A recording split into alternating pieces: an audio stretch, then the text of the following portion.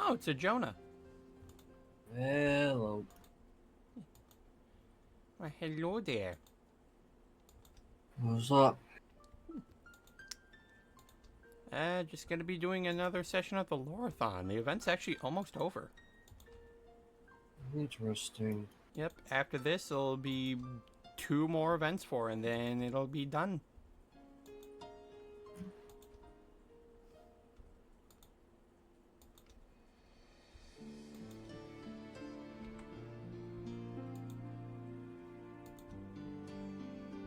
So who do we got here? I will say momentarily when the countdown is over. Alright.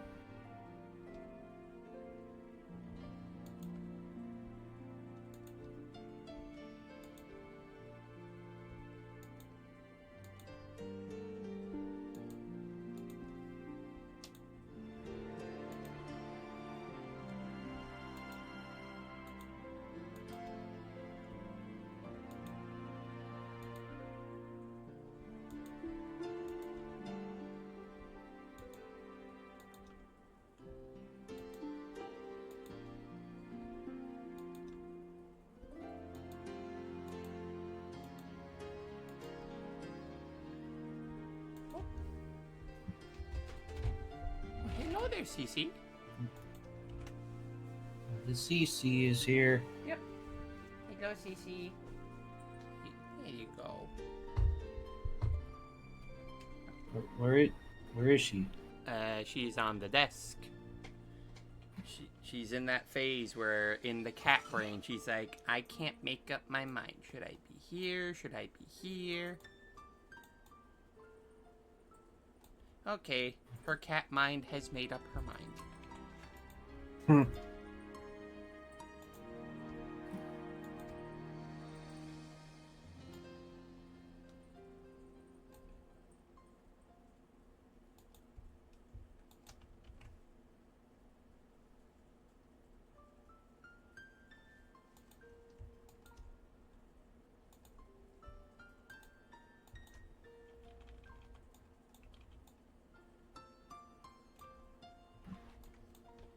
You go, CC.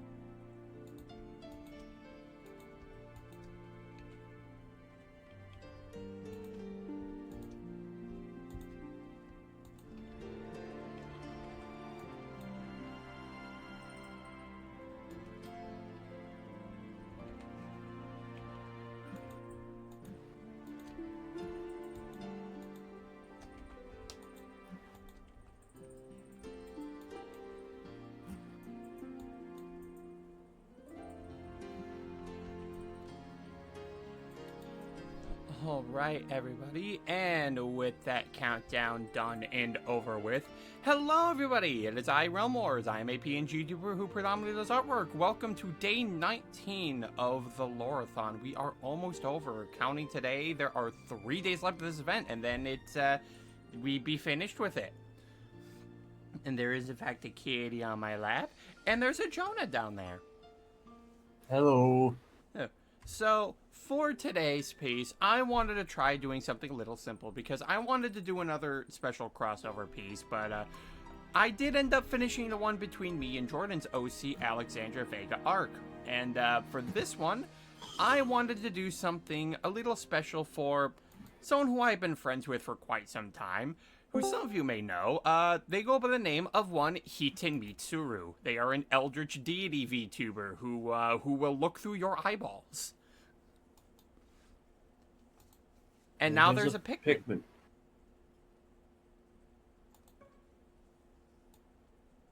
Is Heimdall the one that did the voice of Amara?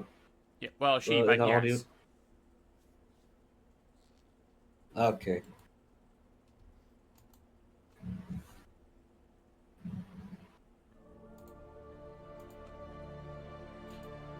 Now we get the proper playlist up.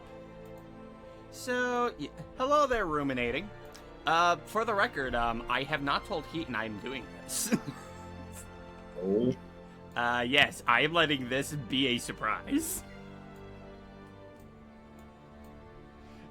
Because I'm either going to get 3 reactions from Heaton. I'm either going to get absolute thank yous. I'm going to have Heaton look at me go, you motherfucker, for not telling me. Or I'm going to get both. Both would be really funny, which is why I did not tell them about it.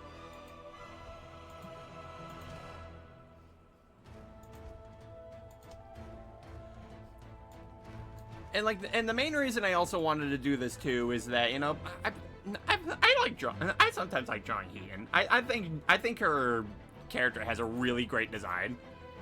Wait till she raids into you with those responses. You know what? I say bet.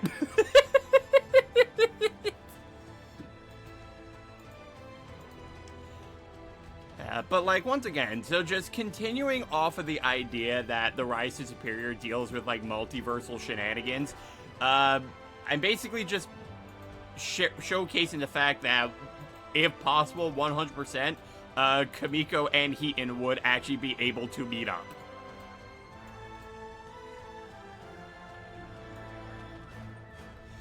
And now there is actually a really funny thing too involving these two here in particular, because there actually was a stream event some time ago where Heaton was asking people to send PNGs of their characters to see whether or not they would sign a contract with them to give them Eldritch Blast. Because as an Eldritch deity, Heaton is able to sign contracts with people, and when that happens, not only do you become Legion of the Eye, at any point they are also able to see through your eyes. Now they'll say they'll take your eyes, but they don't mean that literally. They do not literally take your eyes. They just want to see through them. They want to see what you see.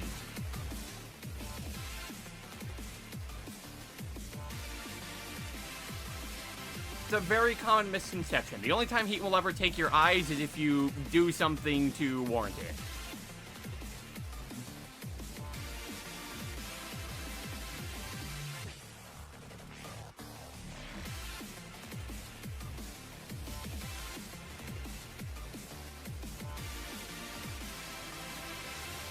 And I did submit. Does she already have enough eyes? No, again, listen. They'll only take your eyes if you do something to deserve it. If you don't, then all they'll do is just look through your eyes. That's all. It's like a common misconception when it comes to Heat. It's like they don't immediately take your eyes. It's only as a punishment. But I submitted Kamiko into into that stream to be like, oh, what do you think of him? Like, I don't think I need to tell you too much about this good boy. You know enough about him. And then he's just like, yeah, I don't think I'm gonna sign a contract with him. He's too much of a good boy. I don't think I need to. Which in hindsight was actually pretty kind of a good thing that he decided not to do so, because all they would be doing is giving Kamiko more power. And if you've been keeping up with the lore streams, more power is the last thing this guy needs.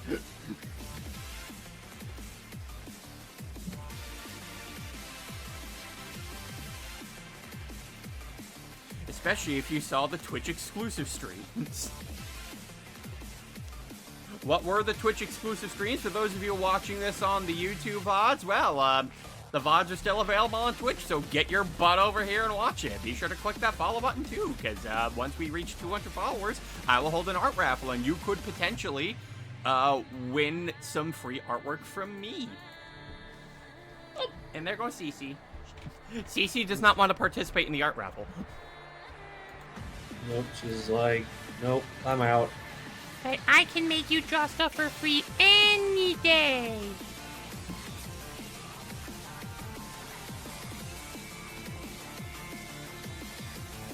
And I'll say, funny enough, it wouldn't even be the first time I've drawn Kamiko with an Eldritch deity. The only difference being is the last time I did so, said Eldritch being was, well, evil.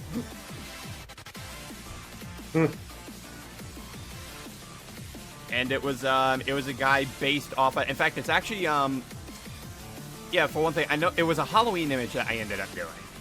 Because sometimes I like drawing things that make people look and go, what the fuck even is this thing? And you know what? Drawing Eldritch deities in that manner, I think can help with that aspect, because you can just make them look as freaky and grotesque as you want, and people could just be looking at this just going like, what am I looking at? Like, I can't even tell what this is supposed to be. Except, you see, that's the point, though. You're not supposed to. It's supposed to look convoluted and clusterfuckery. It's supposed to mess with your senses. It's very similar to why, it's actually rather similarly to why, because especially in, say, Lovecraftian horror, is why you can't necessarily tell what some creatures are supposed to look like. Some of the Eldritch deities you'll find in Lovecraftian horror. Like, you're not supposed to be able to you're supposed to be comprehending these guys so little that even their names drive you mad trying to pronounce them.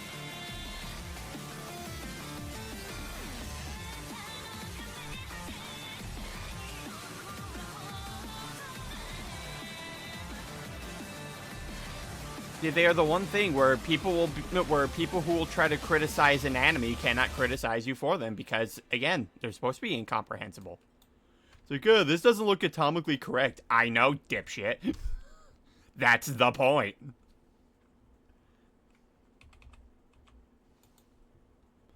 You think I care? Do you think they care?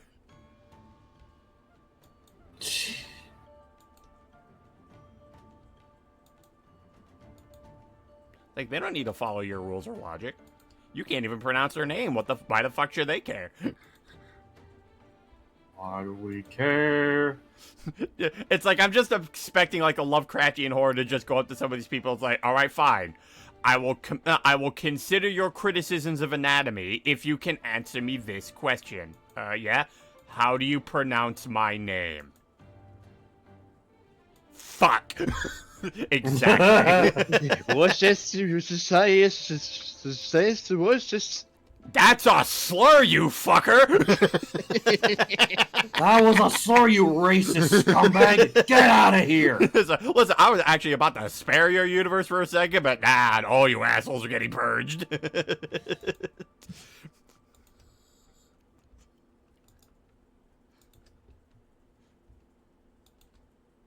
It's like, what the hell did you say about my mother?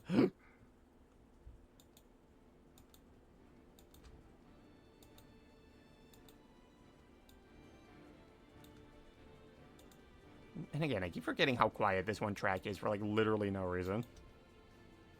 Like, there's a louder version of it, but it also goes for, like, 30 minutes. And it's like, I don't want to do that. But there's, like, literally every other version is like this. And it's like, but why, though? But, yeah, Heaton looked at Kamiko and said, no Eldritch Blast. Which, you know what? Good call. Kamiko can already launch fireballs. He don't need Eldritch Blast.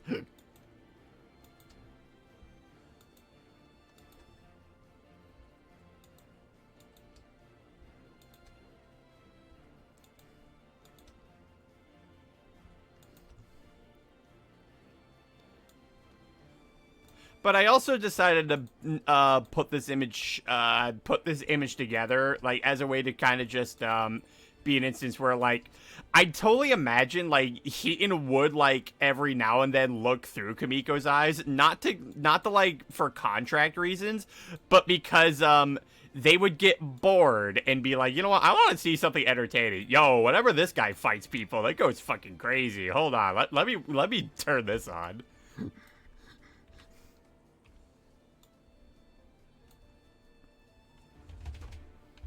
It's like, hey, you about to rough up some bitches? I guess so. Ooh, let me watch.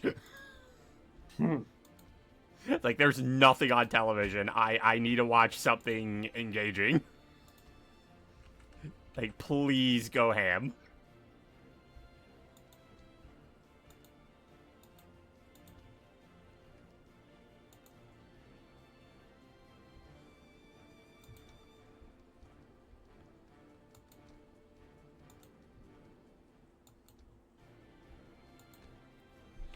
But actually, if you guys want to take a look at the last time I did draw in Eldritch Horror, because, yeah, this was a Halloween piece that I did. So, yeah, see the little Kamiko down there? He has to fight that. What is that? That is Lustek. He's an eldritch. Yep, he is an eldritch deity.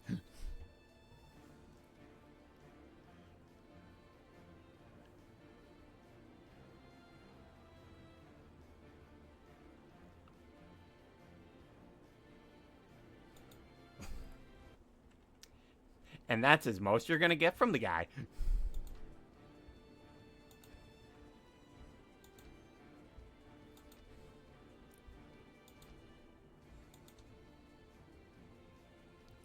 Yeah, that's the kind of reaction that you want to have whenever you do end up drawing an Eldritch Horror. You just have people just look at it and be like, what the fuck is that thing?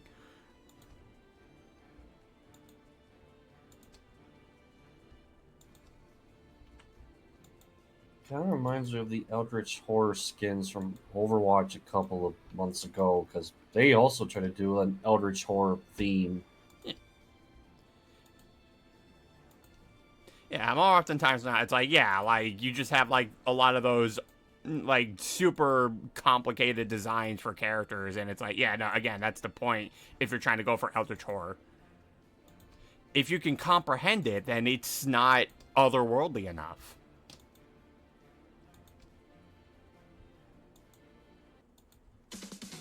Which is actually funny because I think one time when, I think it was actually when, BJ did his, like, drawn to life smash moveset. And, like, so many people were trying to correct him on the pronunciation of Cthulhu.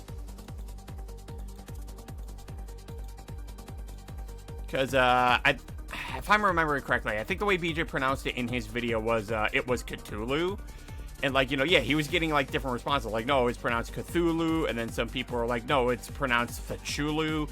And then, like, it took me having to come in and be like, hey, guys, in Lovecraftian horror, whatever name you're trying to pronounce these characters as, it's never going to be seen as correct because their names are supposed to be unpronounceable. Like, that's literally the point. So, congratulations. All of you are, all of your pronunciations, for all we know, they're actually incorrect.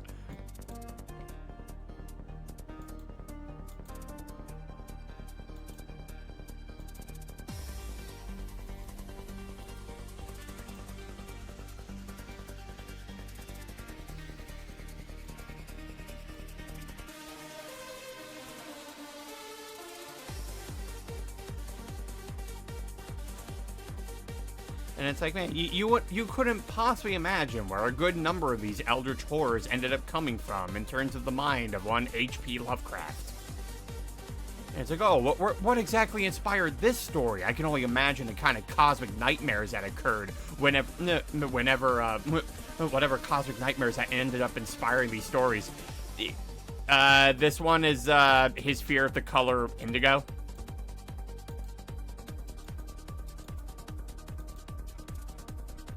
What about this one? This one must have came from some absolutely triggering nightmares. That one came from cooling systems. Okay, but what about this one? Oh, so you want to know about his racism. Wonderful.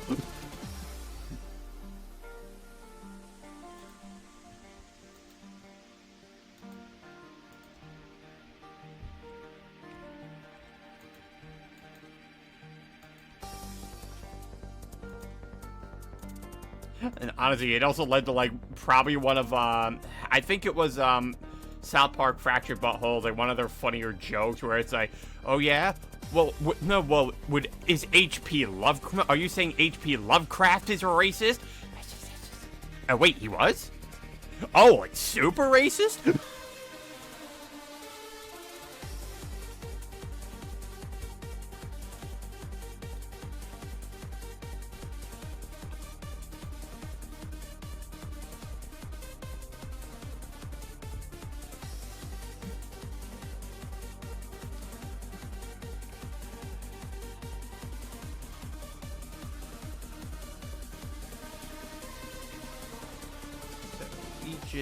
We just working on the Kamiko here. We're gonna get him out of the way first, and then after that we're gonna be getting Heaton in the back of there. And I'm gonna be trying some rather interesting effects with this one because I got new brushes to play with.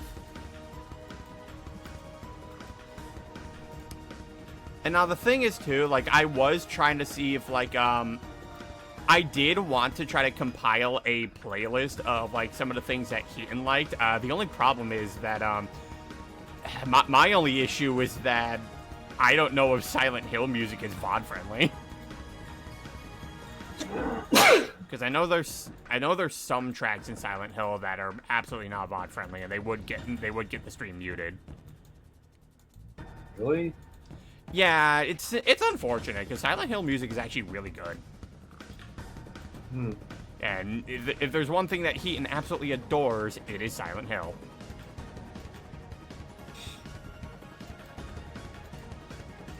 Because, hey, did you know that Heaton, who based himself off of an Eldritch Horror, really loves horror?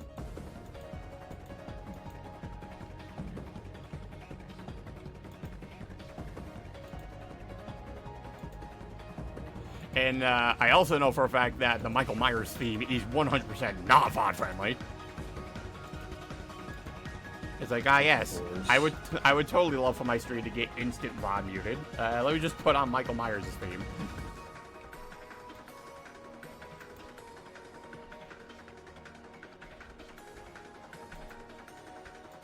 You want some good scary music? Look at Neo's custom music. They're actually pretty good. Yeah, there is that. I mean, hell, most people use most of his music for creepypasta stories. That they do.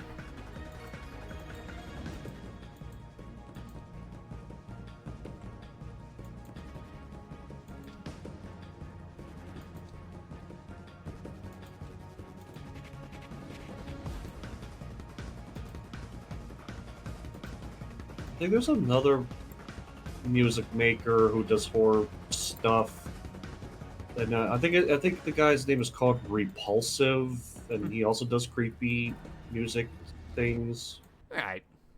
Like there's a lot of people that end up doing things like that, end up making that kind of music for, especially for like the creepypasta scene. Mm-hmm.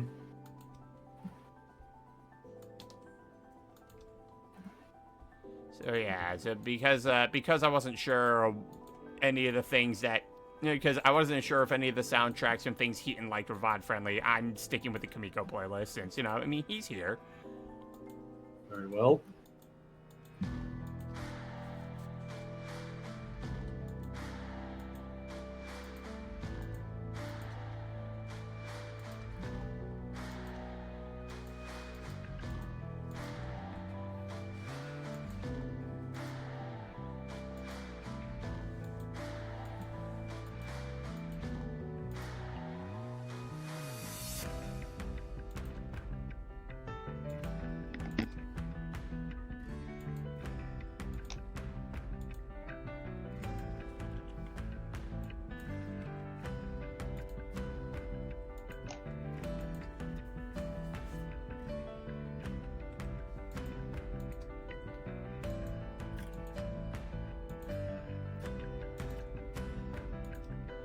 Now, one thing that I was also kind of thinking, just because it's like, again, since this is supposed to be like Heaton seeing through Kamiko's eyes, I actually was considering, like, of course his irises would stay the same, but I feel like, the whites of his eyes would actually be replaced with like Heaton's green, just to be like, oh yeah, Heaton's looking through them.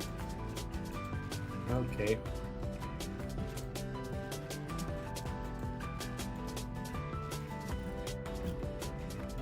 Yeah, because I don't think Heaton's ever drawn a scenario where, oh, this is what it looks like when they're looking through your eyes. So it's like, you know what? In that case, I'll make my own interpretation.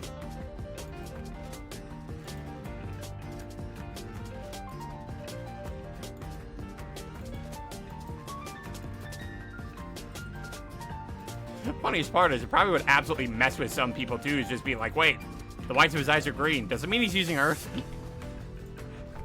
Oh, wait, no. The irises are red. He's using fire. Oh, no.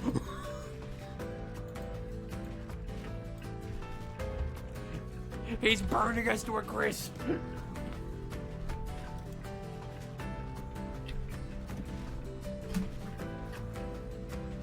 Also, it's raining outside. Yay. It's freaking hot over here. Well, it's raining over here, so it's going to be a bit on the cooler side, so yay.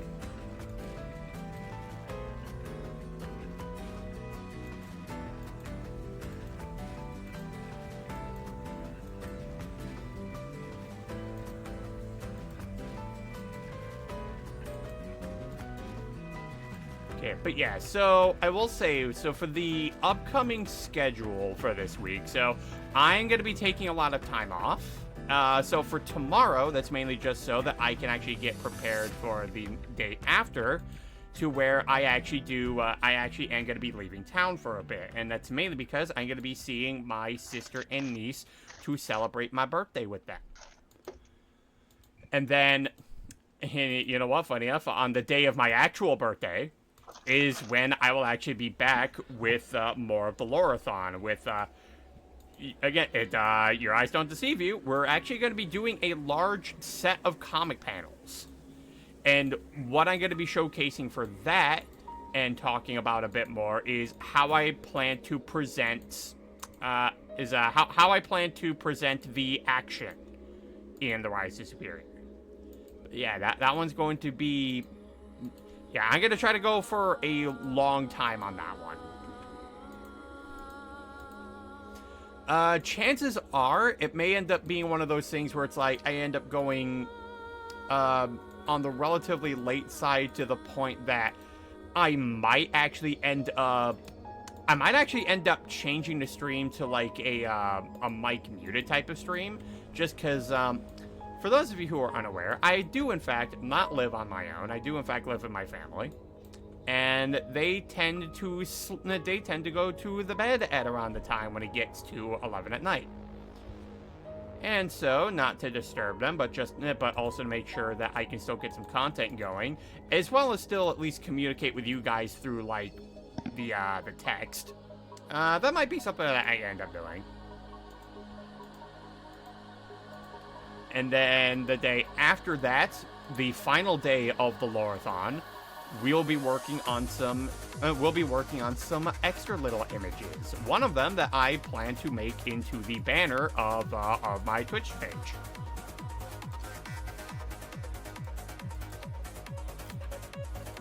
Yeah, that's going to be the upcoming schedule of that.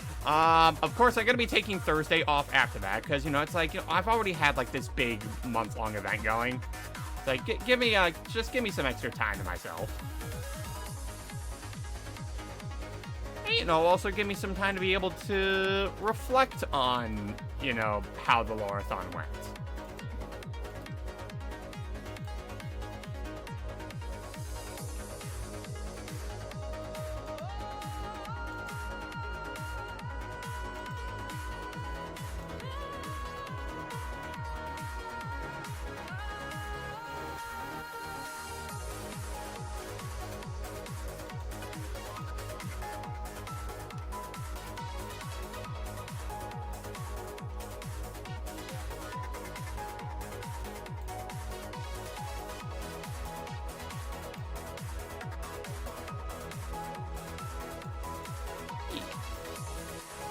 Alright, we almost got Kamiko all well and good here.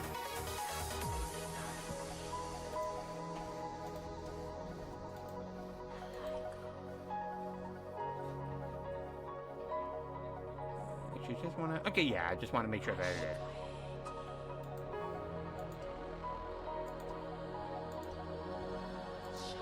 I will also say, too, if I do end up having enough time by the end of this, I will end up switching the remainder of this stream to wrapping up Riona's reference sheet, because I have literally 2 more things to line on that.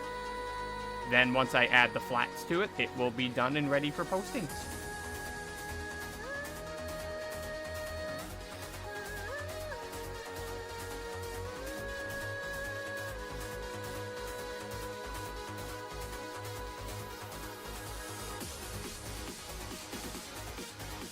Now I put the Durgan on the helmet.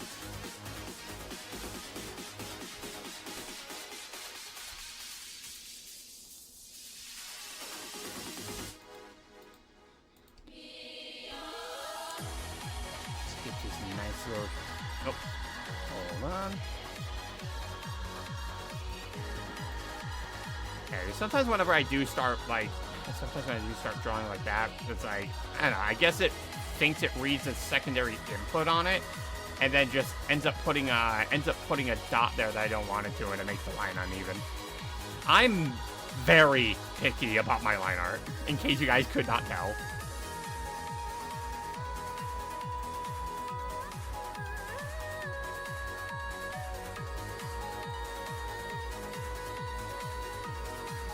It is only exacerbated by the fact that my stabilizers do in fact not work.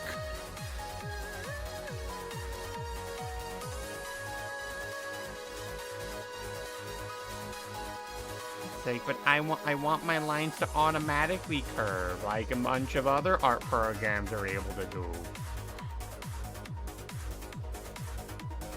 But this one don't do that.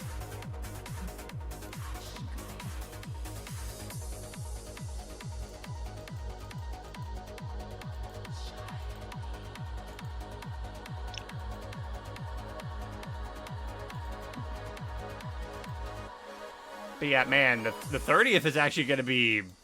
I will say the 30th is actually going to be quite the... it's actually going to be quite the type of stream that I end up doing, because not only will it be not only will it be day 20 of the Lore-a-thon, it will also be, it is also celebrating my birthday, as well as also celebrating my debut as a VTuber. So many things to celebrate that day. Because, yeah, I ended up deciding last year for my birthday that I was going to debut. Holy crap, it's also going to insinuate that I've been streaming for a whole fucking year.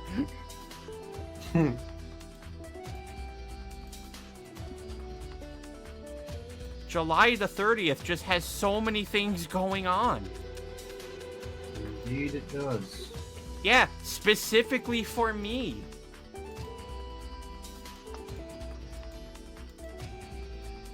Alright, so I do believe that gets a Kamiko finished, and now... actually, I'm actually gonna put Kamiko into his own folder there. Because I wanna, because again, I'm gonna be experimenting some things with Heaton and the vacuum. But speaking of which, now it is time to start Heaton. It stops. Yes. Yeah, we're gonna give them the thick line art. Just to add even more, you know, just to make it look even more imposing.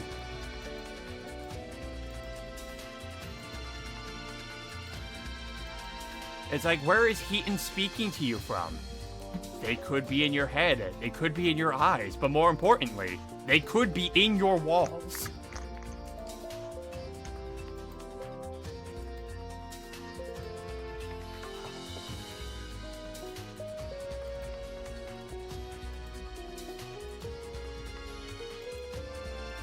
But the moment you talk shit about Sanji, they are no longer in your walls. They are right in front of you, ready to pluck out your eyes.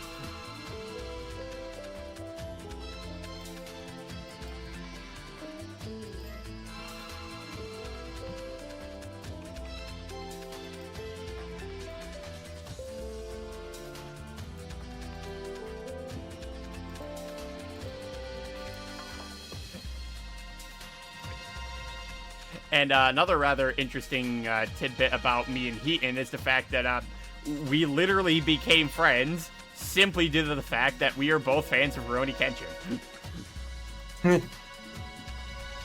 That's swell. Yeah, in fact, Heaton even, like, mentioned that when joining the commentary community, they did so specifically because of me, because I was a Kenshin fan. They're like, I want to meet this guy.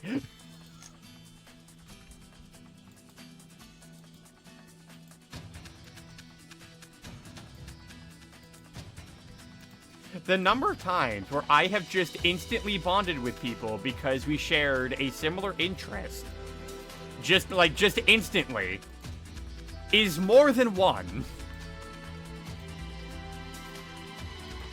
But you know what? I'm not going to complain that it happens, because that's also how I ended up becoming friends with Zenny Draws.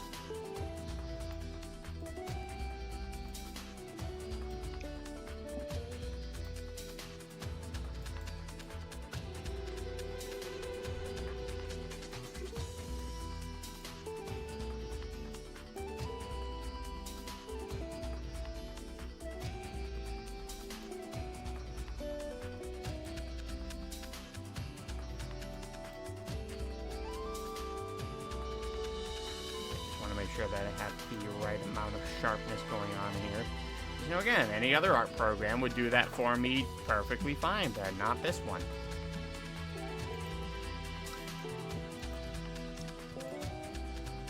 And the thing is, I think it does. It's just that, you know, I think I just don't have the... I don't know, I guess I just don't have the drivers for it, and I need to find a way to get them.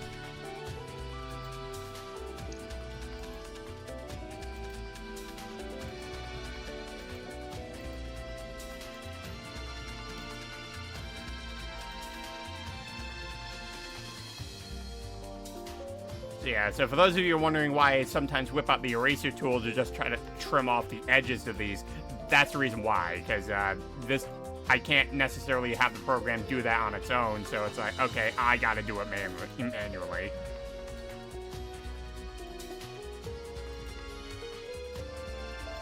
I have to do it manually, just like breathing. Well, that's not breathing, it's automatic. Hey, did you guys know that you're now breathing manually? Shut up. No, really?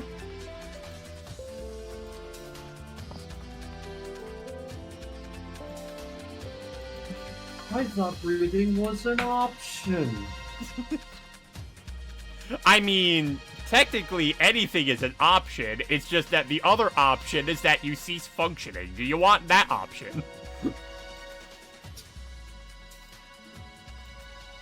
That's what I thought.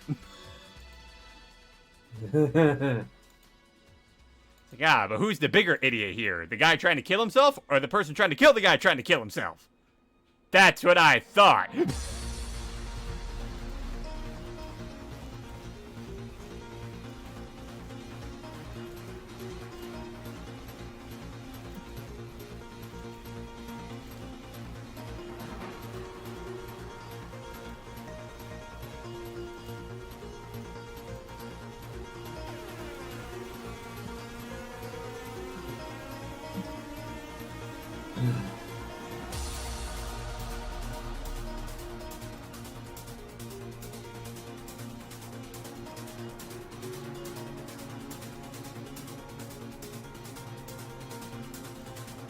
And now we get the hat.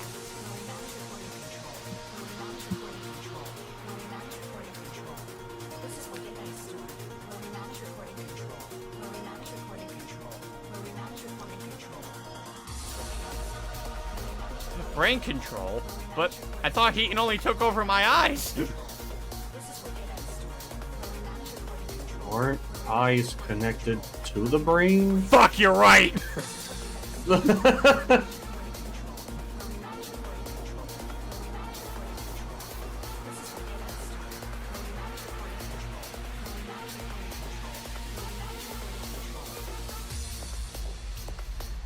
It's like, hey, Heaton, did you know by having control over people's eyes, you also have control over their brains?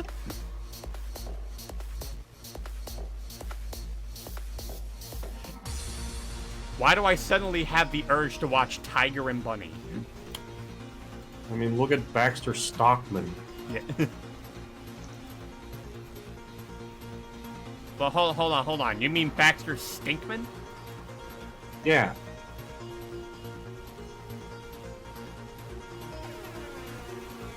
Bastard Reekman? It's like, it's Baxter Stockman! Exactly.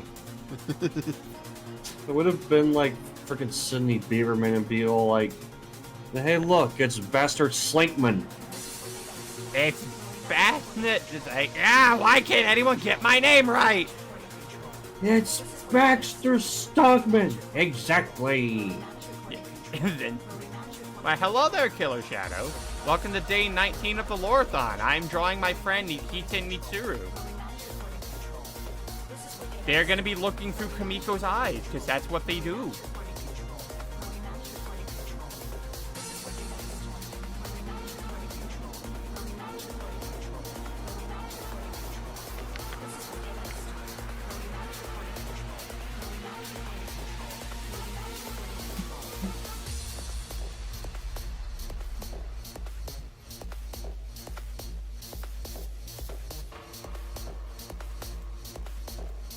Yeah, when you sign a contract with Heaton and become Legion of the Eyes, then they are allowed to see through your eyes.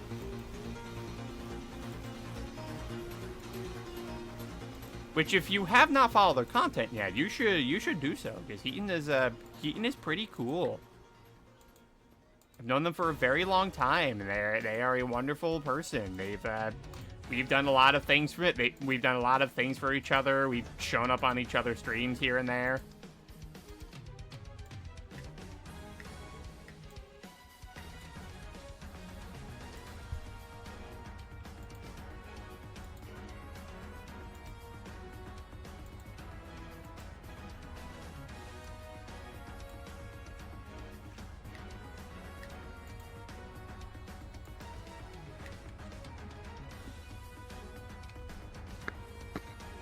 And I also just had the urge to draw their character too. So it's like, you know what? Why not?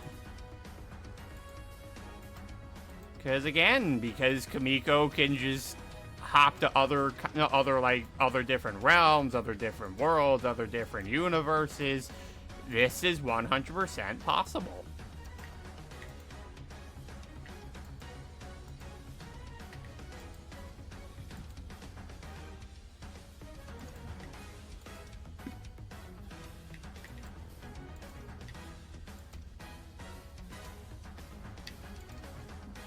Just imagine, like, Keaton just, like, streaming casually one day, and then suddenly a portal just opens up behind her.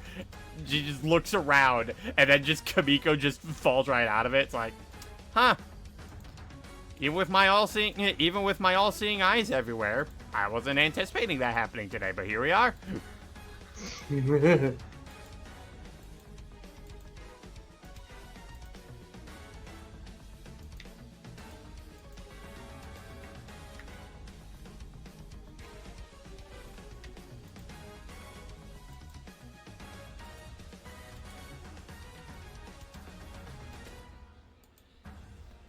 And just so you know, too, this human variation of them, yeah, that's just one form of theirs that they have. They do, in fact, have a true form.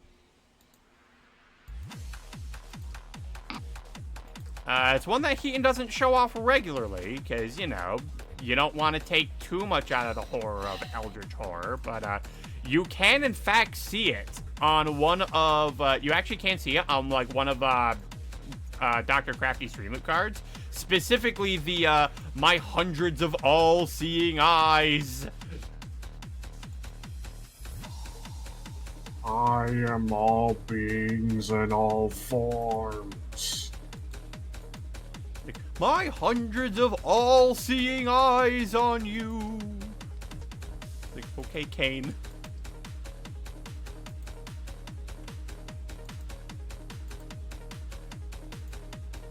K-pop! You know, I'm also now just realizing, now that that's in my head, it's like, man, Kamiko and the Amazing Digital Circus. Oh, no. It could be possible. I mean, yeah. It's like, hey, Pomni, I found your exit. Just jump through the portal. What? Why do I get the feeling that if Kamiko met Pomni, he would just be like, you know what? You sound vaguely familiar. Yeah, in the alternative world where Lizzie Freeman actually does voice Twilight, and it's not Jeremy Lay. Yeah, if it was, it would have been like, you sound familiar. Yeah. No, again, that would only work if Lizzie Freeman did in fact voice Twilight. Right. Yeah. Again, like, while she is certainly an option of mine, she's not the definitive option. That one is, in fact, Jeremy Lay. Who, by the way, is still absolutely killing it as Lucy in the 100-Year Quest.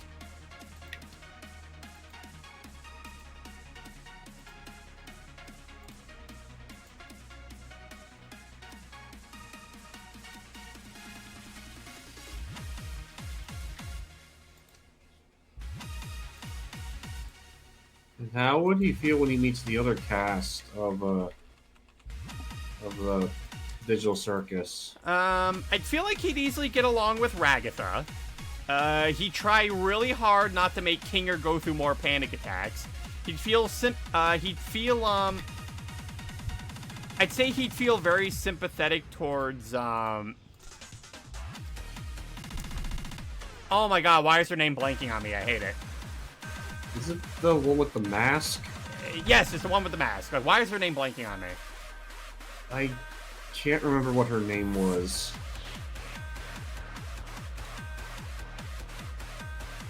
Gangle. Yeah, it's Gangle. Yeah, he'd feel very sympathetic towards Gangle. Zubul, I feel like he wouldn't have too much reaction to, and it's also mainly because I just feel like Zubul just wouldn't have much of a reaction to Kamiko in return. Like, she'd just be like, oh, great, it's another guy here, wonderful. like Zubo wouldn't necessarily like like Zubo's like dismissive, but like not in so much of a rude way, but just more so just that she just stopped caring after a bit, and Kamiko just wouldn't have much of a reaction to that. Jax, I feel like Kamiko would honestly shrug off a lot of his dickery. But some of it's also just, you know, but some of it's also just like a lot of the dickery that would be directed towards Kamiko, he wouldn't be too reactive to. It would be how Jax would treat other people is where, you know, you probably get Kamiko getting more up in Jax's face. And then... You just straight up go up to him and be like, knock it off! Yeah.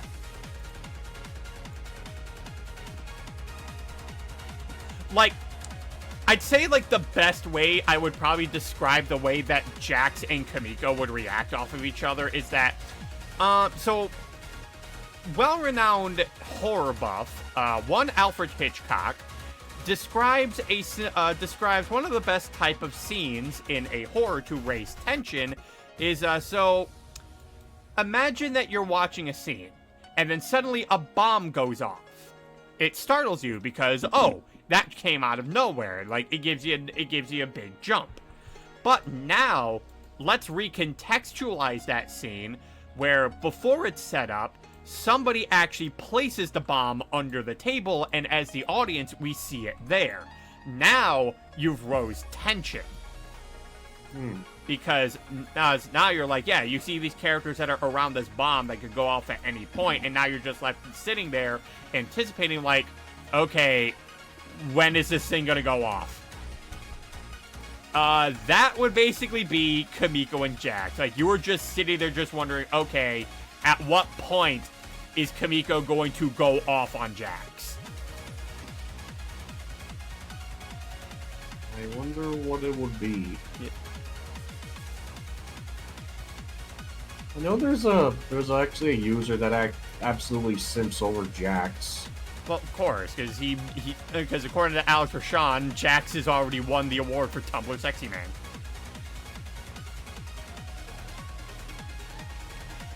And then, of course, you just had all the people who were like, you know, oh my god, they ruined Jax in episode 2. And it's like, wait, you mean the guy who was portrayed to be an asshole is an asshole? Yeah, what was I say? Jax has not changed. Yeah, he hasn't. It's just that, you know, the only thing we had to go off of was the pilot, but, like, he's always been an absolute douchebag. How would Kamiko be like if he met Kane? I feel like he'd be a little indifferent to Kane, but that's also mainly just because, you know, I feel like Kane just really wouldn't give Kamiko any kind of bad vibes to really go off of, but he wouldn't give him enough to just be like, to like completely let his guard down around him. Right.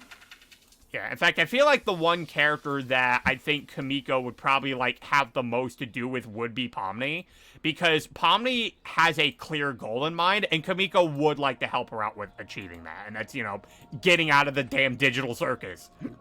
Right.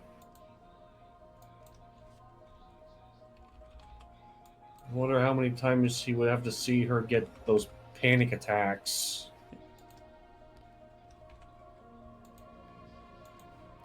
I mean, I'll say this, it wouldn't be the first time Kamiko would be dealing with someone who goes through a panic attack. Really? Yeah. Riona's gonna be going through one. Oh, boy.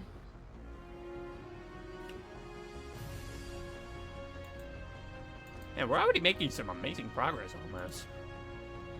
Like, the line art's already almost done.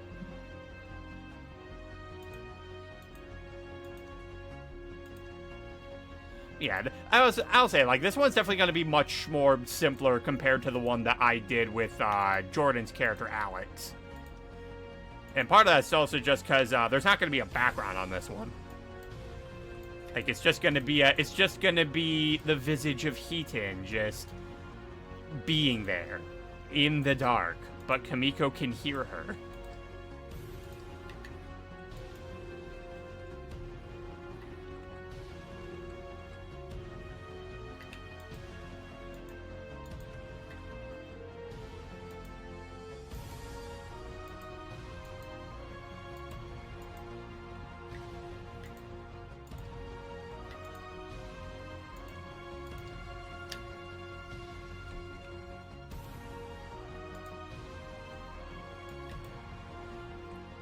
Yeah, there is going to be text that I am putting in this image, but that's going to wait until when it's eventually finished so I can put it into Paint.net to apply it. Because unfortunately, SAI does not have a tool for editing text. At least I don't think it does. Yeah, hold on. You know what? I'm actually going to look that up real quick before I shoot myself in the foot.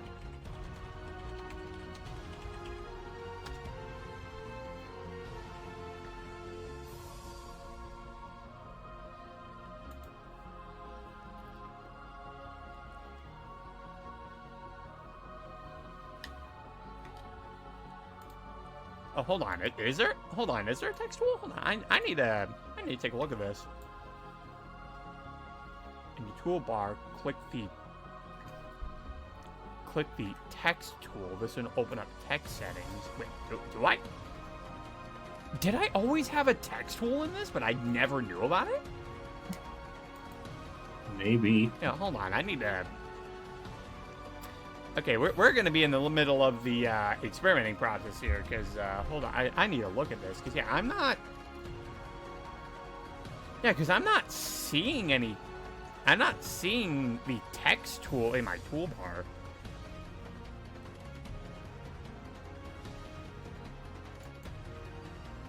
Okay, no, I'm already seeing it here, like, yeah, there's no way to add text with the program Paint Tool AI, but you can copy and paste from a text document. Okay. Okay, so this top person, they lied. They a big stinky liar. Oh, of course they're a bot. Of course a bot would lie to you. You can't trust bots. Just can't trust them.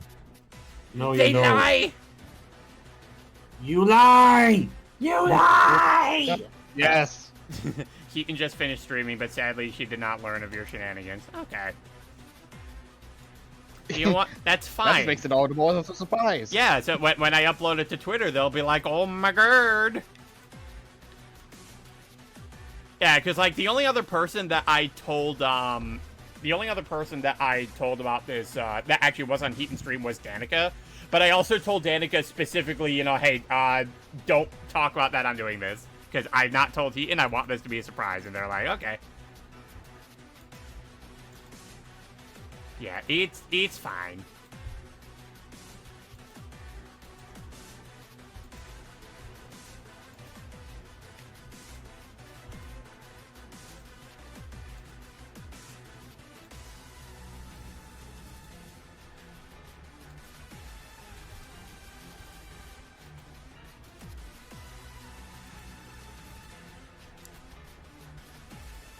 It's like, well, what's the occasion? Because I like you, Heaton. You're a good friendo.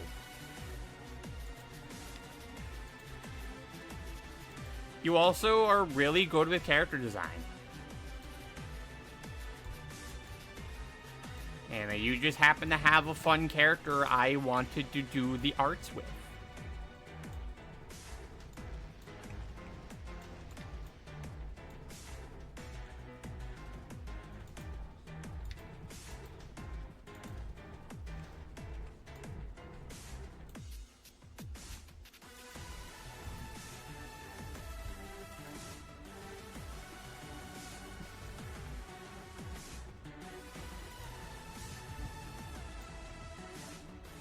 You know what? I have an easy method for this.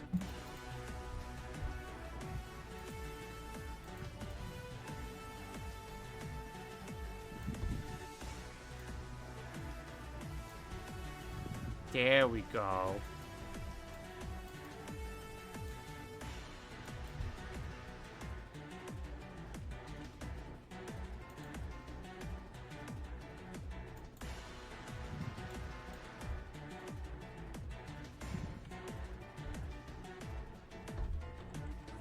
Just need to erase a bit more. There we go.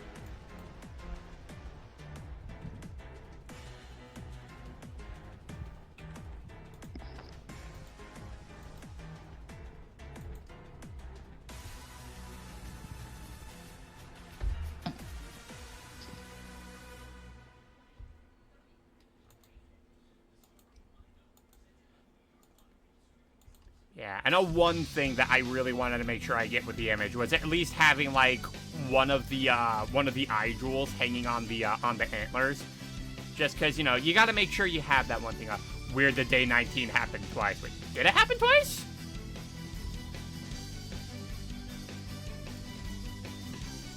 I don't think it did, because yesterday was day 18, wasn't it?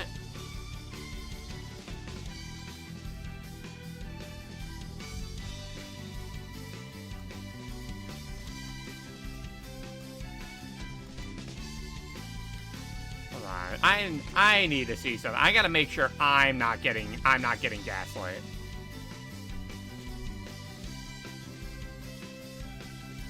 Yeah, because I had days 15 and 16 exclusive, then it was 17, and then 18. Yeah. Oh, I read the schedule wrong. Okay, I was about to say, please do not gaslight me. I do not want to be, I'm not in the mood for that. We are not gaslighting ourselves in this stream. Please, no. But yeah, hello there, Meme Boy. Welcome to day 19 of the Lore-a-thon. We're drawing Heaton. They don't know I'm doing this, by the way.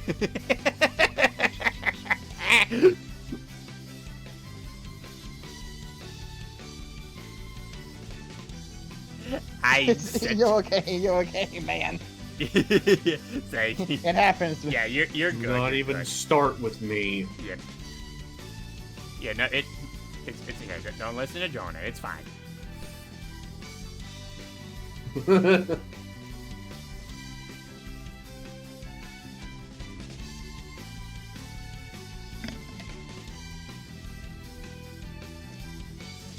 Hey, I had to do a bit of double check myself because I'm just like, wait a minute, hold on. Because I did in fact do that once where I accidentally said like, oh hey, so welcome to day 3, but the announcement said it's day 2. Wait, I did? Oh shit, I did. It's like, did I do it again?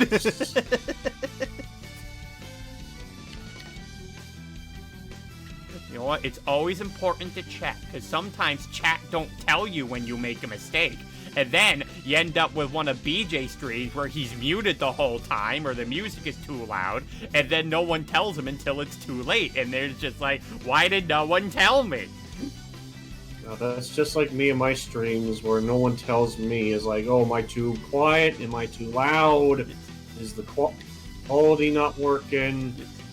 Like, it's like that one Cool Mel Blank would say, why doesn't nobody tell me these things?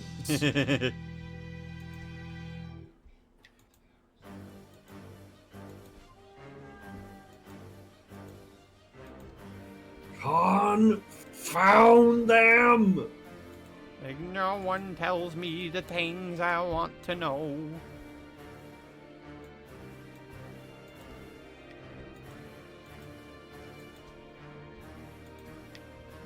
Yeah, I wanted to do another crossover image, and since I did finish the one with me and Jordan's character, I wanted to do another one. I'm like, you know what? Heaton has cool characters. Heaton is a cool person. I want to do something with Heaton stuff.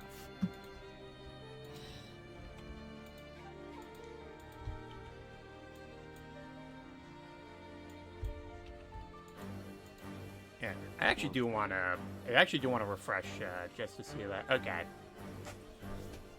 Okay, yeah. So they did go offline. All right.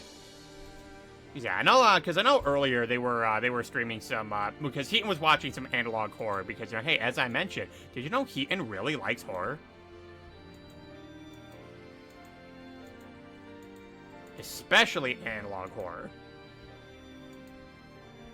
Anything horror. Yep. Horror all around. Yeah, in fact, I know Heaton has been dying to like be a writer themselves, especially with horror.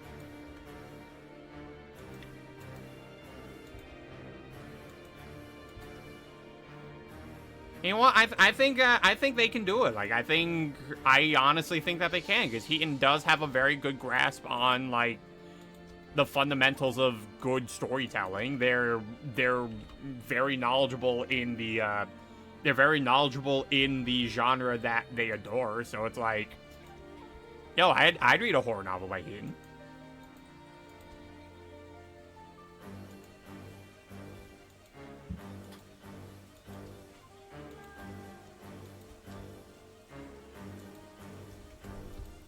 See, it's raining even harder. You know that, so now you know I'm telling the truth. The sky is terrified of the aspect that Heaton could write horror.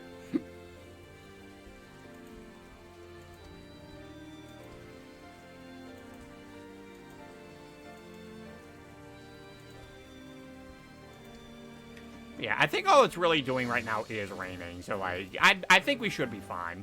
Even then, my stuff has still been fine, even, like, during, like, say, a thunderstorm.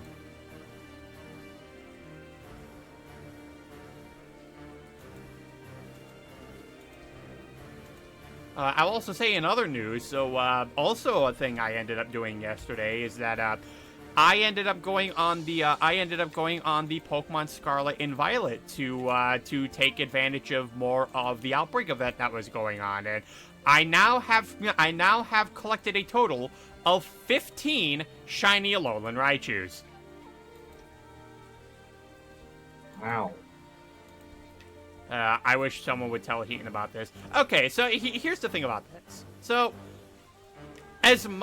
like, part of me was, like, I guess part of me was a bit, like, thinking that, you know, oh, hey, maybe Heaton will end up raiding into this and get hit with the big surprise, because, you know, again, I did not tell them about this, but, like, if you want to, it would be cool if they could join. Heaton was a part of the server at one point, but then, there were just some mental health things that were going on that had Heaton end up leaving a number of different servers. I'm not going to go into it because it's not my story to tell.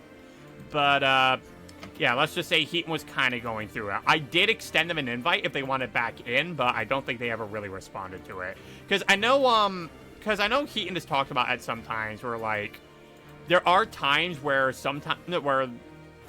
they'll be like, you know, okay, they know about this thing. They know that, you know, oh, I need to do this thing. I need to be here for this. But then sometimes, like, if it's kept out of their mind enough for, like, a long enough time, they end up just kind of forgetting about it. Like, the way that they described it is out of sight, out of mind. And I'm not gonna lie, I've had those feelings too. Where, like, you know, okay, I've had this thing on, I have this thing on my mind that's like, okay, I'm gonna do this, and then it's like, when I don't have it on my mind for, like, merely a second, it suddenly leaves my brain, and I'm just kind of then sitting there just going like, wait, shit, was I supposed to do something? Oh, I get those feelings as well. Yeah, because, you know, like, once it's out of your sight, it's then out of your mind, and you're not thinking about it anymore. Yeah. I hate when it happens. Yeah, me too.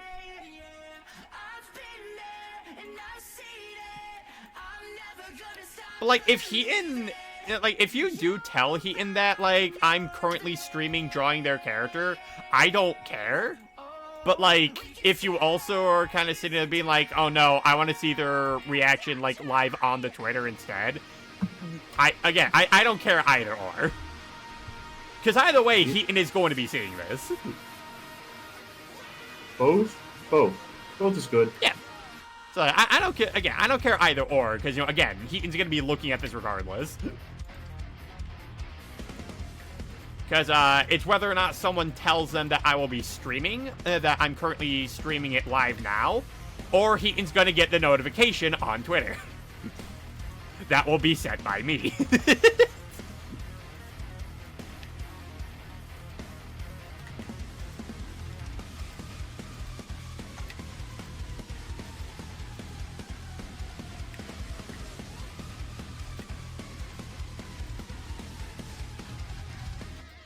Yeah, because I generally, again, I don't generally care if it's like, you know, yeah, if they know about it.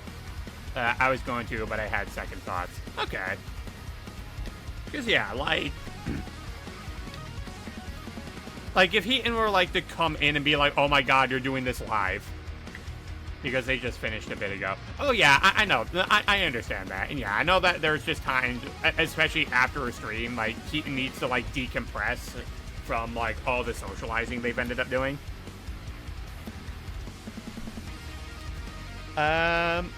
Speaking of which, the line art is done. I think we're going to start off simple and get all the Kamiko stuff done, because Heaton's... I'm not going to be able to do too much of Heaton with just the select tool here. Mainly because there is just a part of them that is going to be generally cut off. Hold on, I forgot this part of me, Chris Bell. But yeah, like, I know he intends to, like, need to decompress, like, after a stream. Because, after a bit, they end up having a bit of social anxiety. Which, totally understandable. Again, like I mentioned, Heaton is going to find out about this regardless. Whether it be from any of you who ends up telling them about it, or they end up getting the notification on Twitter from me, personally. You'd be like, hey, Heaton, look what I did. I made a thing. Does it go on the fridge?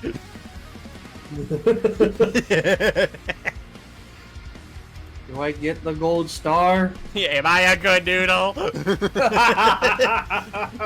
a good noodle. I'm a good noodle. Where have I heard that from? You know what? It's SpongeBob. That's right. I know I heard it from somewhere, I just couldn't remember the... Yeah, it's SpongeBob.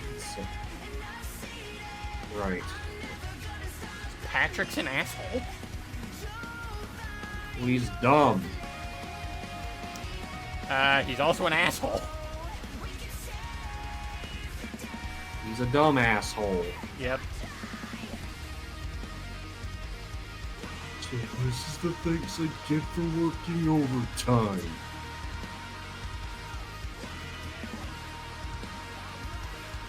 It's such a laugh.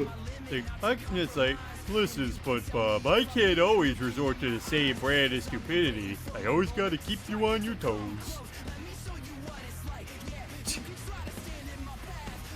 I was like, well, Patrick, thanks for letting me know that all your stupidity and all your dickery that you've done, I'm glad to know that it was on purpose now. Thank you. Blacklisted.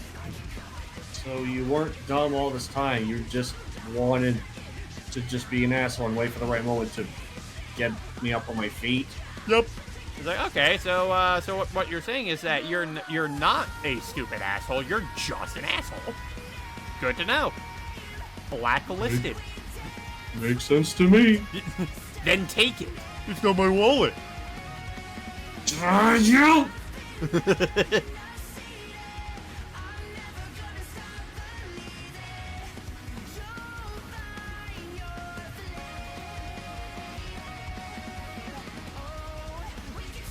But yeah, like, in fact, I think, I don't think Keaton's, like, the only person that's also like this. I think it's common with a lot of streamers where it's, like, once they're done with their stream, it's like, okay, I need to chill out for a bit just because I've been hanging out with a lot of people anyway. I'm not like that, though.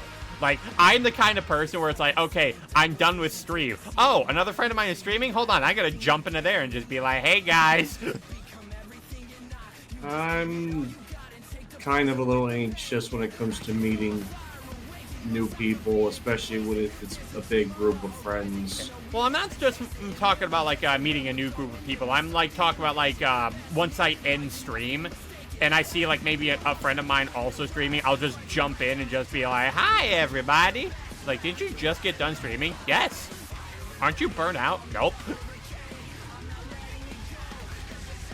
Still filled with energy. And that explains it.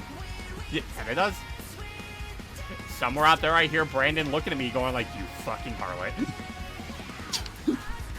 You Why you fucking like harlot. Why is it every time I have to play with this man? It's like, why does this only happen whenever I play with this man? Yes. Like, what are you doing? What are you doing?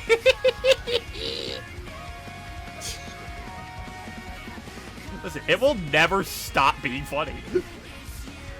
What, when you would, like, score a point and Pokemon Unite? Oh no, it's not just so much that, you know, I score a point, it's the fact that I score maximum points at a person's goal. And then Brad is just like, oh my god, this fucking man. Like, how does he keep getting away with this? Yeah, he can't keep getting away with this! That's why it's a run-on bait in my Unite montage whenever I score, like, the max amount of points in a goal. It's like, he can't keep getting away with this! just thought you're like, guys, guys, You- guys. It's like, wait. It's like, then don't. You fucking harlot. Like, listen, I can't help being fucking goated. Except I don't play too much Pokemon Unite anymore because the game is actually fucking garbage. Why is that? Because Tencent can't balance a game to save their lives. Balancing. Every game company's worst enemy. I mean, it's not if you know how to properly do it, which, uh-oh, Tencent don't. Like, hey guys, so our design philosophy around the EX licensed Pokemon is that they're supposed to represent the team leaders. So that's why they're so super powerful and everything. You can have Mewtwo, Zacian, and Koraidon on a team together. And soon, Ho-Oh is going to be in the game.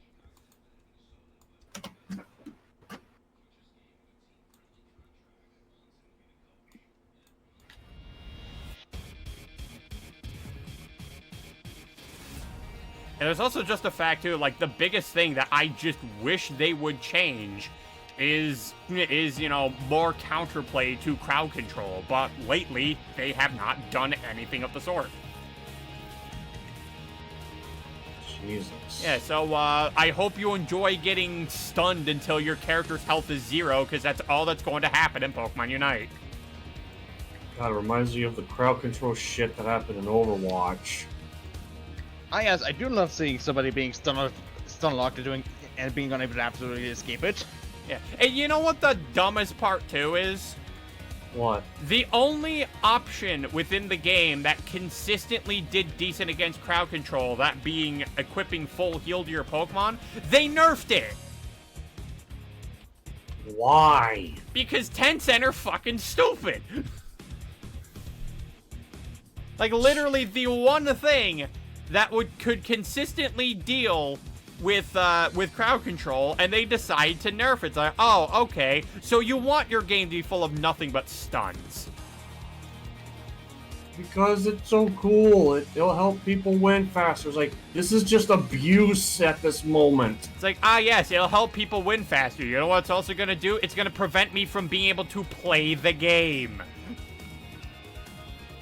Well, that's a skill issue. No, it is not. Yeah, you tell that to the guys with, like, stun moves that are fucking sure hit.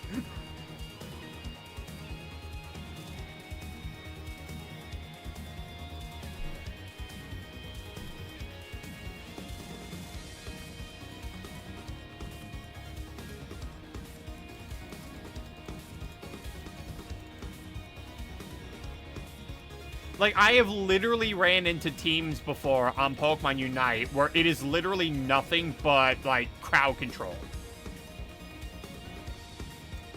And all those games ended up resulting in is, oh, I just straight up can't play the game. Wonderful. I love that in my video game. That's why I love Marvel vs. Capcom 3. I love not being able to play the game. It's like getting destroyed by Dino's rocket.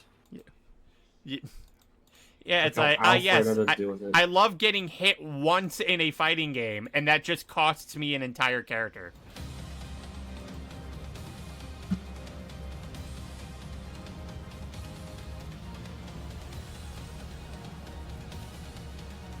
Because that's a very common thing in Marvel vs. Capcom 3. It's like, yes, I love one-touches.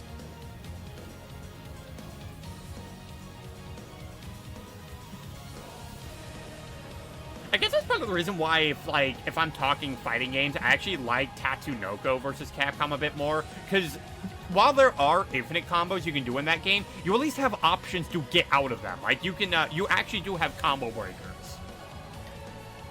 Right. So, like, at the very least, like, before the person can even get you in the infinite, if you have the option to do it, you could just be like, hey, back off, asshole.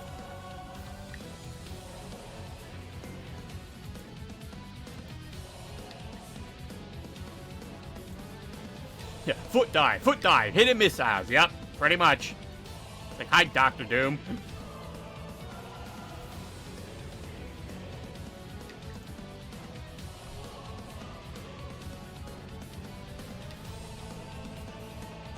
Oh, hold on. I got the wrong brush shape for this.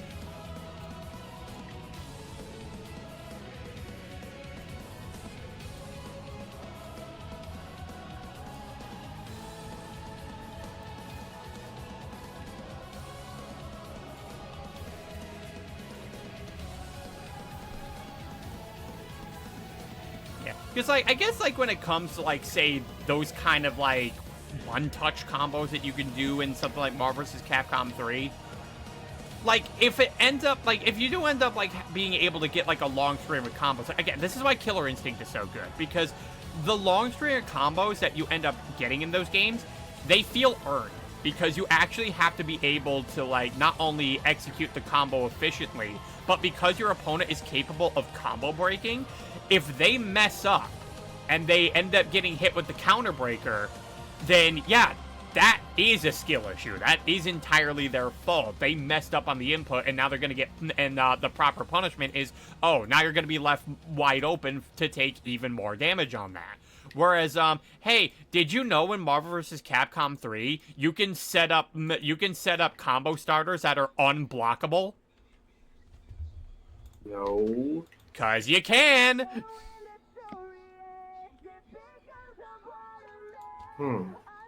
In fact, Zero is notorious for that shit. Is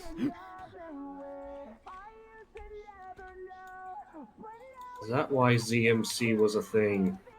Yeah, cause hey, something really funny that you can do with Zero's level 2 is that, when he makes that clone of himself, it actually has, like, 16 frames of delay compared to, like, the original Zero that you end up creating. And because of this, you can actually force your opponent to block low, and then, like, as they're trying to block low because the 1-0 is attacking them from below, the clone Zero is now attacking them, say, high or medium. And because they're blocking low, they can't block the highs or medium. So you literally set them up in a frame trap where they're forced to take a hit. Wow.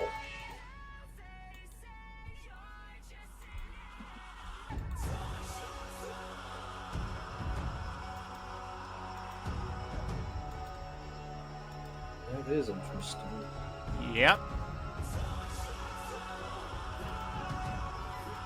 Combine that with, combine that with, Dante and Virgil's assists, and, yeah, you can essentially get combo resets, just thanks to them.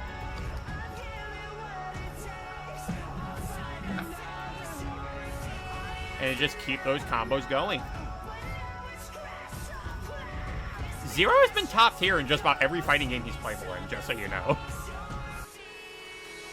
He is technically giving you the best team in the game. However, it is high execution. Good luck.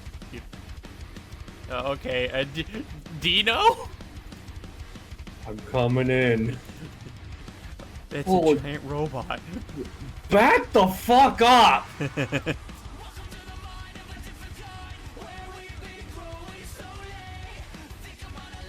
Listen, Alfred, I'll go easy on you, okay? Like, yes. I know to trust a man who will tell me that I'll go easy on you. And it's like, wait, this is you going easy on me? Yup. It's like, damn it, Dino, how do you know how to play Spider-Man? Didn't they say, like, he knows how to play, like, every character? Yeah. Well, that... Okay, yeah, I was like, oh, he knows how to play every single character. Yep. Like, he doesn't even need to pick anyone. He just picks whatever he wants. Yep.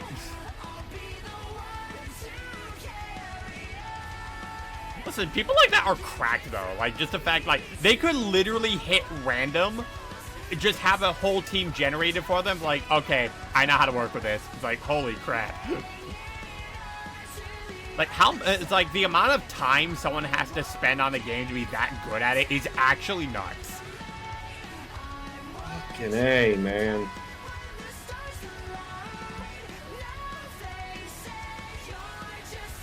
And they never forget, you had people like Phil who was looking at the guys like, this dude has done like 1,000 matches. Are you kidding me? What a fucking loser.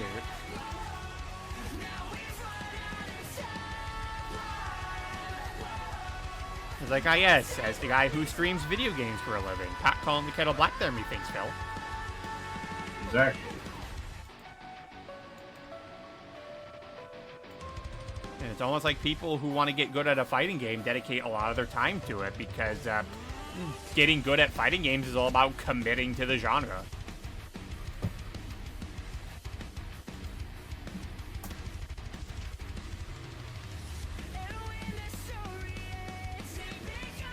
What the hell, Bobby? That is not traditional. I'll tell you what, no son of mine is like that. You're playing modern You're Zangief. You're playing a modern Zangief? No, I'm dynamic, Dad. You're what now? I'm dynamic. Whoa!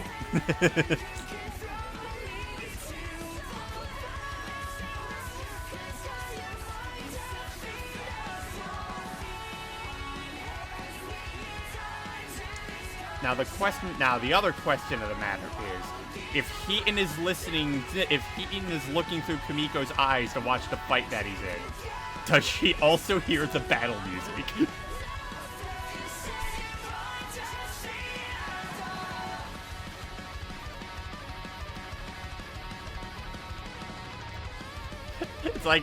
It's like they just start watching the fight and they're like, I don't know. It's like, I don't know who this boss music is for. Is it for them or is it for the guy I'm looking through?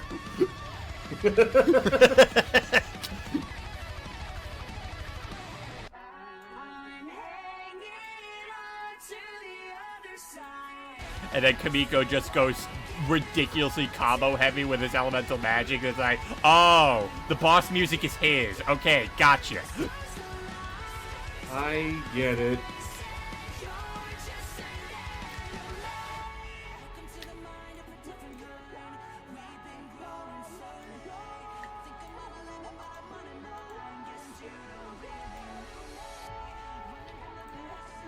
It's like, alright, let's see who your opponent is today. They see Makoto Shisho from Kenshin. It's like, kick his ass!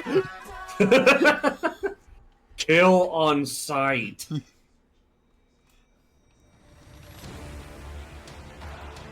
It's like, Kamiko, my good boy, whack his pee-pee. Whatever's left of it. Whack his cock off. You know, Know that it's not a joke for the internet to enjoy. you know, I'm not just having this cursed idea in my mind, because, like, I know, like, Shisho's whole ordeal was that, you know, the dude was, like, not only was the dude, like, shot multiple times, including in the face, but also was doused in oil and lit on fire, and still that did not kill him. And I'm just like, oh no, how is his penis? Oh, shit. It's even worse, you realize that there's people who have the hots for him. They're like, have you even seen down there? What is it even like? Like, how burnt is the weenie?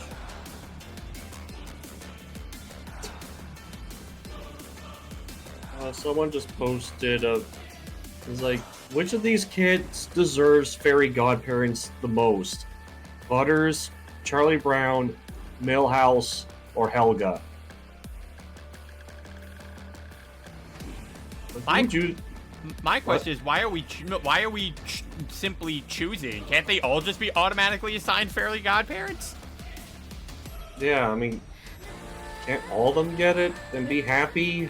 Yeah, There's just only one guy. Yeah, isn't that the point of it? Like, it's not like they just go through it's not like they go through a roulette wheel and be like, ah, yes, only this one of these kids gets the fairy godparents. Like, I thought they were all assigned them if they were ever just that miserable enough.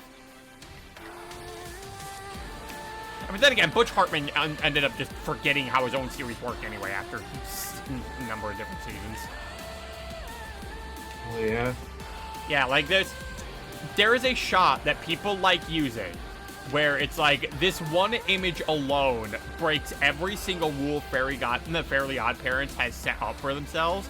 And the image is that you see Vicky being clearly abusive to Timmy and Chloe, with Timmy's dad watching, as well as the fact that there are fairies in the vicinity that everyone can see, including Timmy's dad. And he just does not give a shit? Yep, he's just standing there blank-faced. That guy... he's an asshole. Yeah, Timmy's parents are actually awful.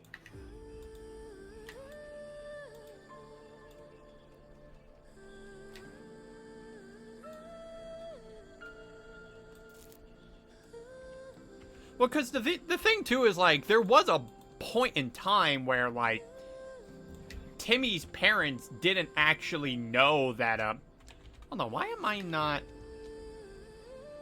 Okay, that's weird. I'm not receiving anything like, you know... I'm not being told anything about, like, ad breaks or anything, even though I'm signed into Twitch. That's weird. Because normally my streaming software tells me that.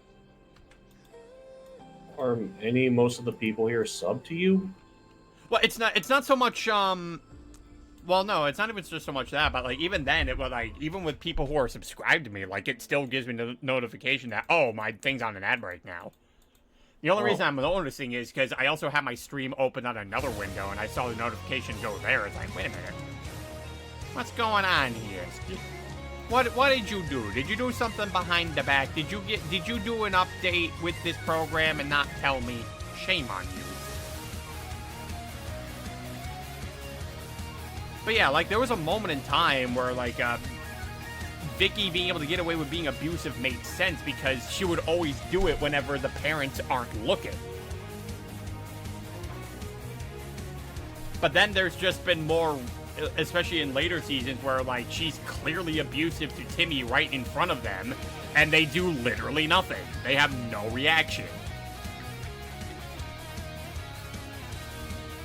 Fucking hell.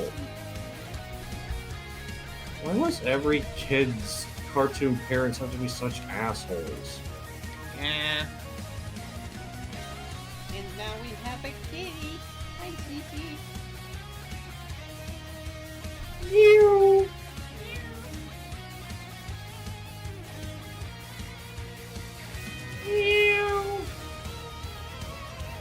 What is it, Cece? Okay, my streaming software doesn't tell me there's an ad break in progress anymore. That's weird. Because it used to do that. Is there a new update, maybe? If there is, why is that the thing you chose to update out? Like, why would you do that? Now it's convenient for me. Don't take away things that are convenient. That's inconvenience. God, I am just reminded about how when Cassie would torture me and my friends with her kitty muse a very long time ago. They were so cute! Because Cassie's cute. Yeah, I miss her. Yeah. Yeah, she's been very busy. Yeah, I figured it was. Yeah, like not only does she like get like get like a lot of work happening like down at the job that she's at, but like after a while she just gets so burnt out. Can't say that I blame her. Yeah, I mean that's retail for you. Oh. Yeah, I can understand why.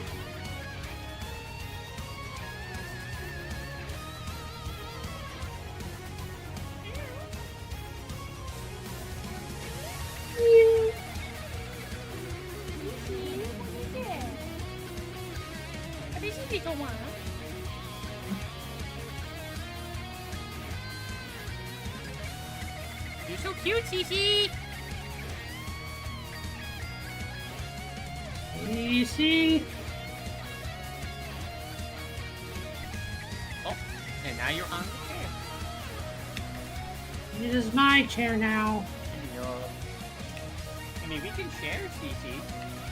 Do I have the blanket on my lap? There you go.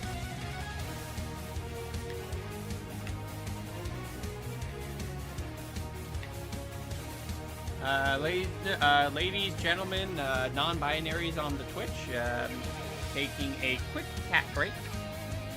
Oh. Huh? Yeah, CC's ears are pointed back. It's like, oh, hold on, okay, you don't like that. Oh. What happened? I guess I was just, I guess I was about to, like, pet CC in a way that she was just like, wait, well, hold on, don't do that. There. Yeah. Yeah, like, as soon as I see those ears pointed back, I'm like, oh, hold on, you don't like that.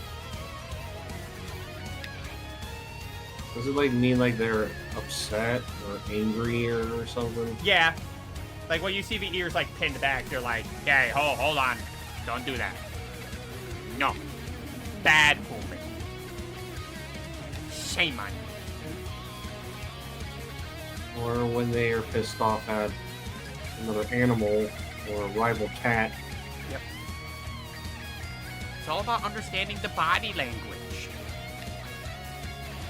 I never realized it was about the ears. They always just assume because of the noise they would make and sometimes arch their back.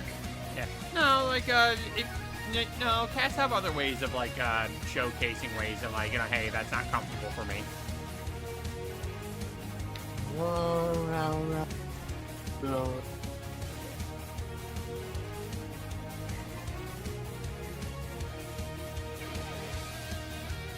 Because the thing is, people are also just in a very similar manner, too. Like, our body language especially is not only, it can be extremely subtle, but it also is, like, it has such a wide range.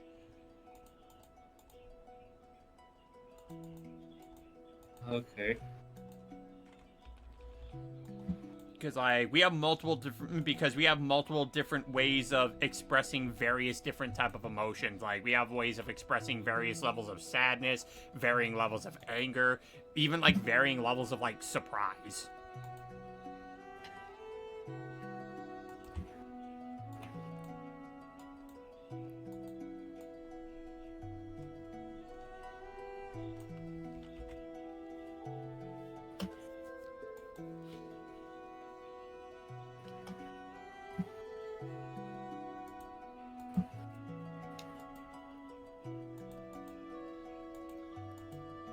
Now I'm going to add some shine.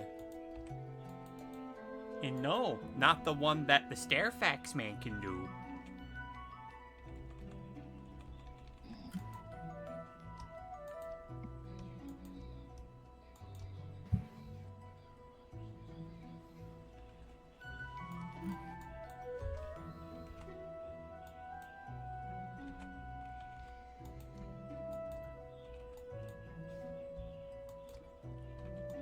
Okay, but yeah, I guess it's just gonna be, I guess I am just gonna have to keep an eye out on the chats, both on here and on the stream page itself. Because if it's not gonna show me, if it's not gonna actually show me on here, then yeah, that's gonna be big icky.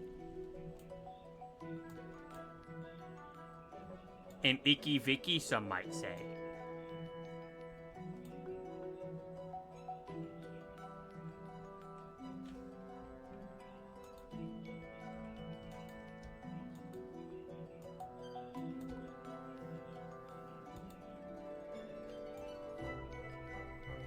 Dang.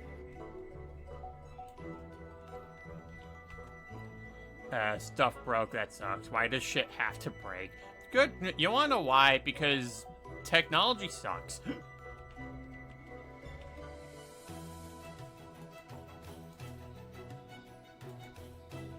It's like one moment, it's like, oh, your stuff is working perfectly fine. And then as soon as you hit the live button, hello everybody, welcome to my live stream. What do you mean my audio sounds like it's being conducted by I Love Crafty Horrors?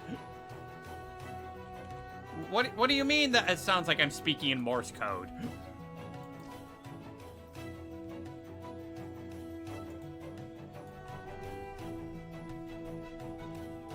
You can never predict scuff when it happens.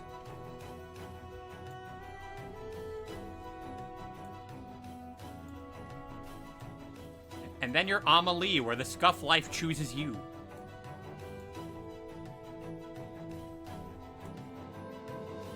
Ah, thank you, Siribot. Thank you again, Siribot. Thank you again, Siribot. Man, fuck. 3 bots in a row. Jesus Christ.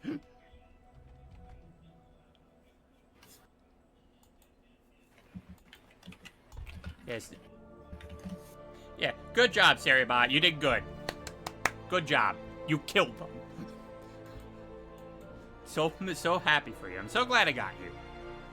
Now you can look at those bots and be like, get the fuck out of here. Be gone, bot! Get out of here! 3-way of bots. I should have rephrased that. You know, apparently the Automod thought so too. Autobots, let's get that bot out of here.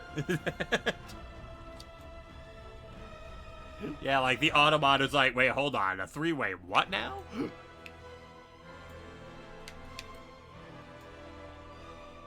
But you know what? Siribot was on that. Like they had their eyes trained on that. Like, oh, you cross that line, I dare you.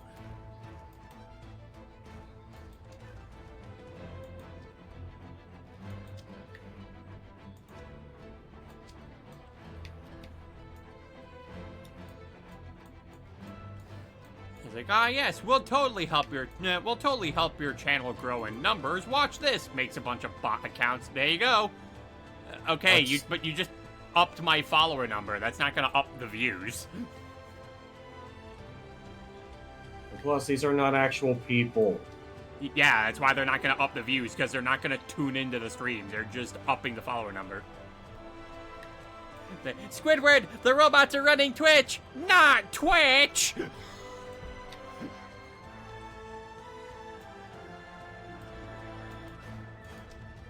Future. Speaking of SpongeBob, I kind of remember listening to like a creepypasta about the Nickelodeon incident where there were certain hijacks going on. Yep. And a former employee was like expressing his hatred towards the company, and then he like edits off most of all the SpongeBob episodes and said this was all just a prank. Man, all I gotta say is the guy having hatred for Nickelodeon. It's like, so, man, I'll take things that aged horrifically well for 500. Yeah. It's like maybe the guy was on to something. Well, this was mostly on just the animation. It wasn't on the live action shit, but then again... I mean, even then, even then, I'd say Nickelodeon have, like, treated content creators in animation horribly. Because there's how they treated My Life as a Teenage Robot. Like, they absolutely tarnished the hell out of that show. Yeah, even though I heard a lot of good stuff behind it. Oh yeah, like, it was a really great show. But it's like, yeah, for some reason, Nickelodeon just wanted to fucking kill this thing. Why? If it's doing so good, why kill it off? Because it's not doing as good as SpongeBob. Who fucking cares? That was their golden standard at the time. If you weren't making SpongeBob numbers, get out of the channel.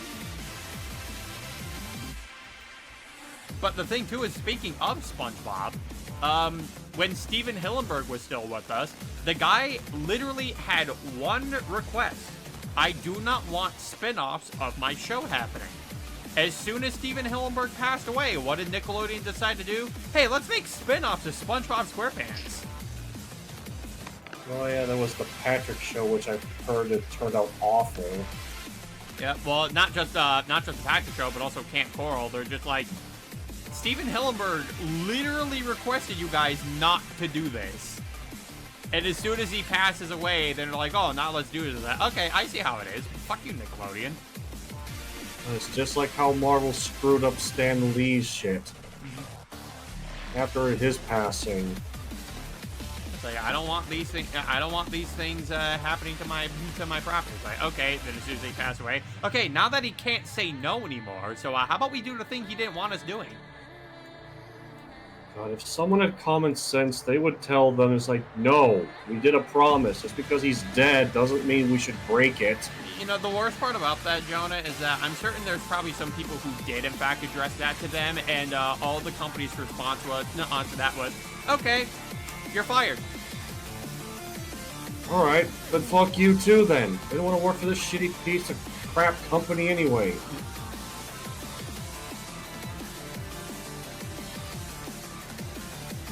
Because if this is all you're going to care about is just the stupid yellow sponge and not anyone else's creations, fuck you. I hope this company goes down in flames.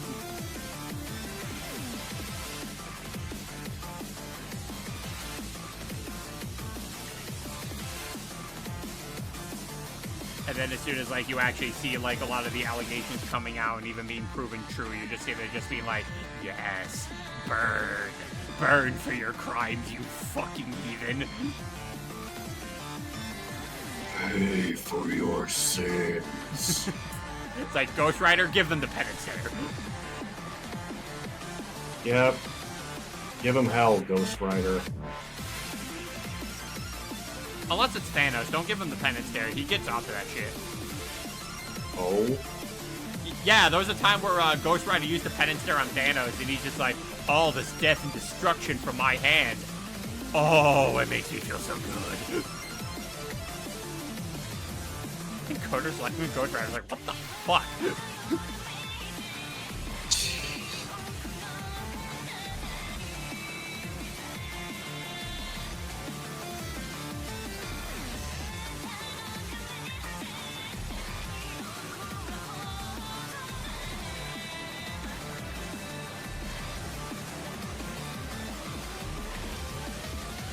Meanwhile, Morgan and like Marvel vs. Capcom Infinite goes to Ghost Rider.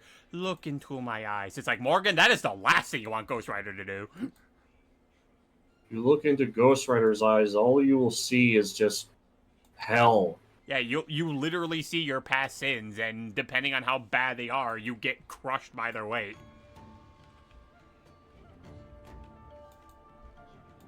He is the spirit of vengeance. Yep. He did it to Galactus in the 90s Fantastic Four animated series. He did.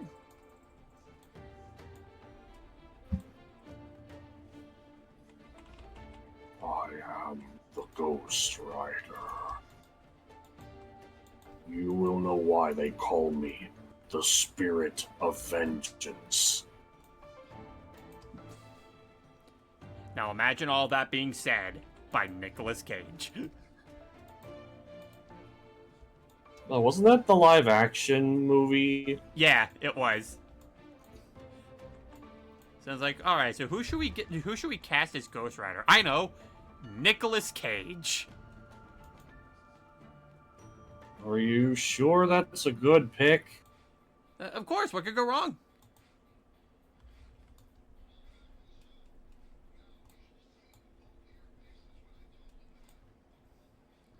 It's like, oh, that is horrifying. Well, yeah, Ghost Rider's quite the scary individual. No, not Ghost Rider, he's awesome. I'm talking about Nick Cage. What? It's the Death Battle episode where Ghost Rider fought Lobo. Oh. Oh, Ghost Rider fought Lobo? Yeah, in an episode of Death Battle.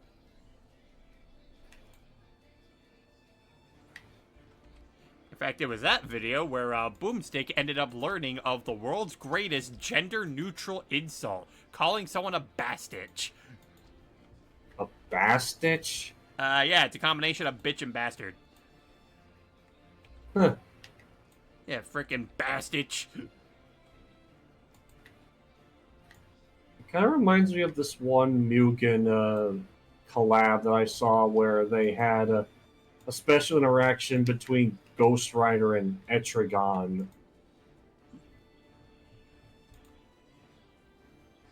It's like, I will show you hell, demon. Hell Hell is my second home, fool.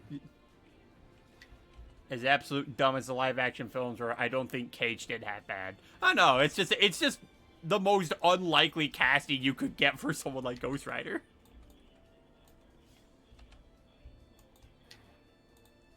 And then you have Resident Evil 8, where it's like, Heisenberg's actor inspired his performance off of Nicolas Cage. It's like crazy, supersized bitch, ugly ass psycho doll, and a moronic freak.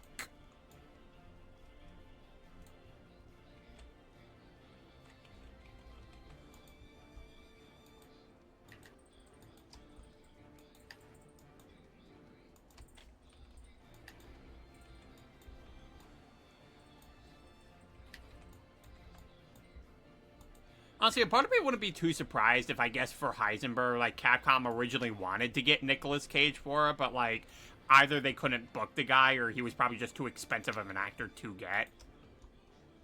Perhaps.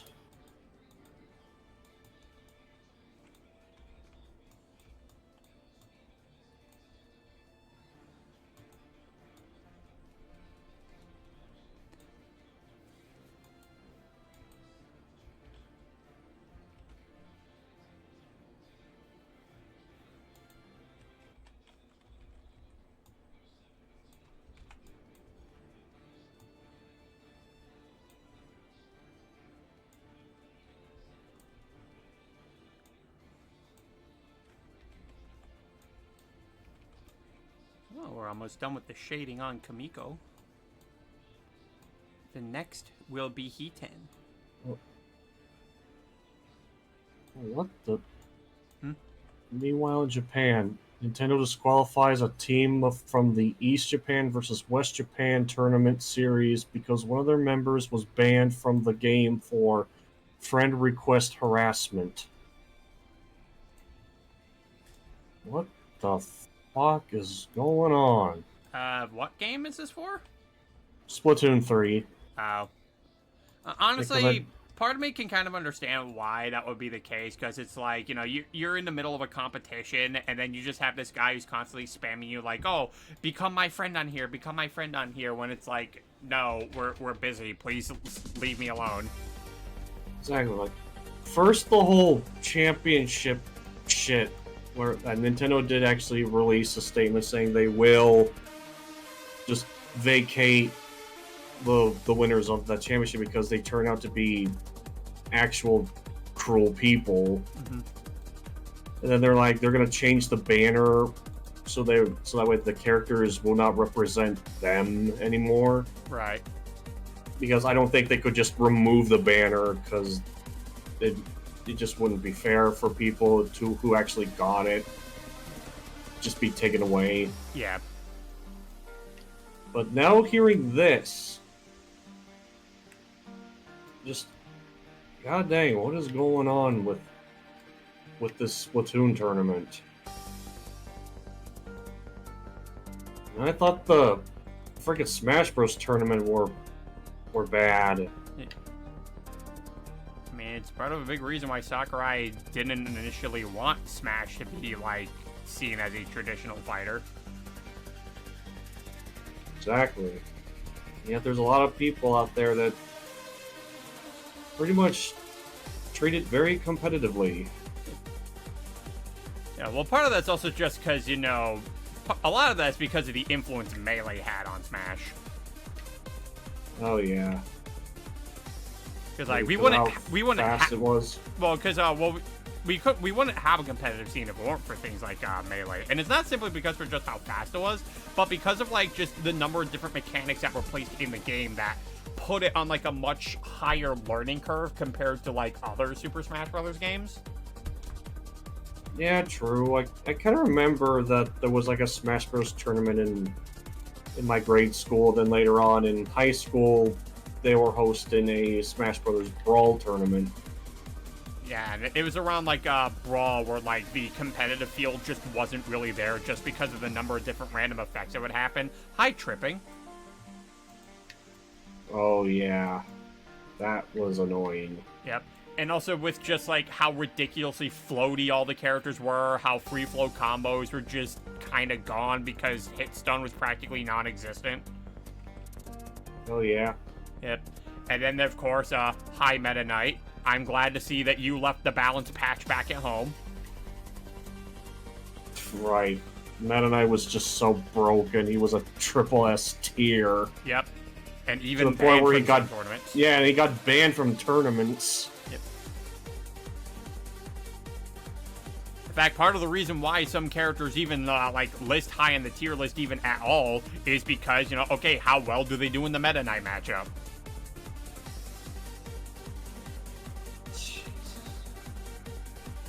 And then you have poor Ganondorf, who struggles to do anything. Because he's so freaking heavy. He's heavy, he's slow, he has no super armor on any of his moves that are just super slow and come out relatively slow, so you can just hit him out of everything.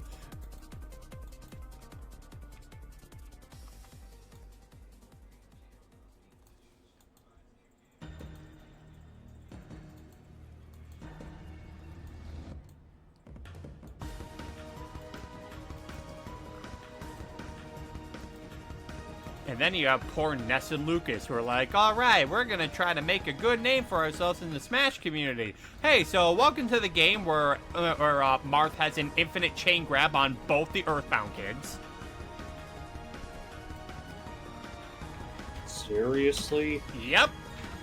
If Marth grabs either Ness or Lucas once, all they have to do is just pummel, wait for the grab release, grab again, continue to pummel, and just wait till they're at kill percent.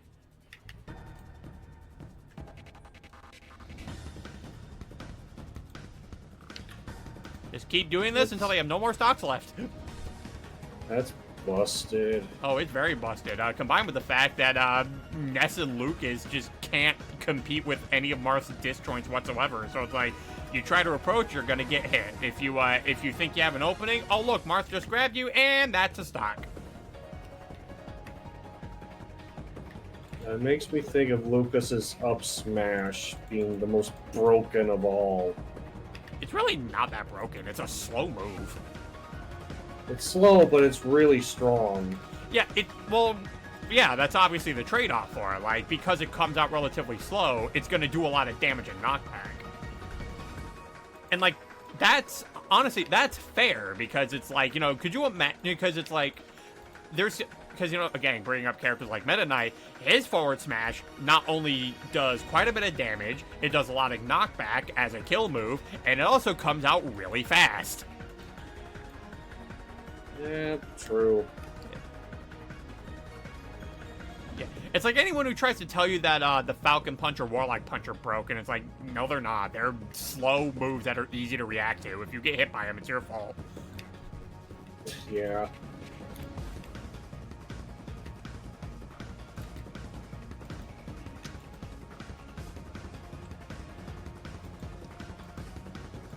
You know, Ganondorf would actually get some power armor when he does his Warlock Punch. Oh yeah, and honestly, very much needed. He absolutely needed it. Except for his up tilt. No, which, honestly, I feel like Ganondorf really does need more super armor. Just because of just how slow some of his moves end up coming out as. It's like, he needs to be able to tank hits. Yeah, I mean, look at Bowser. Oh yeah, like Bowser, for example. Like, honestly, Bowser's actually a character I think they, like, way overtuned. Yeah, was there any other character that actually gets, besides those two, had super armor? Hi, his name's Little Mac. Right.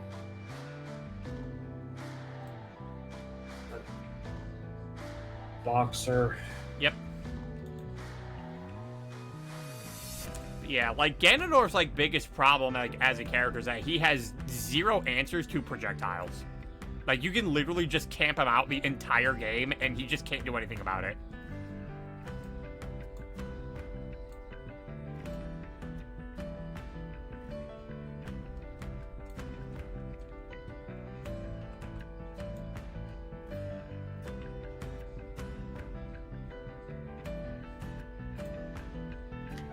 and like his only like safe approach option is like his only like real safe approach option is like his down special, the wizard kick, which if he doesn't do it at the right distance, you can in fact block it, and it's no longer safe.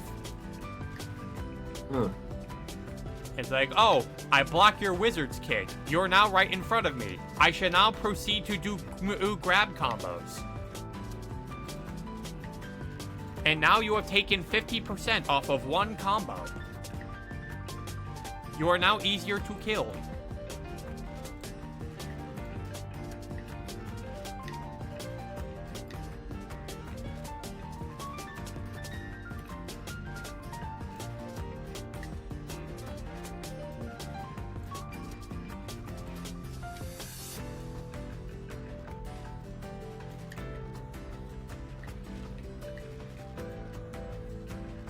Looks like there's going to be an incoming ad break for you guys, so just be prepared for that. Alright.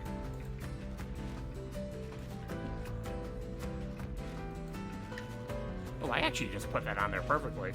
It's like a little contact lens, like right on the money. Nice. So, Kamiko be done. Now we get to Heat 10.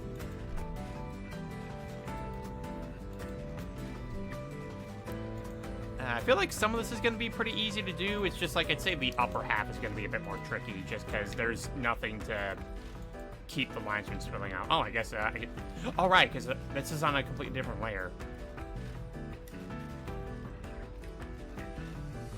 Yeah, no, he just became a lot more tricky to color.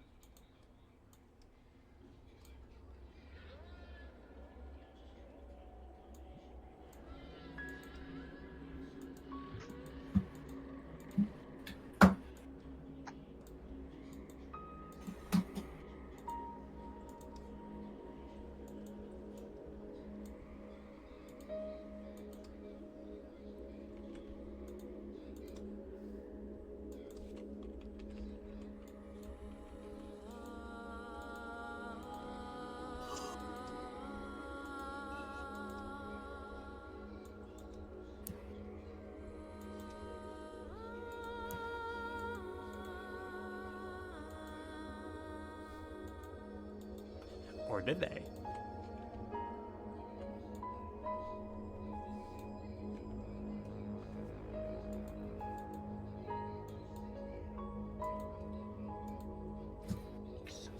Okay.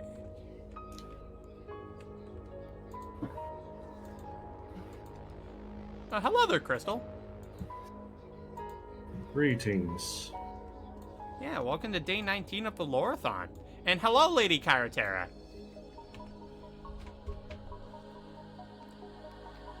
I am drawing Kamiko with my good old buddy Hiten Mitsuru.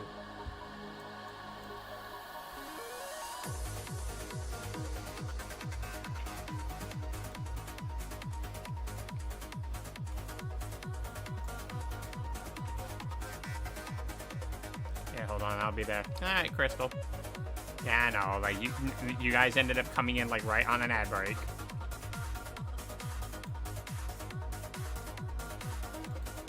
Yeah, we are making very considerable progress on this image.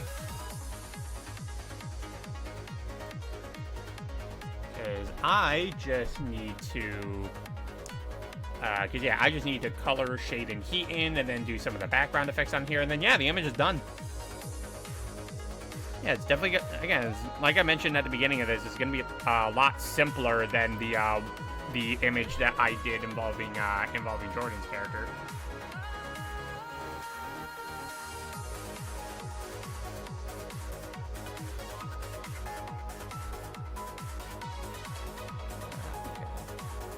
Yeah, welcome back from the ad break, everybody.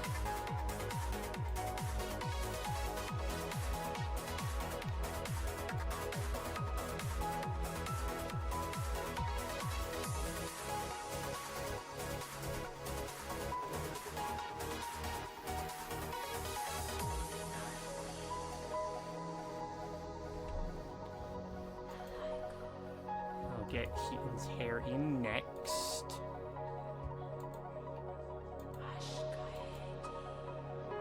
Okay, welcome back, Crystal.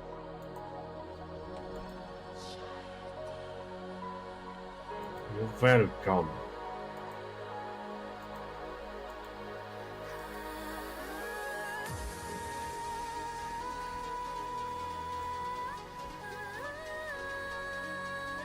And, but yeah, Crystal, just so you're aware, Keaton has no idea I'm doing this.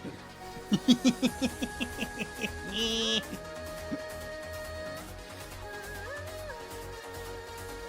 like, but Realm, it's your birthday coming up. Shouldn't you be the one getting gifts? I mean, sure. But that doesn't mean I can't appreciate my friendos.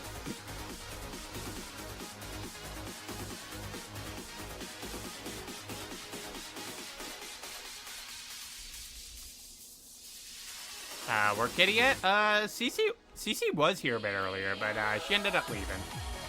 She's off doing her own thing. She's off being a kitty.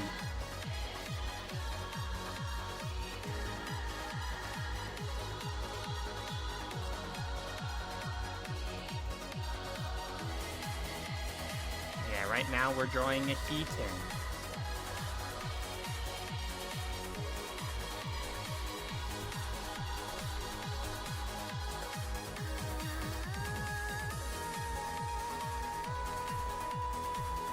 So as I was saying hello, I just got my Barnes & Noble package. I got the Ico novel and this one book that has a weird aura with a picture of a Dorito that has a top hat with an eyeball on it.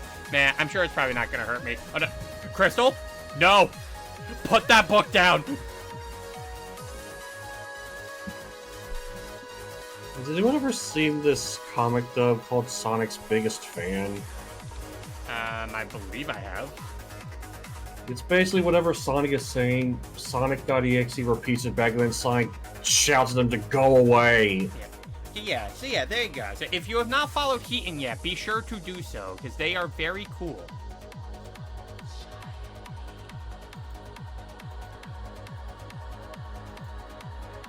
Why, Brian? I'm sure it's not going to hurt me. No, trust me. Trust me on this. You want to stay away from the crazy Dorito with a top hat. He is not to be trusted.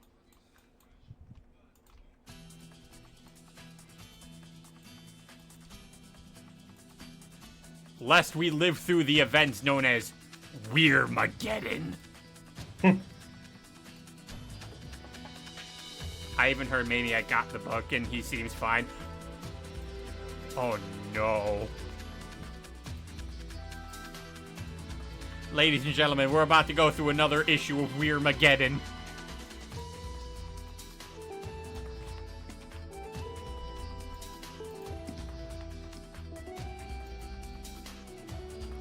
You know what? That's fine. Kamiko's broken. He can take Bill Cipher.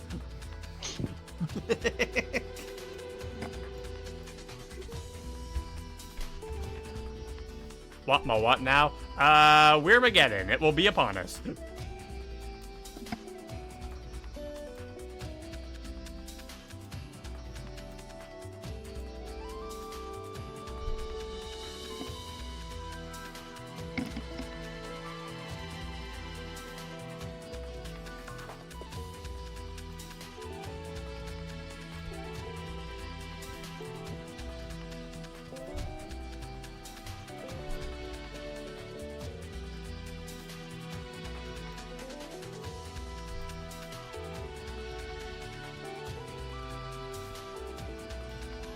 I just got back from chores and what curse book was unlocked and why does it feel Lovecraft related?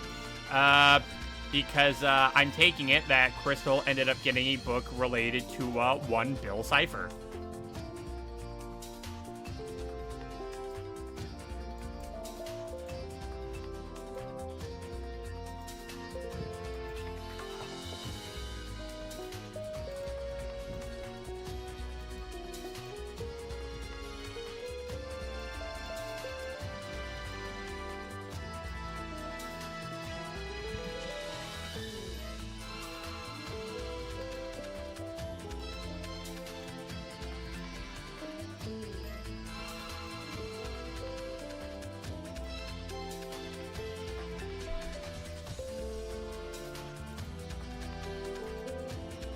You know, I also get the antlers.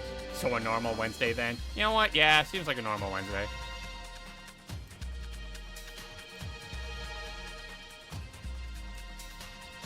Like, I'm already drawing something of an eldritch deity. Like, we don't need something like Bill Cipher. He can go away. Like, you know what? We shall all go to the one place where Bill Cipher cannot reach us. We go to the It's a Small World ride. What, does he hate it?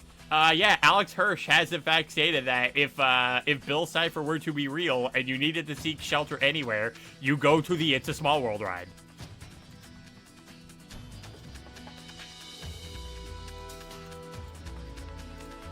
Like, there you shall be safe.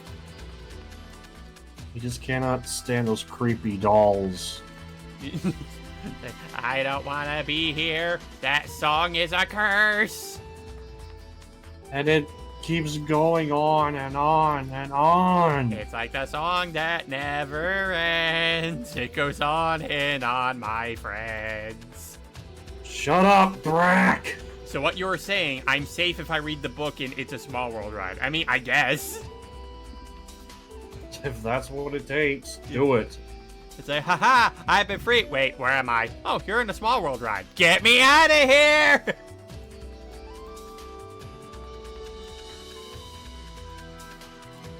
Listen, Discord did a lot of work to try to get that boy back into the dimension of weirdness.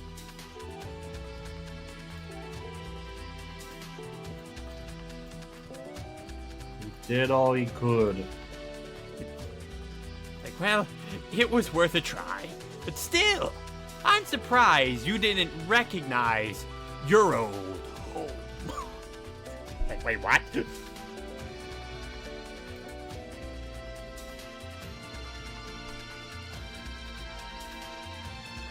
There's an interesting gradient on the hat that I do need to do.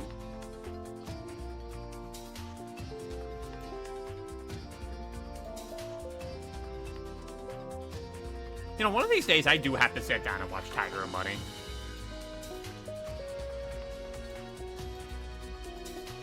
Because I like My Hero Academia. And I'm told Tiger and Bunny is basically My Hero Academia before it got popular. So it's like, you know what? Maybe I should probably take a look at it eventually.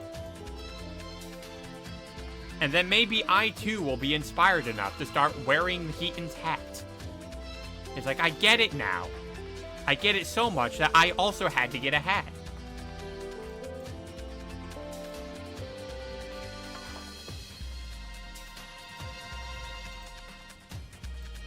Oh, Tiger and Bunny? Yeah, so yeah, apparently it is, yeah, it's another, like, superhero anime that, you know, again, is very much the likes of, oh, you know of Tiger and Bunny. Oh, then yeah, then you and Heaton would probably get along.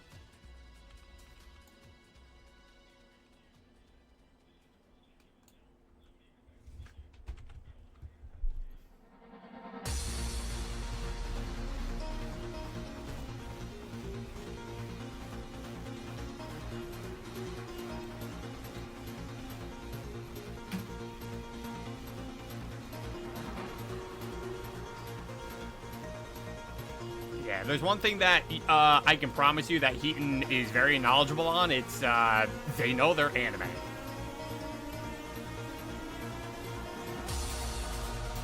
I know there is a character whose name that you might raise an eyebrow to. Who would that be? And I doubt it's any worse than, say, Crafty's naming convention.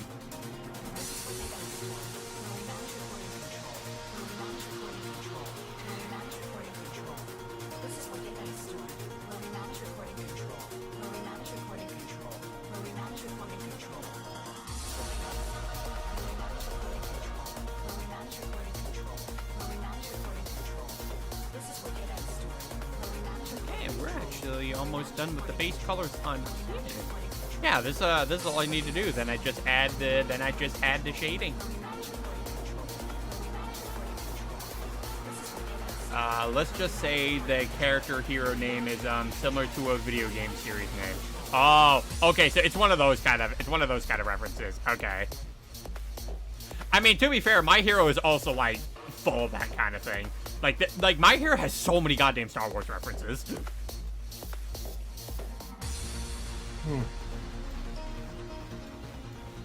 Yeah, like there's Tatooine Beach. There's a clothing store called Wookiees.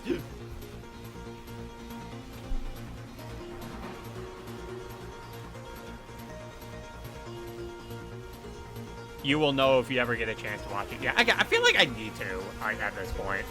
Because yeah, if I like My Hero, then it's like, you know, and if I like My Hero and I'm told that, you know, it's Tiger and Bunny is very similar to that, it's like, you know what, I feel like I do need to eventually sit down and watch it. Because there's a lot of things that I've been wanting to like be able to sit down and watch, but I haven't been able to, just because it's like, man, I have my own series that I want to end up writing, and that ends up taking so much of the time away that I have. It's also part of the reason why I've been playing less and less games as of lately.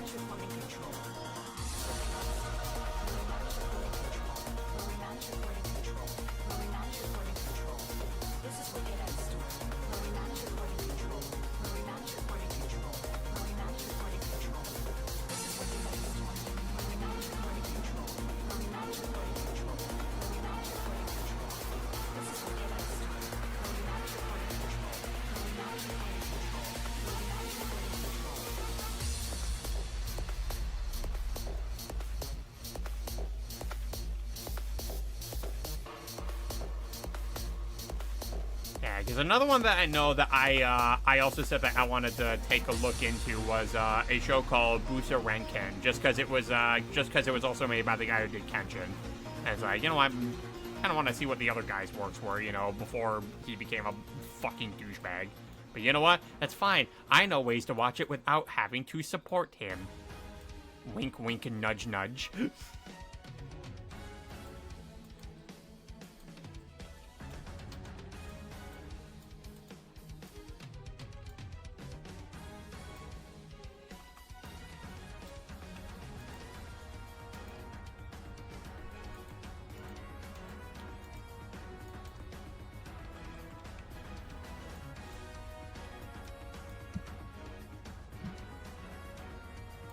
It's like, as much as I like Kenshin, if you tell me that, you know, you got into Kenshin because you needed to, if you said the only way that you could get into Kenshin was that you had to pirate it, I'm just like, you know what, I don't blame you. Hey, Realm, in terms of non-shonen anime, there is one that just reminds me of you, Card 5 Vanguard. It is a trading card series that feels like the Yu-Gi-Oh anime without Yu-Gi-Oh's idiocracies, and the writing feels actually good for a Yu-Gi-Oh clone. Yeah, I've heard of Card 5 Vanguard.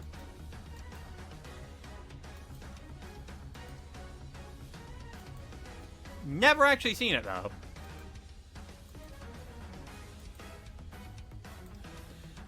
But yeah, like, I know there's just a ton of different shows that were trying to do what Yu-Gi-Oh did. Because, like, you know, oh, hey, this super popular show also got its own card game, you know? We could probably do something like that, too. Like, it was either they were inspired by the likes of Yu-Gi-Oh, or it was Pokemon. Like, those were, like, the big two that people were just, like, making stuff, like, heavily inspired by the influence they held over the market.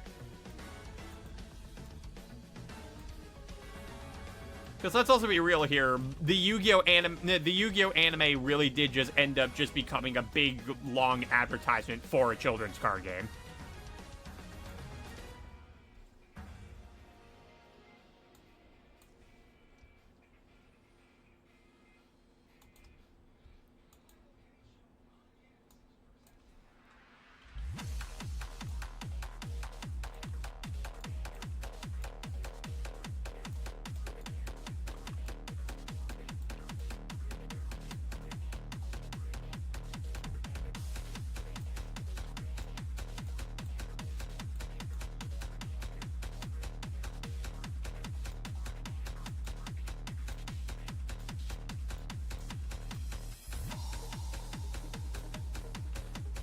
Yeah, but I'm taking a little break from Medieval for now. We'll read the book with the Dorito shape, but I feel like my head is spinning a bit. Oh, well, make sure you take care of yourself, Crystal.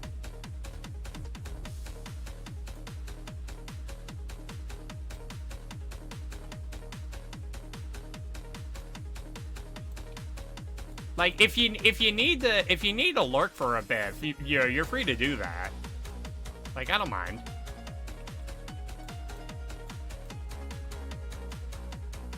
Only a little bit. Well, okay, but again, if you at any point you need to lurk a little bit, just to like recalibrate your brain settings. No, by all means, please do.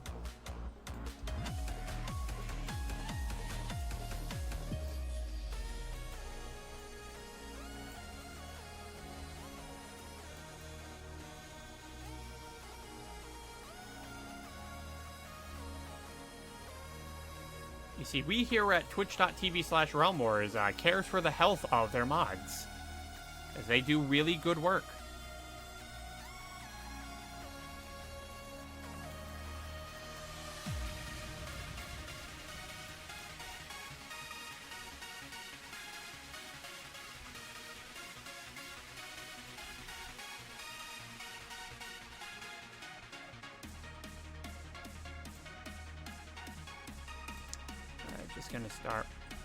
Just gonna start working with blurring the shading on here now.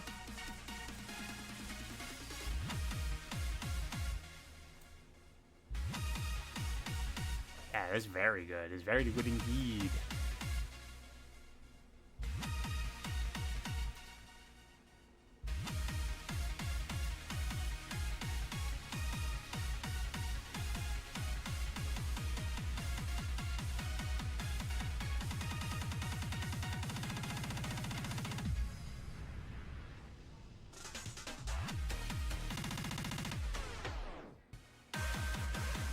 Oh, hold on. Did I feel like I made one of Keaton's eyebrows the wrong colors. I'm gonna have to fix that quick. Hello there, Lance. Hello. Welcome to day 19 of the Lore-a-thon. So I'm coloring someone who probably looks very familiar to you. By the way, I'm COVID-free finally, but throat still coughing and no sneezing a lot. So I'm guessing from allergies or something. It could also just be, just the passing side effects of you just getting over it. And now your body's just trying to get rid of, like, whatever excess gunk that you have. I like the dead cells that were in there. Yeah, probably.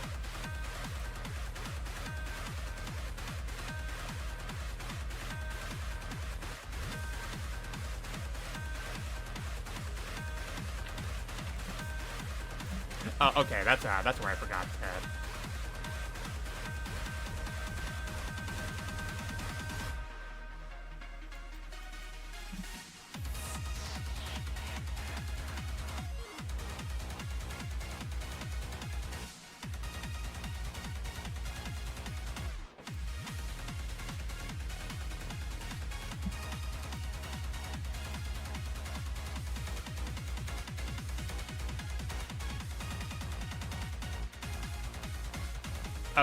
Okay, now I'm seeing where it is, Okay.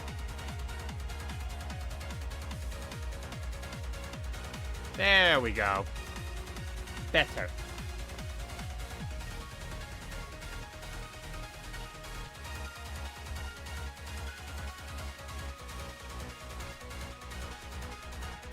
Oh, also missed that spot. What the fuck? Get grade, loser! I don't know if I talked about this before, but there was one romance anime that has stuck with me. A Galaxy Next Door. Synopsis: a princess from a magical island travels to Tokyo and becomes a mangaka's assistant. Due to a mishap, they have to find a way to undo something from her culture, but they stay in love anyway.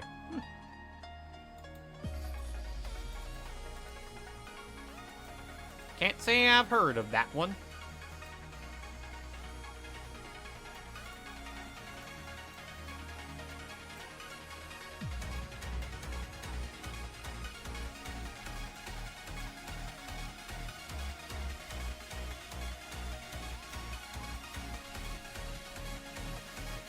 I'm not saying what the mishap is because that would be spoilers. Fair enough.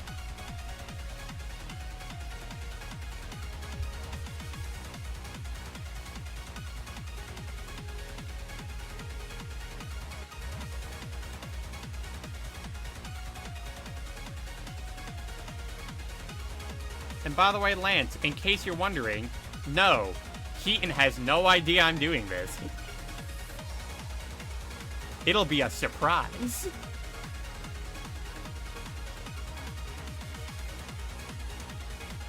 I kind of want to get the select tool going here because I want to have an easier time shading Keaton's hair.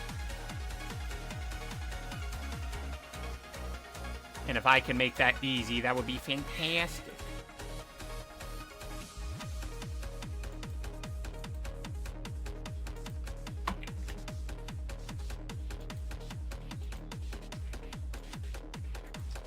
Oh, hold on, let me get. How did that happen? There we go. Like, how did that spot not get colored in?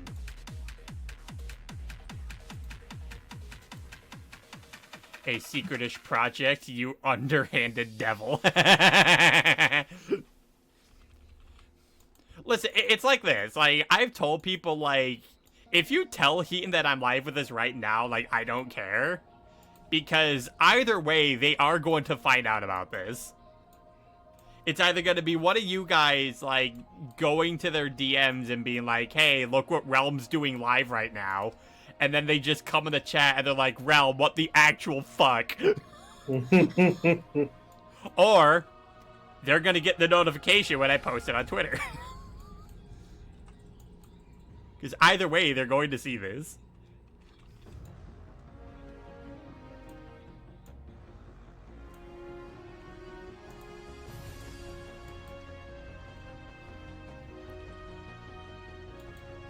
But yeah, it seems like, seems though that a majority of the people in the chat have elected, you know what, nah, we're gonna let Heaton learn about this another way. Yeah, funny reaction either way. Exactly. Now I want to tell Heaton to pay attention to Twitter. Oh, you won't even need to do that, because, they'll just get a notification. Like, I can, in fact, just at Heaton on Twitter and just be like, hey, Heaton, check this out.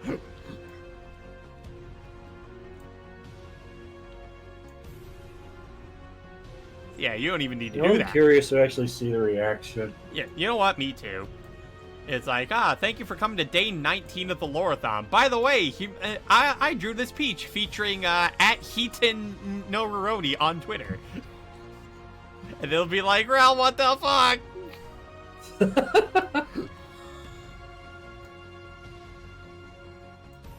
I've been given art from one, wait, no, hold on. I got art from one. This guy, Real M Warsaw.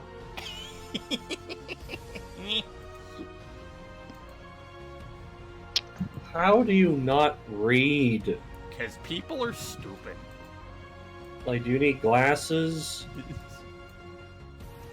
Oh, that dude was quite an era of the YouTube commentary community.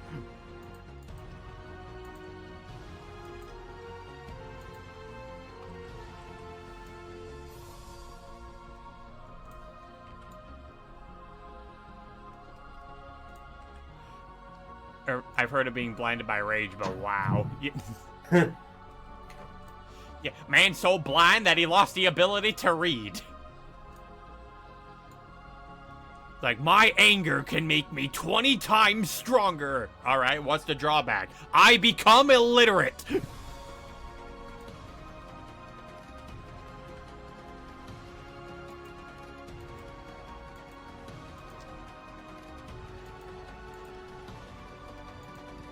Yeah, this, yeah, it's starting to get a bit easier shading Keaton's hair here. So that's a plus.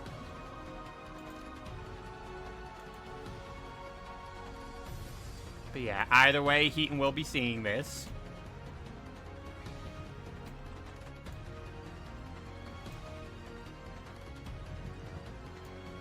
Hey, great, he has devolved into only saying one word. Okay, what's that one word? Newman!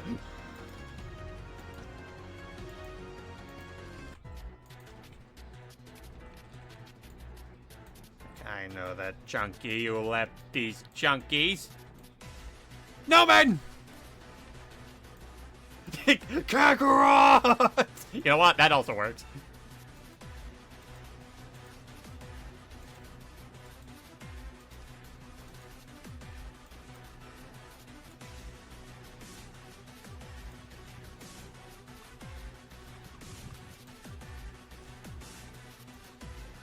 And then trust me, like the background effect I'm going to be using for this, I'm going to try to make sure I go pretty hard with it.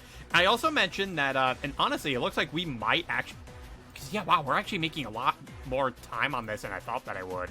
But if we eventually get the time to do so, then we'll be spending the rest of the stream finishing up Riona's reference sheet, because I got literally 2 more things to do on that, then adding the color, and then it will be finished. Anyway, I'll be back later. I'm actually going to get dinner with my brothers. All right, you enjoy yourself. Because one of them asking if they would like to hang out. Yeah. There he goes. Here we did go. Here I go, Mr. Fairy Universe.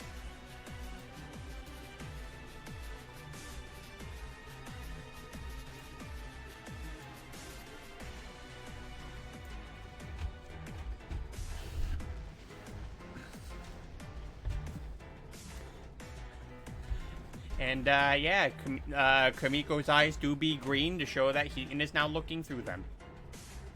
Because, again, I don't think Heaton's ever actually drawn what a person looks like when they're looking through their eyes.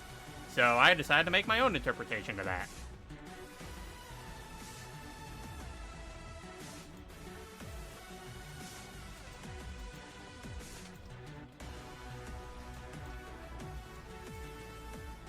Oh, hold on, let me get those spots that were, that clearly missed my brush, so they can no longer miss my brush.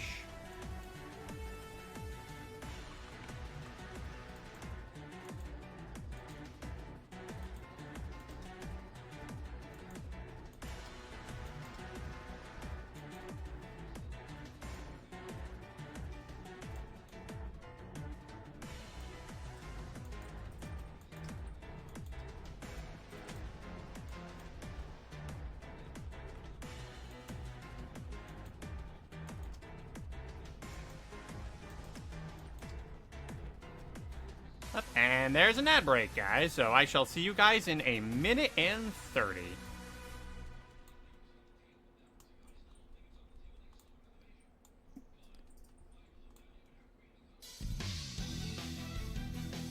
Now, we'll actually probably get a lot more of the hair shaded by the time that you guys get back. Just because I was able to do my own method to be like, hey, and I can make this even easier. I'm gonna add a secondary shading lamp. Oh, no, hold on, that's a blur brush.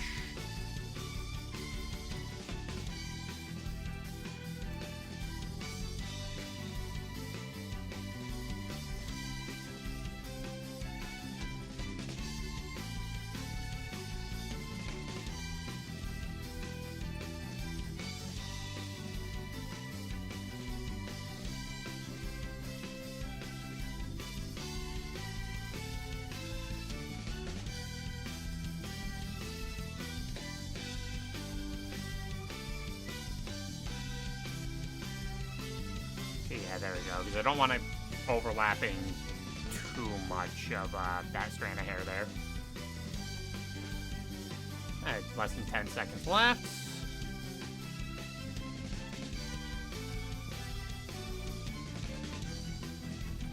Alright, and welcome back, everybody.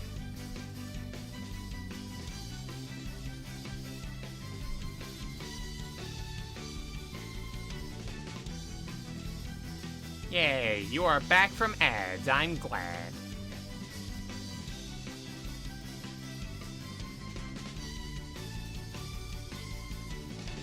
Yeah, starting tomorrow, though, and up until my birthday, yeah, we're going to be taking a lot of time off.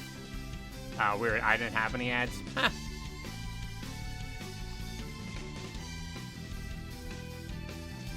Interesting. But yeah, I'm going to be taking quite a bit of time off just because, for those of you who weren't here for earlier in the stream, I did mention that I'm actually going to be going out of town to seeing some family to celebrate my birthday with them because it'll be the only time we'll be able to meet up. So we're going to be celebrating a bit early with those guys. But I will be back with some of the last few days of the Lore-a-thon on my birthday. In fact, aside from it just simply being day 20 of the Lore-a-thon, it will be also celebrating my birthday, as well as also celebrating my debut anniversary here on Twitch. So a lot of special occasions are happening on July 30th.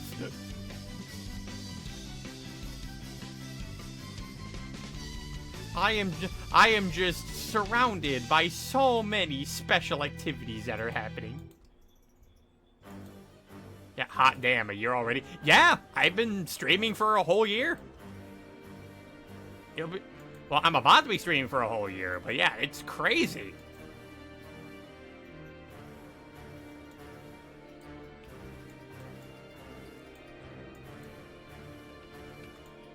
And you know, it's like this. I won't ask for much. I won't ask for much in terms of, you know, oh, what to give this man for his birthday. And it's like, you know what? The only thing I ask is that we reach the 200 follower milestone. Because you guys want free art, right? It's a gift for me and a gift for potentially one of you. I thought you were about to quote Scar from the Lion King. I'm surrounded by idiots. I'm surrounded by idiots. No, listen. When you become part of the VTubing community, you're not just surrounded by idiots. You become that idiot. It's true. I forget to set things up correctly almost every time, and I have to second guess myself. Yeah. And then when you communicate with other ones, it's like, oh god, I'm getting there stupid. Now I can't help but say things like scuff all the time.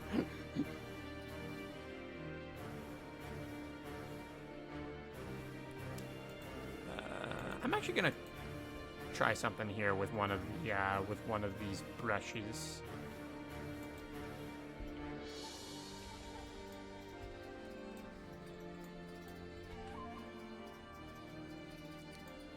Reduce the density just a tad.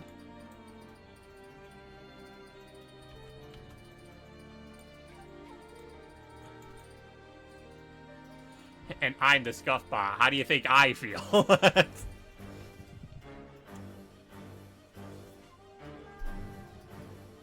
I stopped myself from saying the gumdrops and ice cream reference.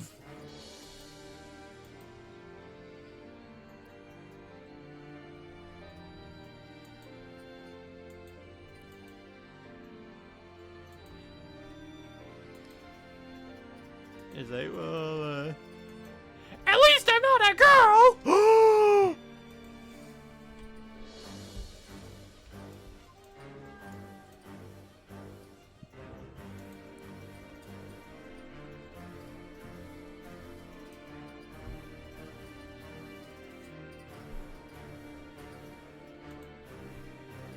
Yeah, and I'll say this, despite Heaton's appearance here, don't worry. She's not here for ill intentions. She's just bored and really wanted to see someone fight. She's like, you know what, this guy's fights are interesting. Let's watch this guy. I want to see this guy cook.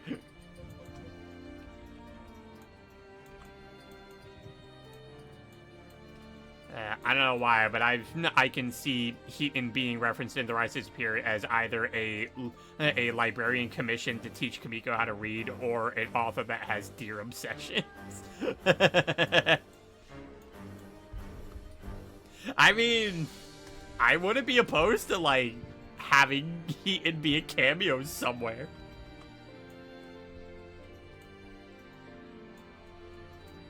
No, okay, no, you see, what ends up happening, right, when they go to the realm of dreams to eventually go into, when they go to the dream realm to eventually have their fight with the realm of nightmares, the fight ends up pushing them through the realm of dreams, and they go through a library that has a similar Stan Lee cameo to the Amazing Spider-Man, but instead of Stan Lee in the library, it's Heaton.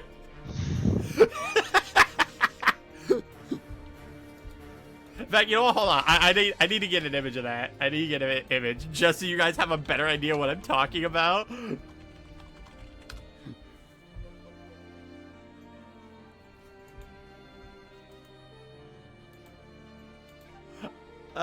Okay, so, let's actually just go here since I have more space to do it. Yeah, just imagine, instead of Stan Lee here, it's Heaton. That would be so good.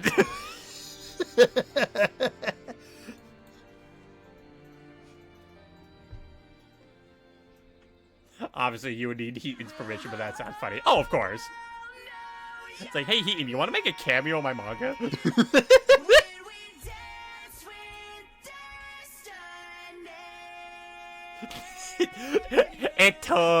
Bleh.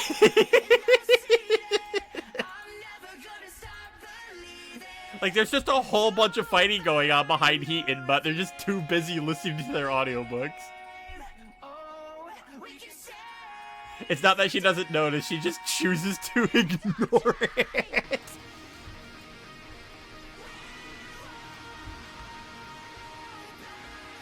No, that's also one of those bits, like, once the fighting is over, that's when Heaton's just like, shh, this is a library.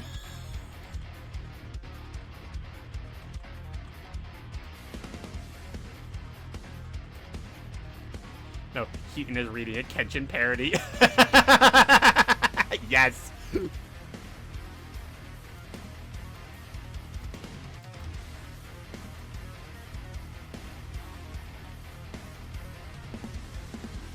Now, see, imagine the funny thing is, the Rise to Superior gets picked up by Shonen Jump, and it's like, would I even need to do a parody? I mean, Kenshin is property of Shonen Jump.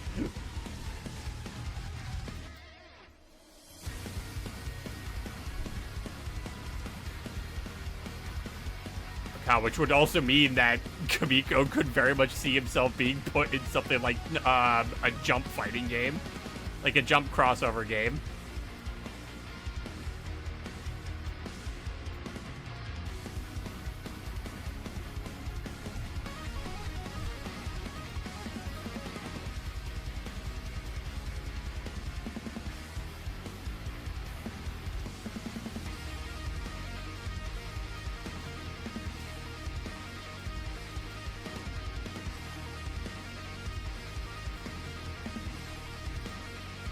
Oh, what would Kamiko say to Ichigo from Bleach if that's the case? I'm not entirely sure. Like, I don't know if there would be like a unique interaction between. I don't know if there would be like a unique interaction between those two.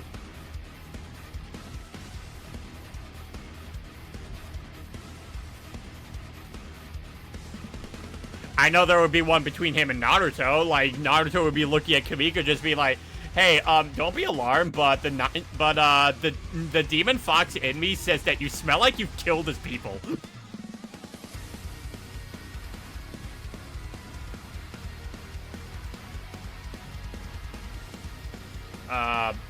Wait, not Bleach. Vegeta from Dragon Ball. I feel like in that case with I'd say their interaction would probably be somewhere on the lines of, like, Vegeta would be looking down at Kamiko just being like, "You are about to face the Prince of all Saiyans!" And then Kamiko would just say, "Well, and I am superior."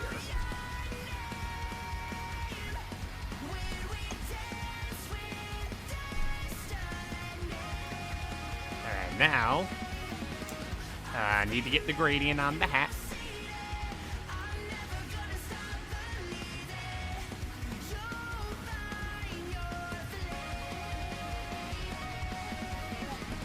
There we go.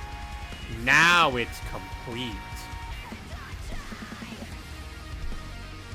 Actually, no, hold on. I actually still want that grab. I just want this grab too. I might actually. Yeah, I actually kind of want to increase that shading layer a bit here, like where the shading goes.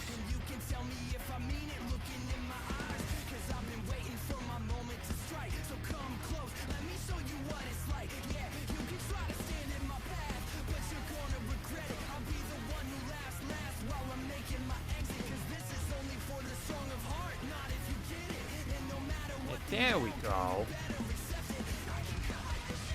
Now, the important question.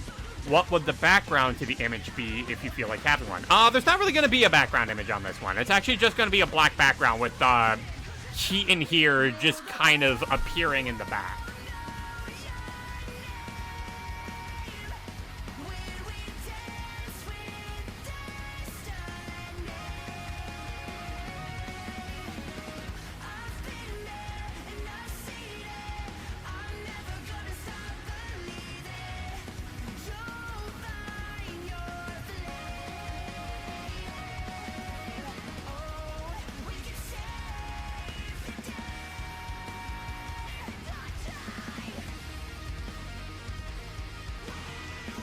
I'm also thinking of trying to do so in a way that also makes Heaton look a bit on the ethereal side of things. Because again, they're an eldritch deity.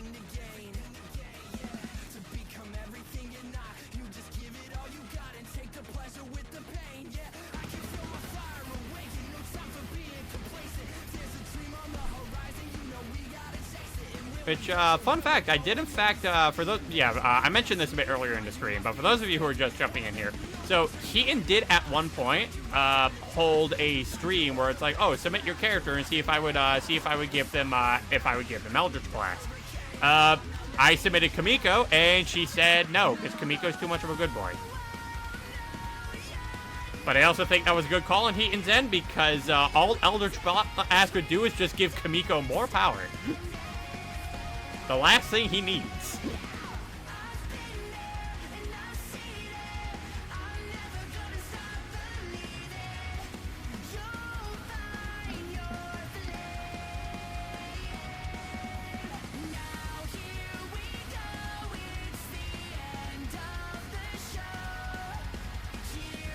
Like them covered in a yellow portal looking effect if you so choose. No, not that. That's not my idea that I had. I'll show you what it is, but a lot of this is, it's also just an excuse for me to experiment with some of the new textures that I have downloaded on here. Because I did get some new ones.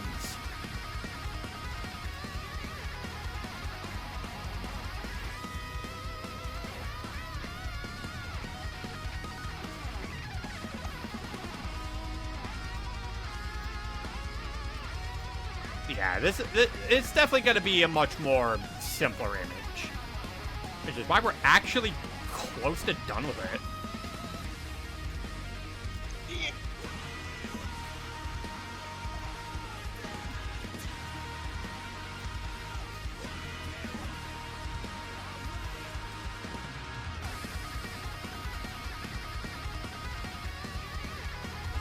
You want Pikmin? I'll give you a stretch.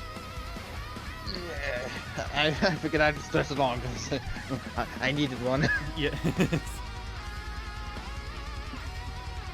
It's like, oh, I do a stretch. Okay, streamer, now you do it.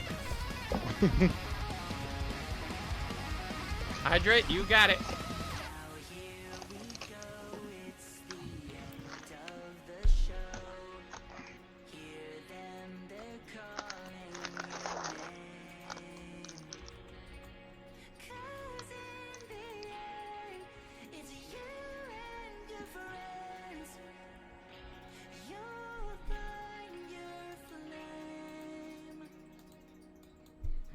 Hold on. I want to bring the color difference a bit down here. There we go.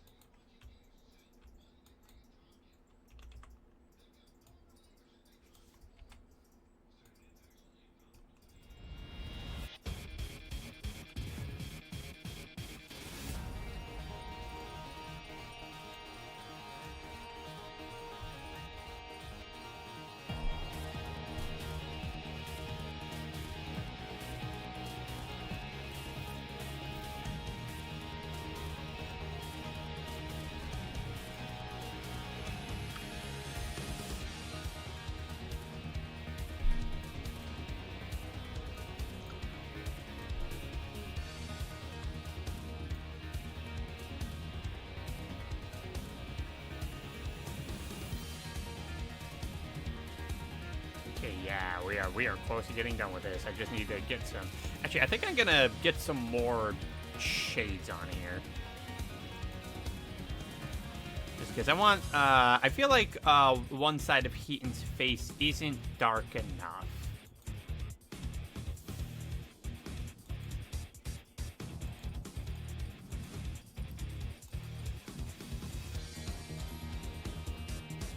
And I do have this extra shade layer there. That's why I put that there.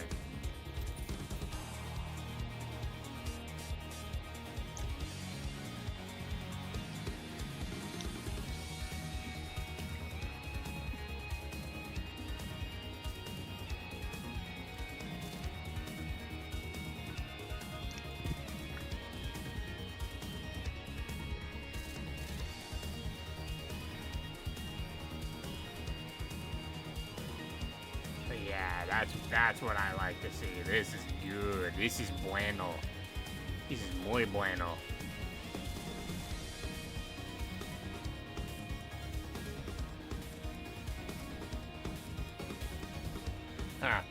Looked at the power-up rewards and I realized I had enough to do all of them. All of that. Oh, for those ones. Okay. Okay. So hold on. So for those ones, those aren't done by the power-ups. Those aren't done by channel points. Those are bit redeems.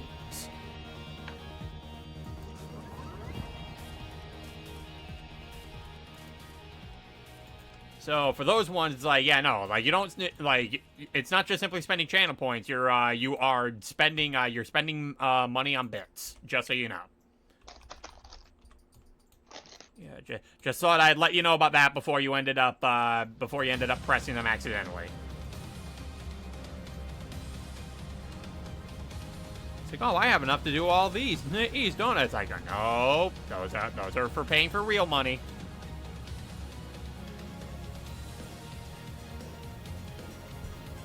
Ooh, that's really good. Me like it. Hey, Rel, what is your opinion on the band Creator, if you've ever heard of them? Hold on. That name sounds familiar to me. I may have heard one of their songs.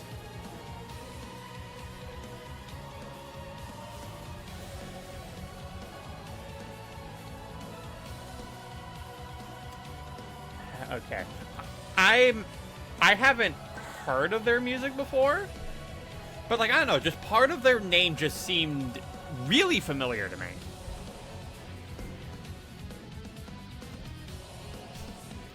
Yeah, every time I see a notification on Discord, I'm just like, oh boy, did someone tell Heaton?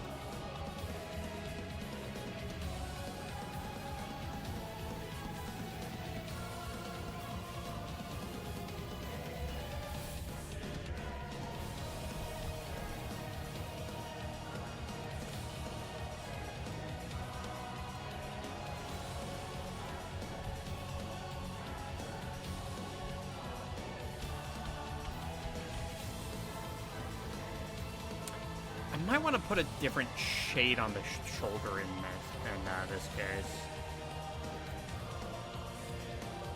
Just because that's just such a thick shadow. Thick. Yeah, thick.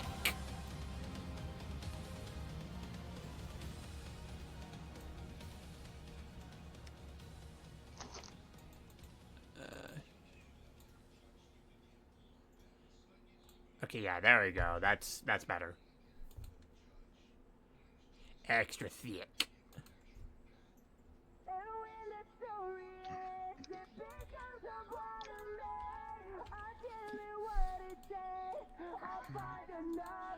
That's right, Eggman. I am extra thick. What the actual shit?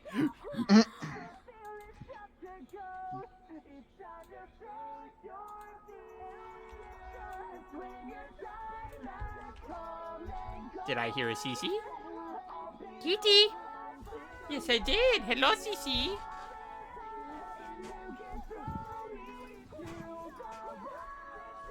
Cece, hi. Here. You wanna come here? Wanna come here, Cece? I got my lap ready for you. Yes, chat. There is a kitty here. I think she's just hanging around. Aren't you, Cece?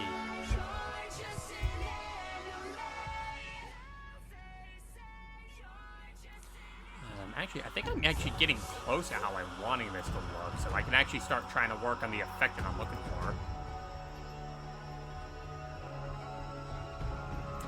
I think the only thing I'd end up doing now at this point is just adding some highlights to the hair and that's about it.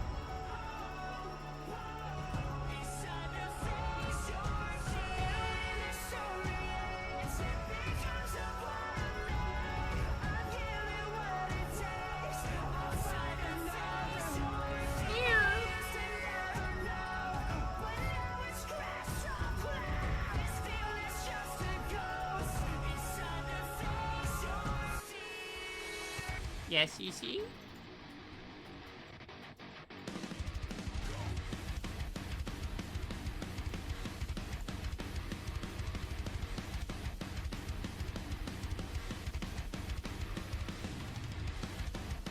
Yeah, I should also probably add some highlights to the eyes, too.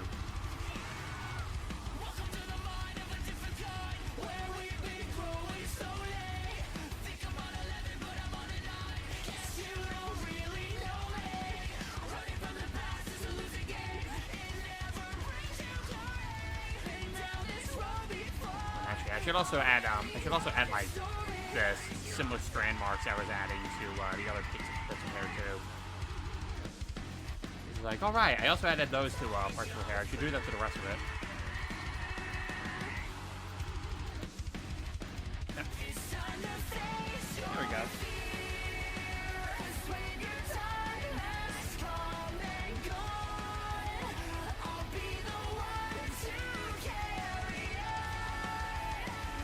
Oh, hold on. I need checkers.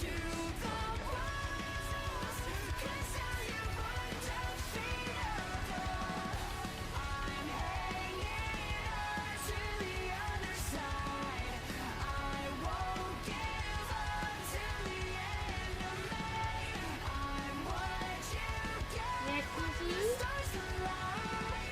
What is it? What is it, little one?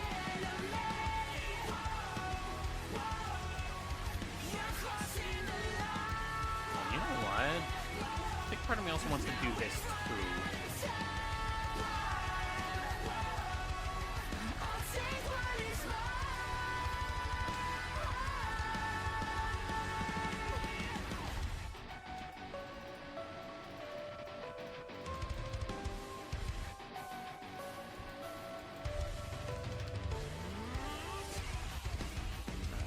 Yeah, I want to see.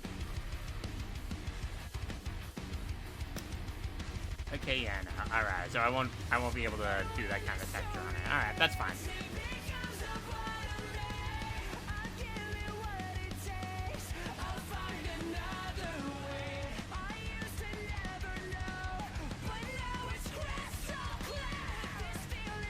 So here's the first part of what I plan to do.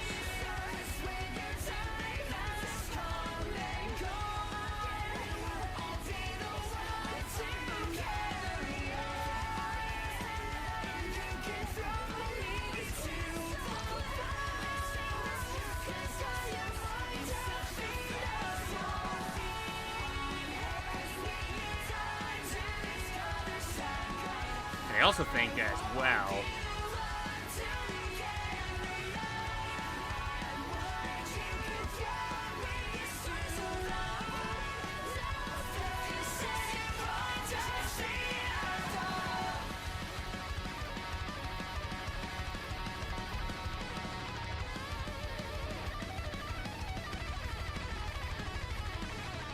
kind of play some Grand Blue Fantasy Versus. Ooh, it's not a bad game.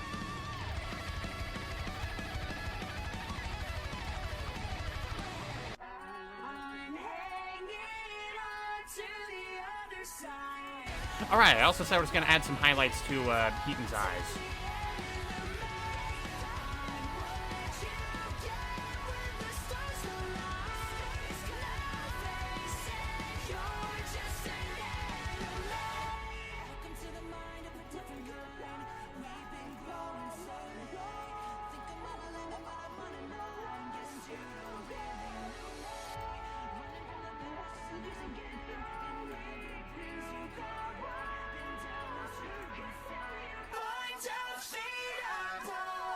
Oh, we have an incoming ad break coming, guys.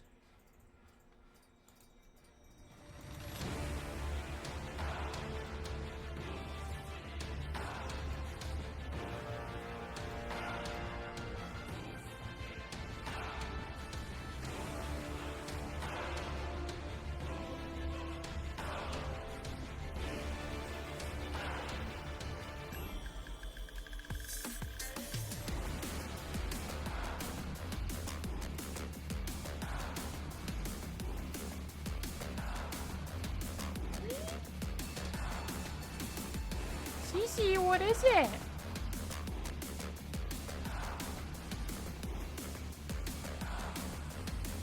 What is it, little baby? Do you want to laugh now? Is that it? Is that what it is? Do you want to laugh now? Or are you just looking for attention? Is that what it is? You just want attention?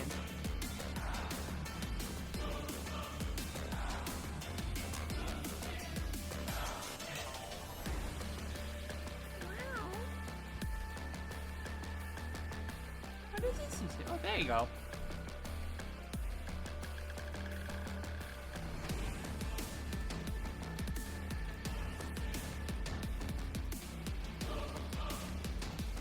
Hey, Cece.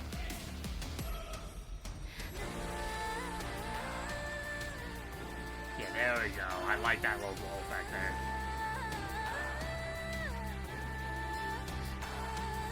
You go AFK for a few minutes, your cat finishes your art for you while you were away. God, you guys thought I was drawing this? Nah, it was the cat. Alright, I shall see you guys after the ad break.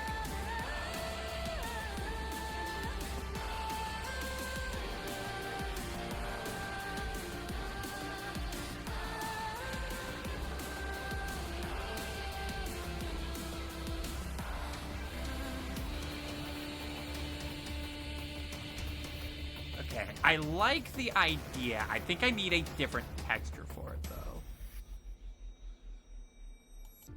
Actually, let me see. Let me see which one that actually does the thing I want. It's not that one. No, it's not that one. I will find it eventually. Yes, it was that one. It was the circle effect. It was that one. That's the one I wanted. Yes. Yes. Oh, chat, you are not ready when you get back from the ad break.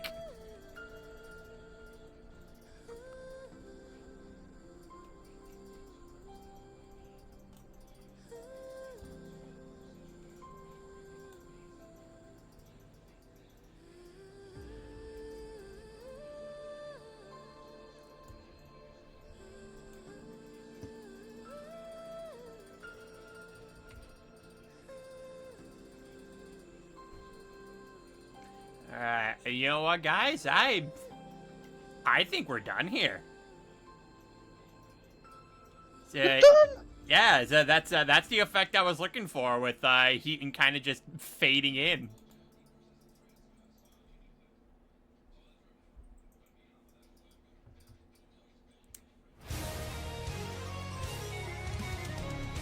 All right, see ya, Cece. Looking good. Actually, hold on. There's one more thing that I do need to do. And it does involve the hat.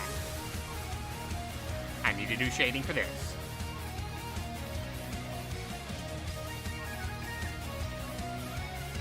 She's right behind me, isn't she?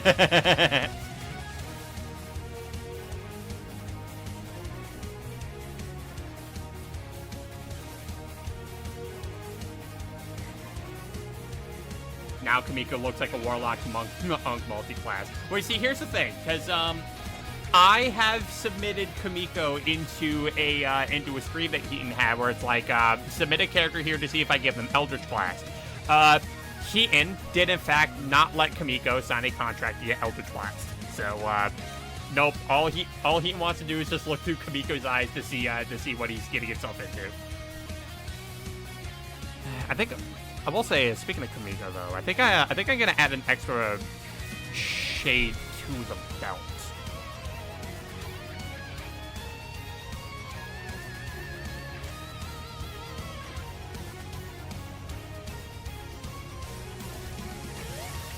So yeah, no. Unfortunately, Kamiko will not be getting any benefits from being a patron of the Eye.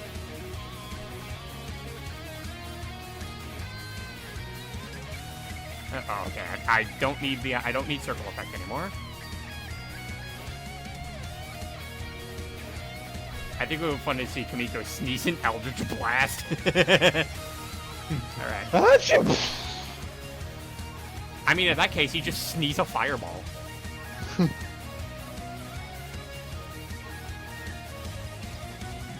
Alright, so there's just going to be one final thing that I need to do on this. You guys, unfortunately, aren't going to be able to see it because it's going to have to be done on a different program.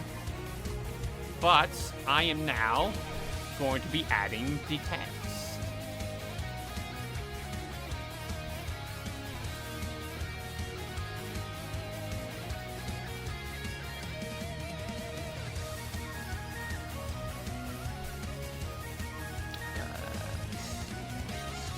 I just need to make sure I have a decent...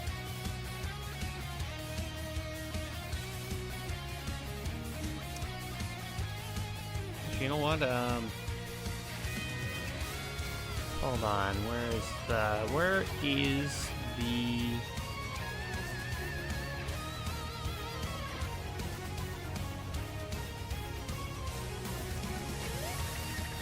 Huh. Thought I had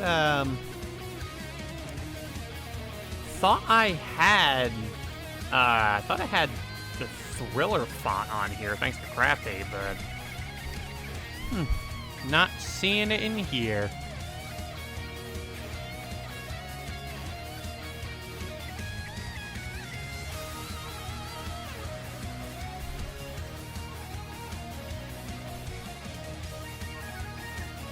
There's quite a few of these I think would be befitting Heaton.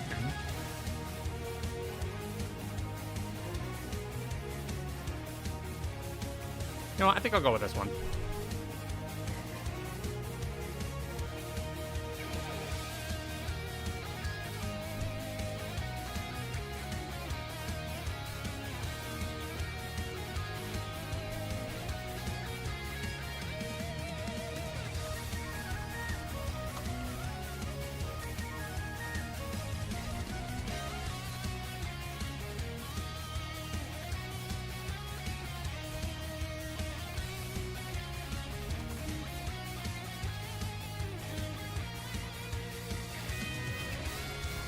Yep.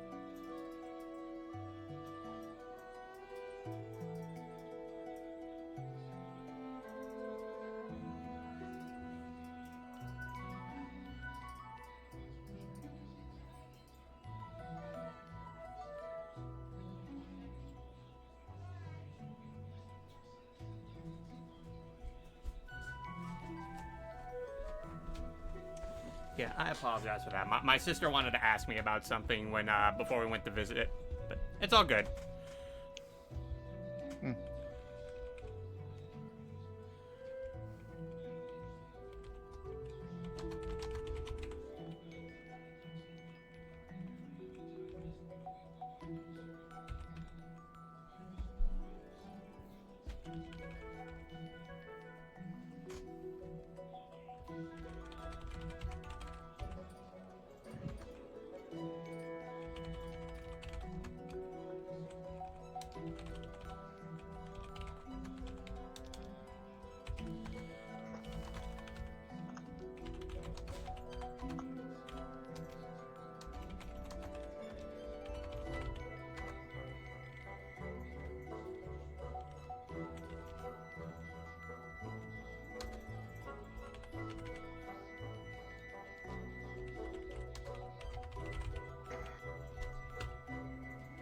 All right. Okay, just see. Can I possibly go a little bigger or no? That's a little too big. Okay, cool. I got it. Gotcha. Don't gotta tell me twice.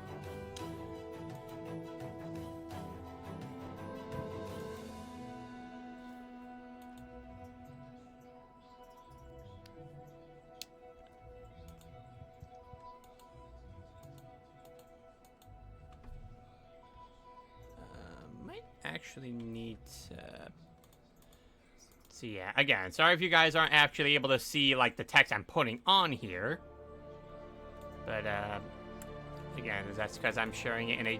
That's because I'm doing it in a different program.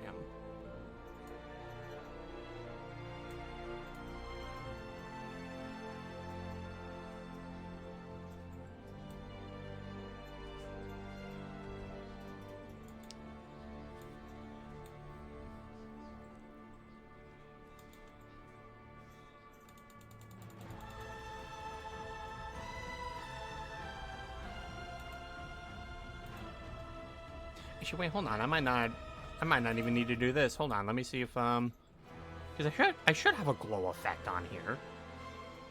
Okay, yeah, I do.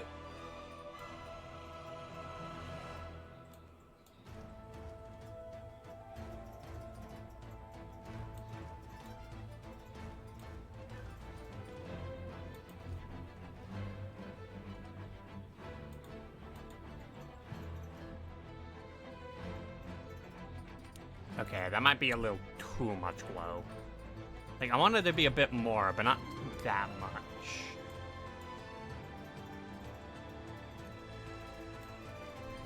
Yeah, there we go. Alright, that's the easy method. Okay. So, I am now about to upload it. And then after this, we shall work on getting more of Riona's reference sheet done.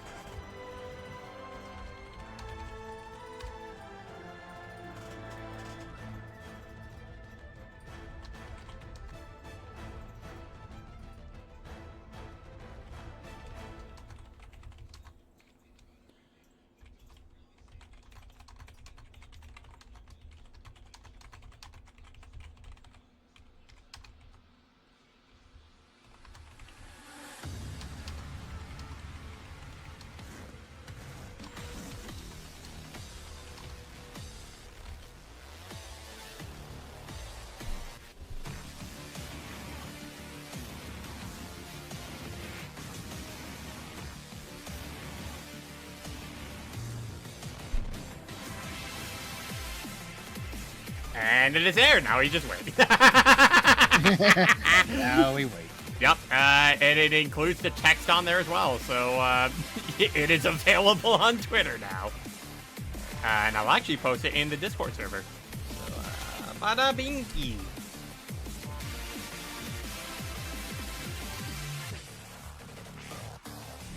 Okay, we did it. No, we did it, guys.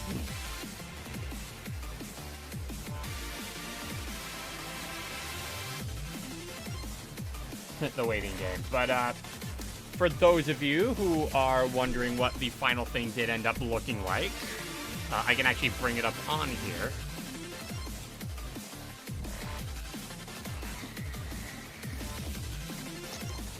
So yeah, this is the final text I put on here. I know we don't have a contract, but your confrontations entertain me. So if you permit me, I will simply observe.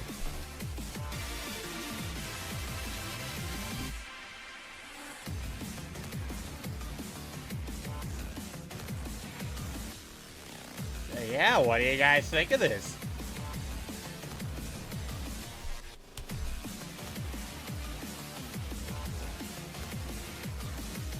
All the while I screech.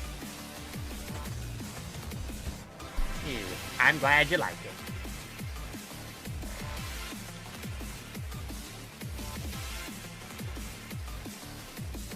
Yeah, because like as soon as I was able to get that circle effect texture downloaded on here, I'm just like, oh, I gotta do something with this. And it's like, hold on a minute. I suddenly feel like drawing heat in. I can do a thing with this.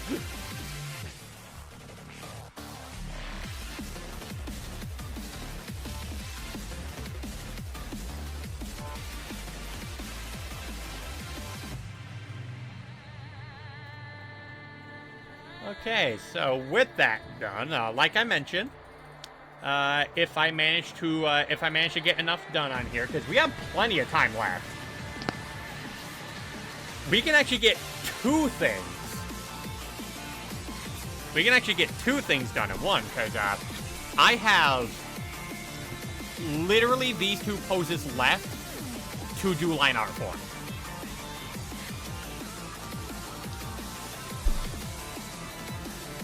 So how about we do that actually? Let's finish Riona's sheet today. Sorry, Hey's Shadow, but I'm gonna have to replace you with another Tekken track, as awesome as you are. Just now to get Riona's playlist up.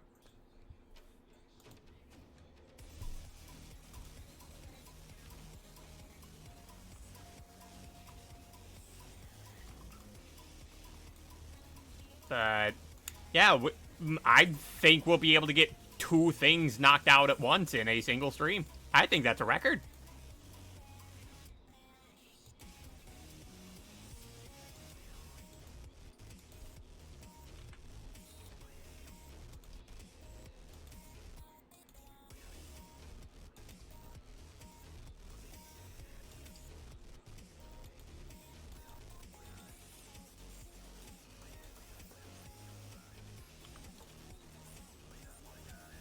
But I also do want to mention this as well, because it's rather convenient that this is happening at this time, considering I am in fact having off tomorrow for streaming. But for those of you who follow one on Dr. Crafty, tomorrow he is going to be starting a stream event known as the Card-a-thon, and essentially, the biggest reason he's doing this is because the American health system is actually fucking garbage. And holy shit, the amount of money that they charge for Baffy's trip to the ER. So, that guy needs to raise money so they can eventually pay off that bill. So, so he is starting it tomorrow. So make sure you guys do in fact follow the guy there for when he eventually starts it. So you guys can eventually buy card packs from him that will help towards the that will end up helping towards the paying off that bill. Yeah, they did not deserve this. They really don't.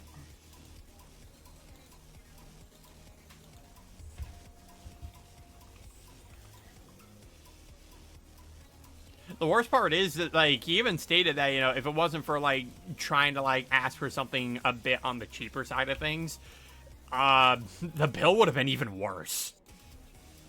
Because they were initially about to charge them $10K.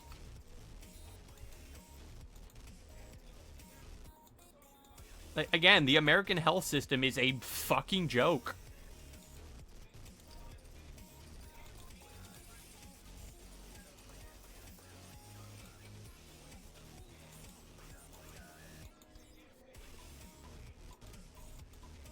It's like, you want to know why, like, despite some people being extremely sick, they don't want to go to a hospital? Because they're going to end up having to pay more than what they want to.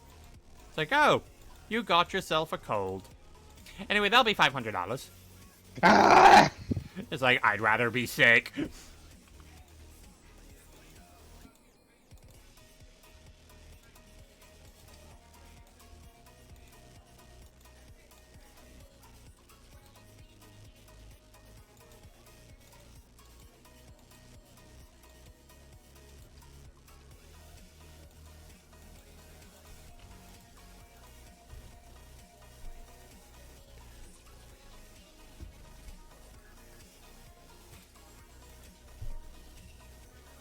But yeah, so right now, make sure you end up following the doctor on those days, because he does in fact have some special goals in mind for when they reach some milestones with how many packs that have been purchased.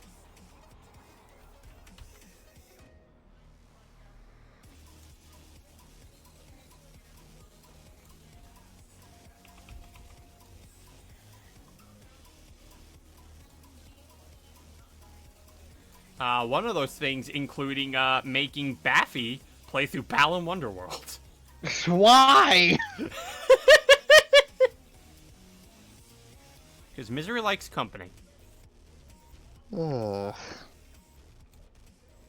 It's like, I can't believe it. It's like, you put your wife through that, Crafty. How dare you?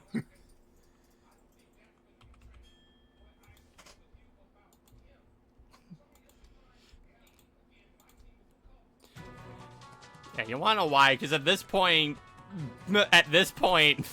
fucking Balan is more of a mascot for Crafty's channel than Square Enix.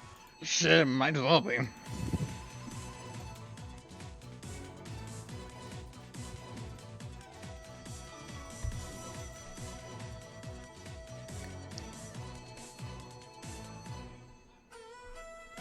And I feel like I just got a message from someone who is also looking for, who's like, oh, I do commission stuff. Like, no. God damn it. Stop it.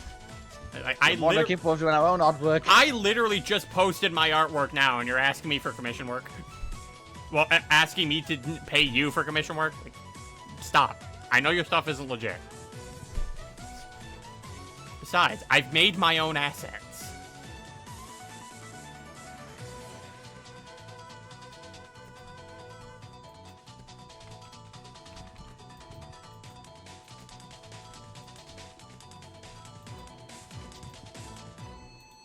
It's like you post something once on the internet, suddenly all the bots, hey, would you like to commission me for some work?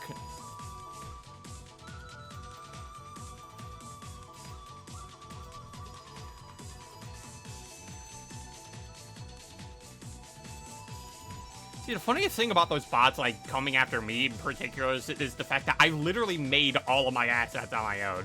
So it's like, then be like, hey, want me to make assets for you? It's like, nope, I got that taken care of. Yeah, I was thinking those followers. Well, it's like I followed you because I might be capable of doing some work and layout for you, and I'm like, I do it all myself. Like, oh. No, but I still remember, like, the one person who was like, you know, oh, hey, I feel like doing stuff with, like, your characters and everything. I'm like, I mean, sure, if you want to do that. And then they start offering me prices. It's like, okay, you made it sound like you were going to give me, like, fan art or something, but then you just spring this on me out of nowhere.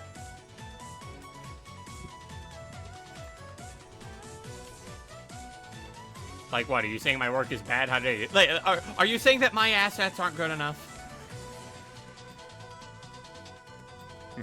I can make my assets much better for attributed to my stream other than what might be just the same bug copy pasted like several thousand times. I don't know. It's like, oh, I could make my work much better than yours. Like, no, you can't. You use AI.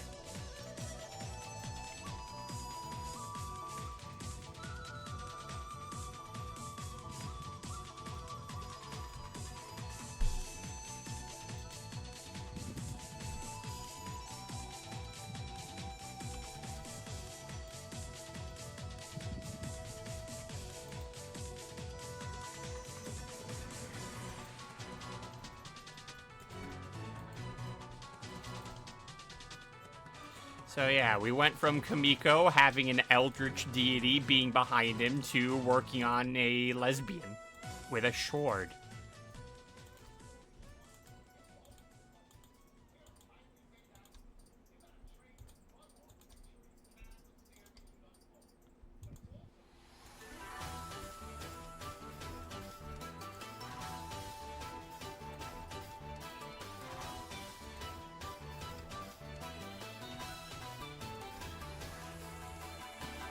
Yeah, I don't think these should take too long to do, because they're not even full body poses either.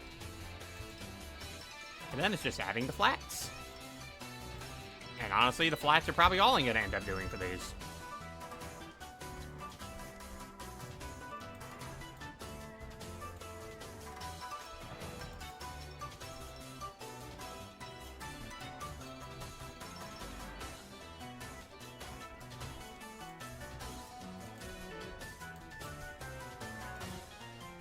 Yeah, here she Darth Mauls it up.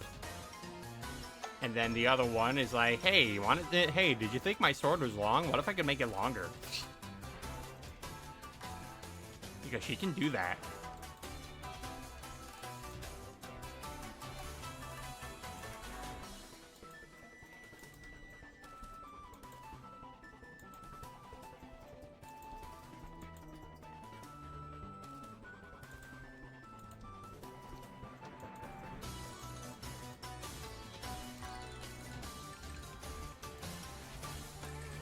So congratulations, stream. You get double the lady.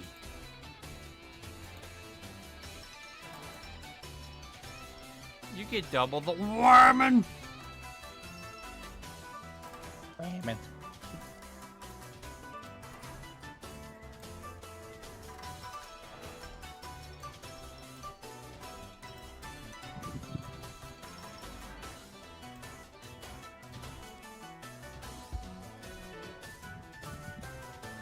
Scree.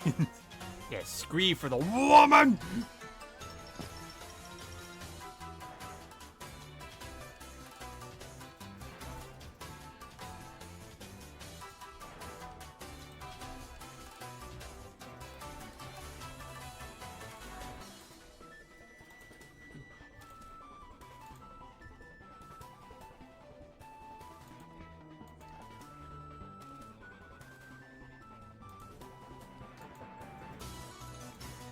Get a bit of the arm here. We're getting closer to where we can say the line art is finished.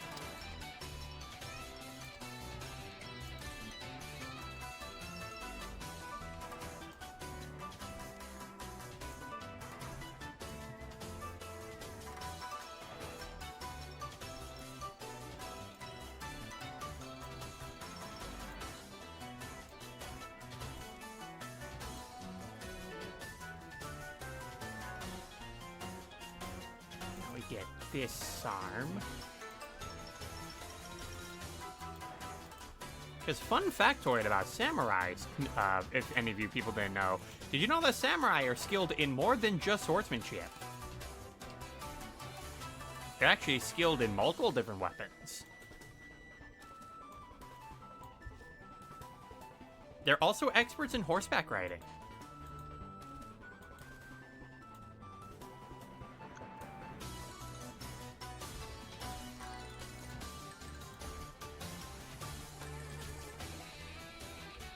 Oh, looks like in about a minute there is a incoming ad break happening, so brace yourselves.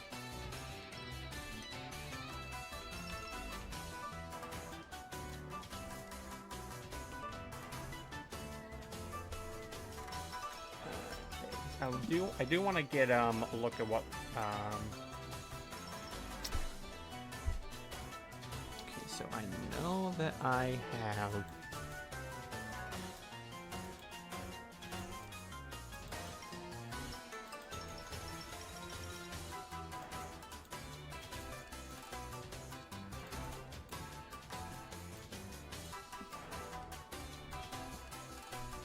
oh, okay, yeah. Alright, the ice is on a completely separate layer. Okay.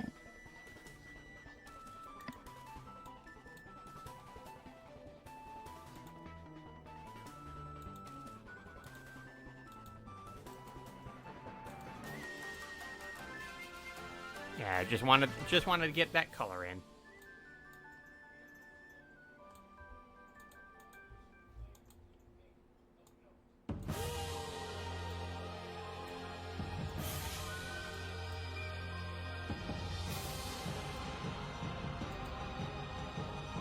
Is now double blade.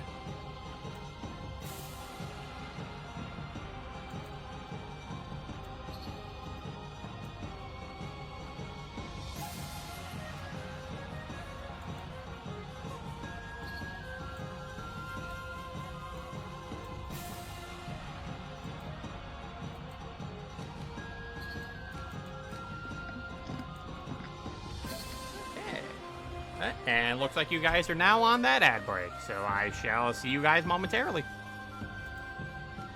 I will continue working on the line art here, because I'm almost done. I just got one more pose to do.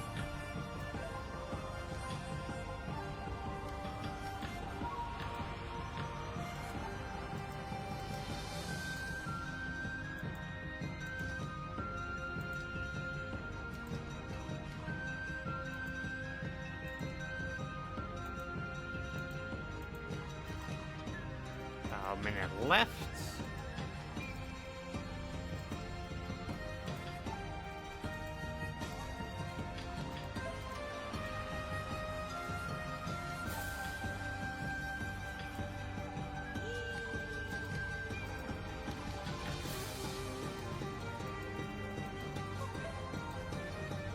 Just get a bit more of the face done here.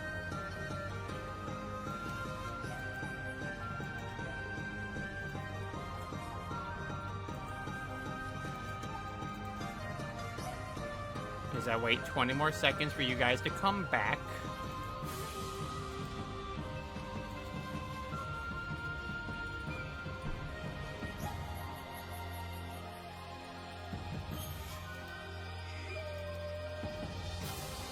And welcome back, everybody.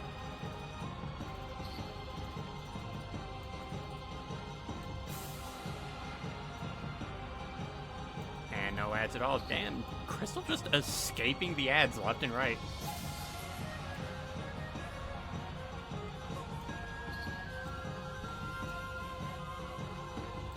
Hey, Twitch, what is going on? I don't know.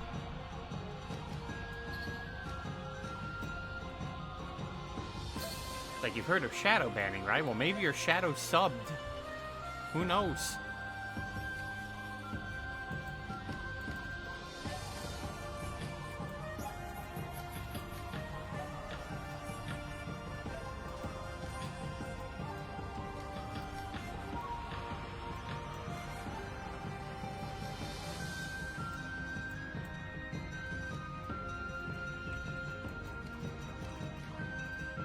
Is it because I opened the book of Bill? Is that what's happening? You know what? Bill Cipher would be the person to look at you and be like, hey, you see this small streamer? You should be watching them with ad block.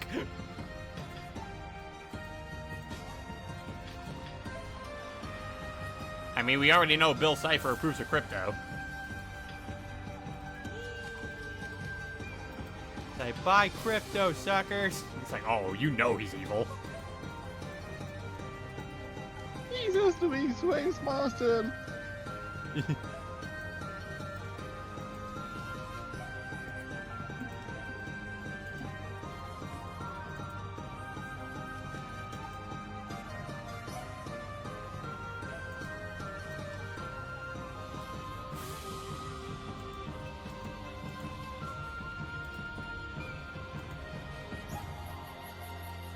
Harry the Platypus, fancy meeting you here. Nuh-uh, you're trapped by societal conventions.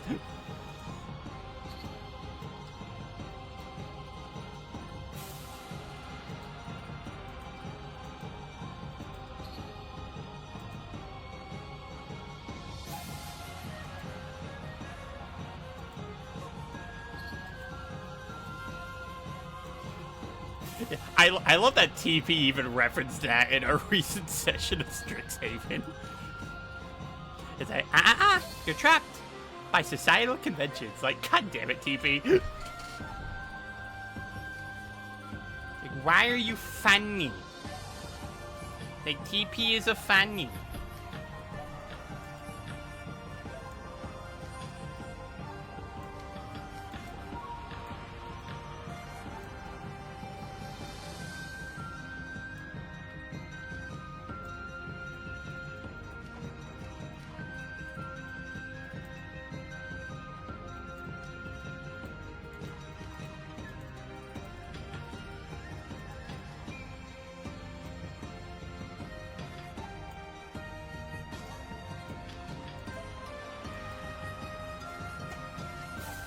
Like, you want to trap your enemies, use societal conventions. Yeah, exactly. You don't want them to cause a scene, do you?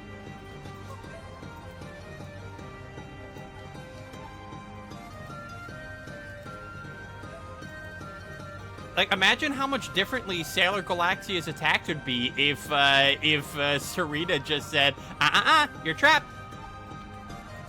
Yeah, like, if Usagi, like, brought her into a restaurant and is like, you're trapped by societal conventions. Well, damn, I guess I have to stop.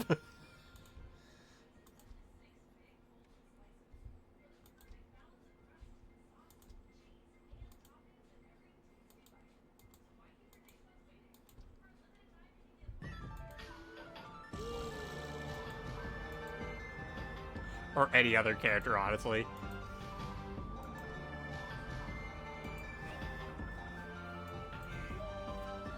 It's like, okay, Frieza, you have to stop your genocidal rampage. You don't want to cause a scene now, do you? Would it surprise you if I said, yes, I do want to?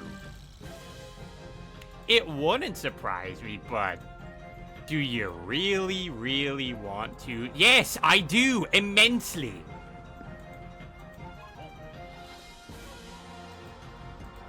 But what if I said your father was watching? Oh, fuck you. Now you can't. So sit down. Let's just have a little chat, Frieza.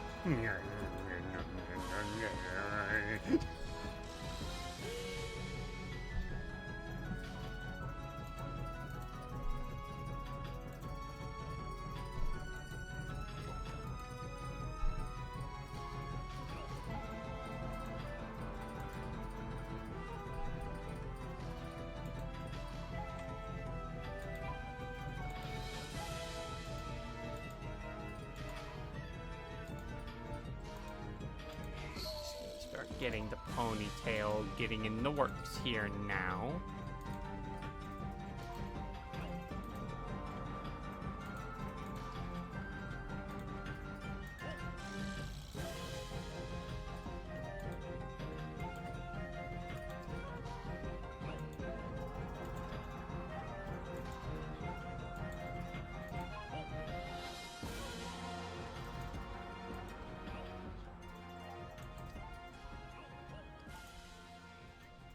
How much more up? Okay, so there's still a little bit more of this I have to get done. But I think we can do it in time. Because I don't have to leave to work until a bit later. Unlike tomorrow.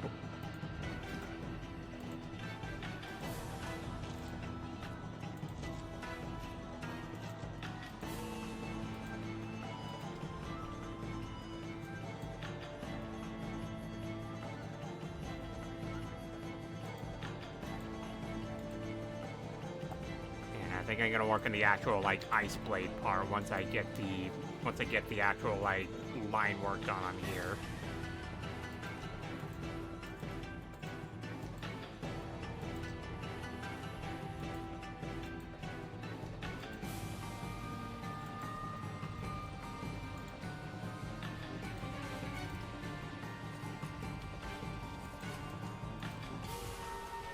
And then eventually, when I do a crossover piece involving Kamiko and Dr. Crafty, it's going to be him having a fight through his castle. And he's going to be like, stop smashing my castle! Nah.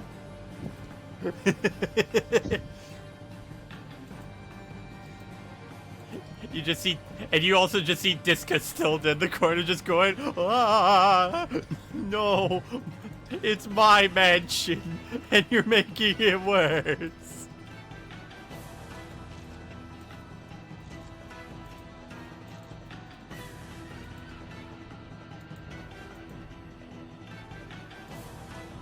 Hearing this thing's giving me PTSD when I went through Okami to 100% it. It was easy until a certain point.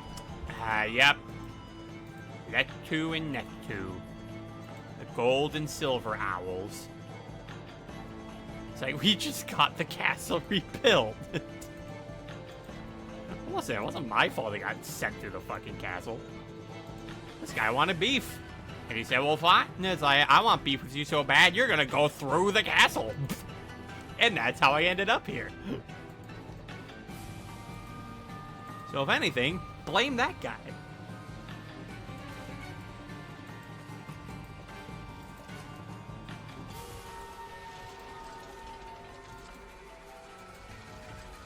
Like, stop blowing holes in my ship.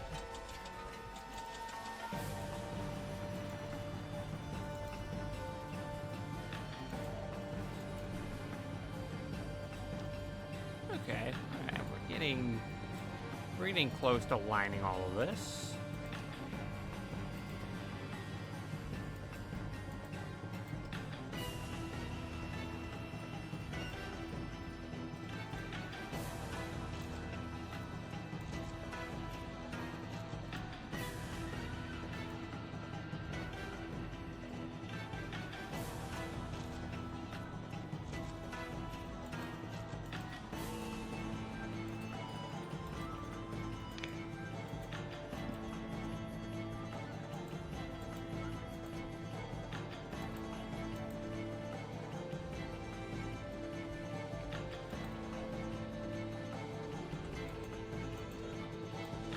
Actually, something I also thought is really funny, if we actually do go with like the heated cameo in the Rise to Superior, you also know that that cameo would also lead to some foreshadowing to, oh, there's gonna be gods later in the Rise to Superior. So not only would Heaton be a cameo, she would also be foreshadowing.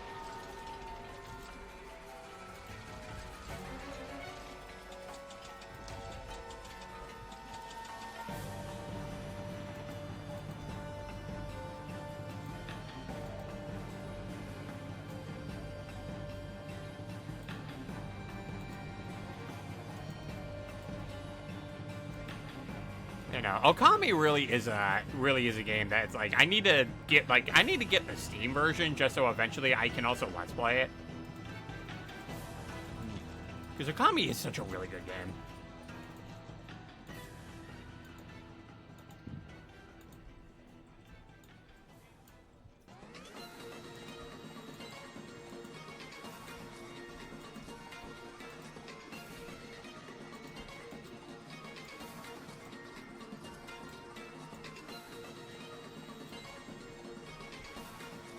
Alright, and now, with that bit of line art done...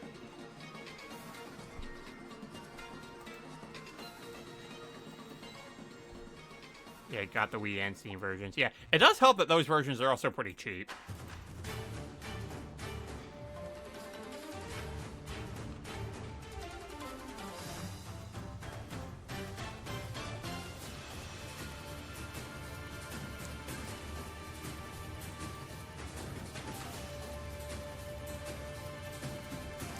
Yeah, remember when I said that she can make her sword long with eyes? Did you think she was gonna make it this long?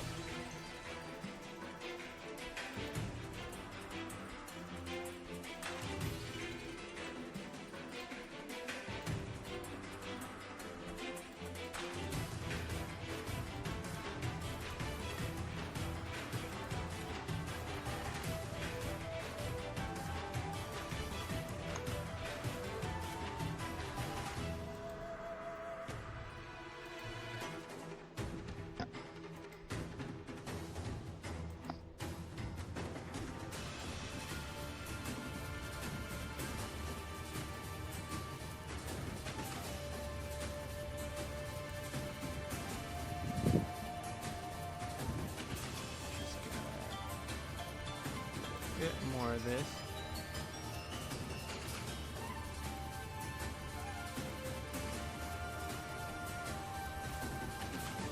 have a character that does something similar with their weapon. Yeah, well, elemental manipulation is also just one of those abilities where it's like, it's very easy to copy from others that end up doing it, just because it's such a versatile. It's just like such a versatile ability that, you know, just about any kind of manipulation you can imagine being done with an element, like tons of other people have done it, just because it's just the most obvious thing to do.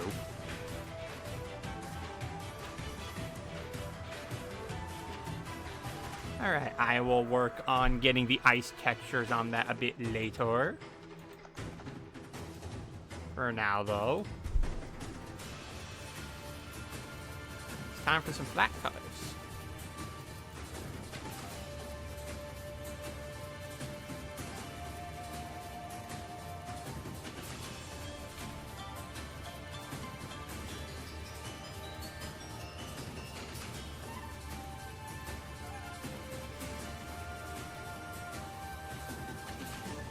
With a psychic field placed around the blade. Ah. Honestly, that sounds quite a bit like Psylocke. Because I know she can do stuff like that. She's both a swordswoman and also a telepath. I'm trying to look for the right word for it. Like I knew it was a word and I knew it existed. Words are hard. Yeah, words are hard.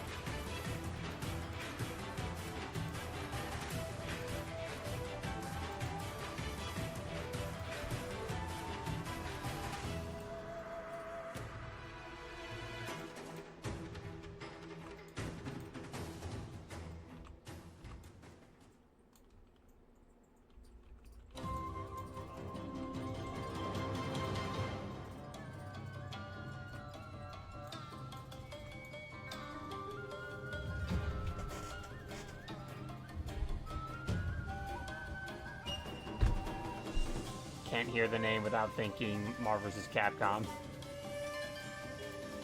And she was originally an X-Men.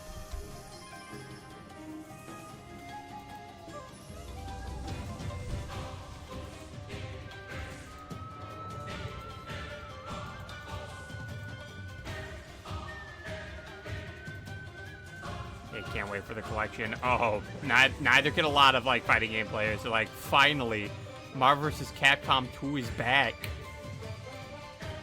They're gonna take us for a ride.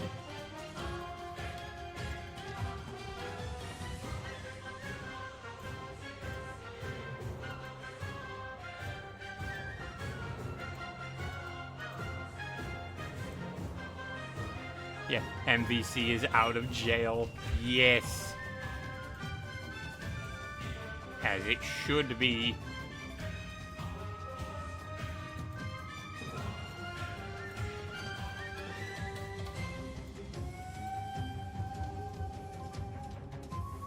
You're gonna get taken for a ride.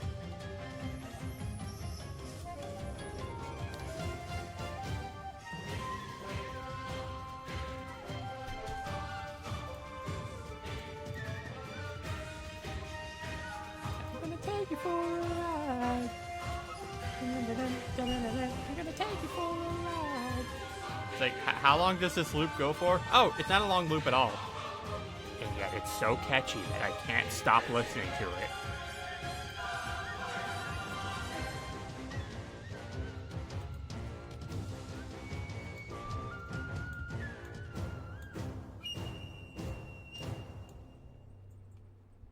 Oh, I actually completely forgot about this one. Oh, speaking of Marvel vs. Capcom 3, hi, Virgil.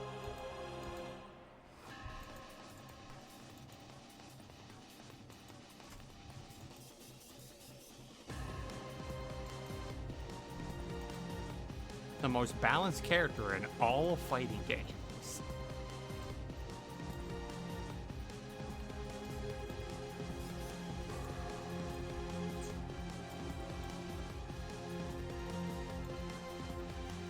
Yeah, Virgil jump scare. Indeed. Like, if you're a Marvel vs. Capcom player, it's like, the moment you see Virgil, that's a jump scare. It's like, listen, Virgil's not broken, he's just lore accurate. I'm just feeling motivated.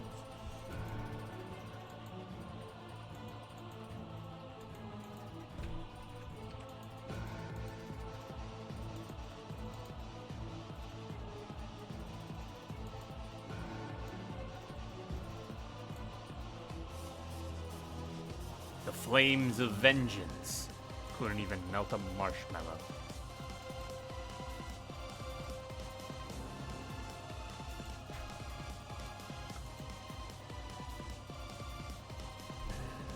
You gave this man dirt, water, and a 44 Magnum.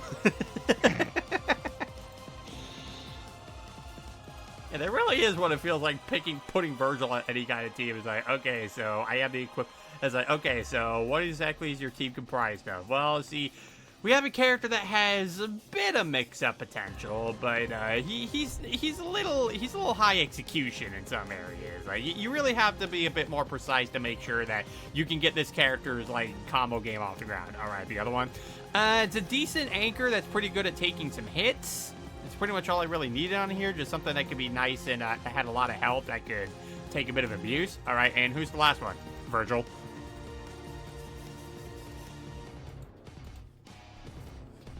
It's always fucking Virgil. It just takes a deep breath in. It's always fucking Virgil.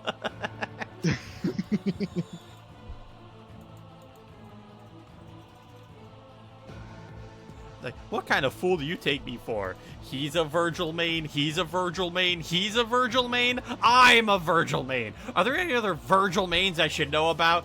Now I'm motivated. I'm out of here.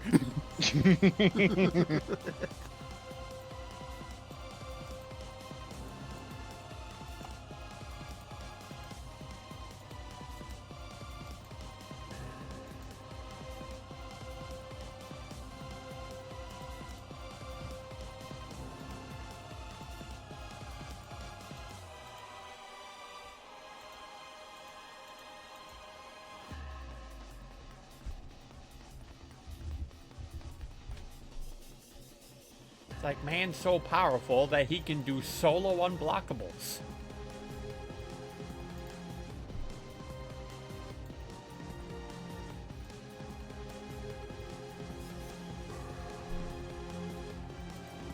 Oh, what's that? His level 3, and what's that? His level 3 didn't kill you? Well, good thing he can combo off of it. Because why not?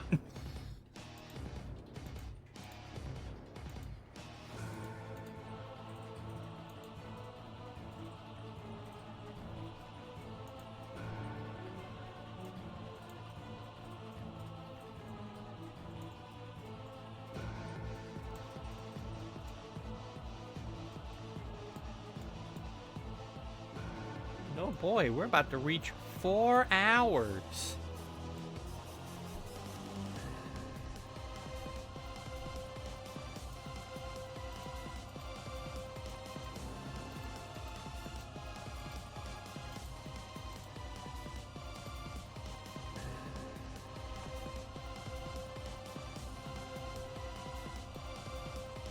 Go back to the colors.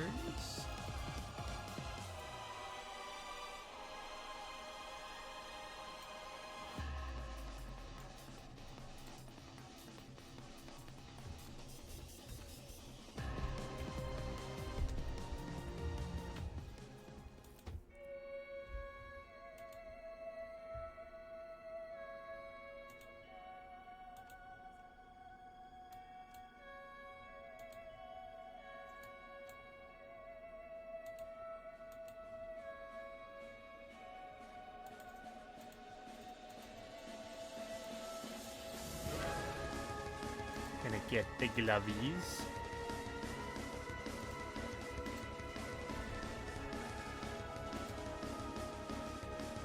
Alright, so let me get, there we go.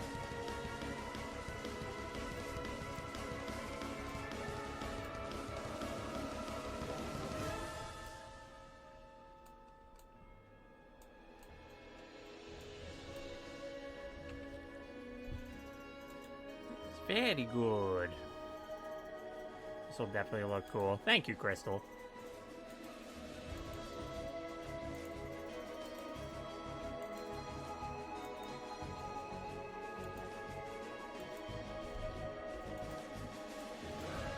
Yeah, because literally all I need to do now is I need to just get the, I just need to get the flats in here. And then just some of the other extra effects I need, and then yeah, we're all done.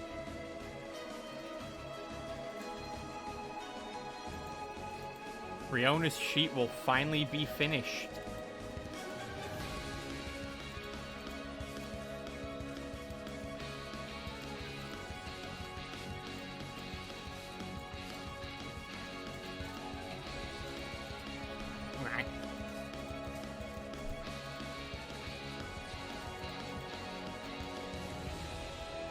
Her sheet will be finished right next to her teacher, Hiyashi.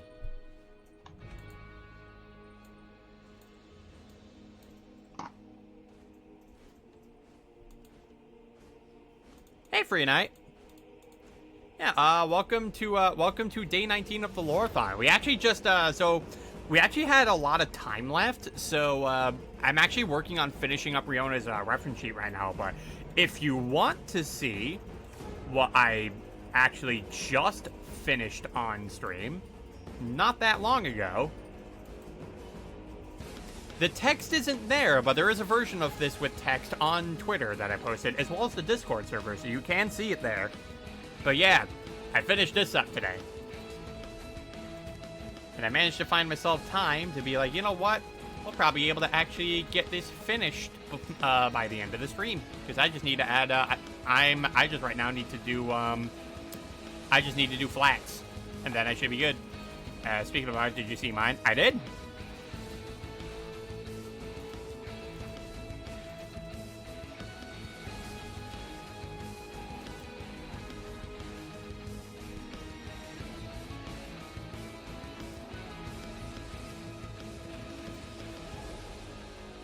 Okay, yeah, so I do have all those selected. It's good.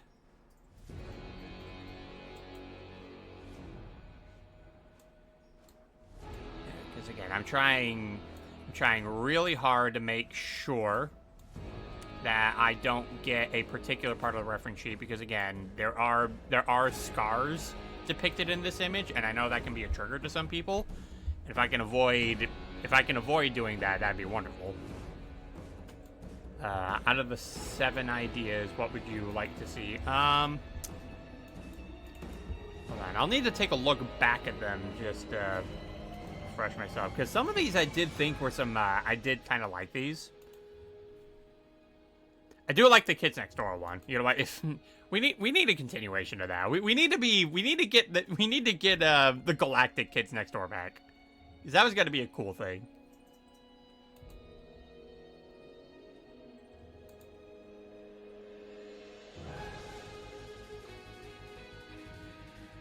Oh, no, I know that wasn't one. I know that's fan art. I was just saying in general.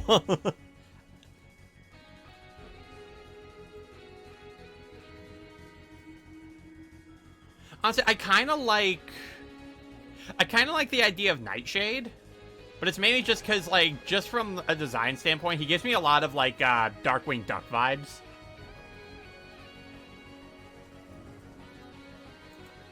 And I wouldn't mind seeing that.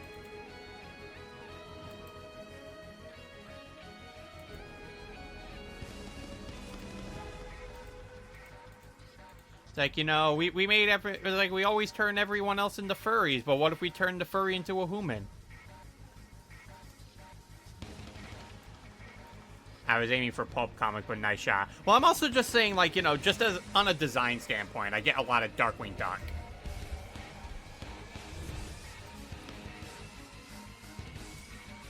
And yeah, like, I don't say that in an insulting manner. I'd say that it's like, you know, because, again, Darkwing Duck is cool.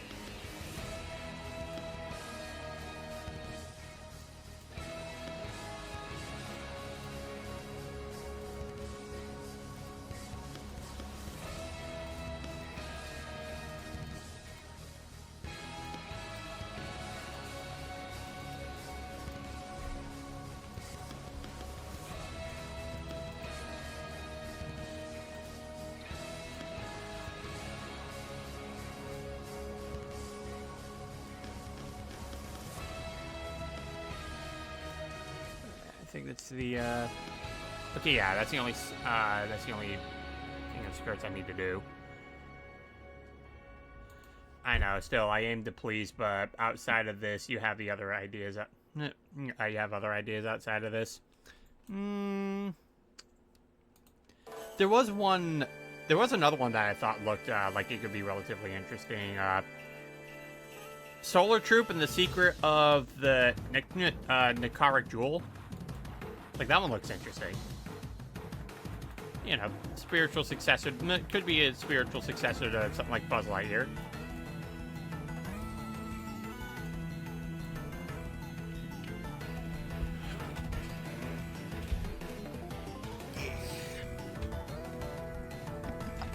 And it looks like we got an ad break going on, so I will see you guys after the ad break.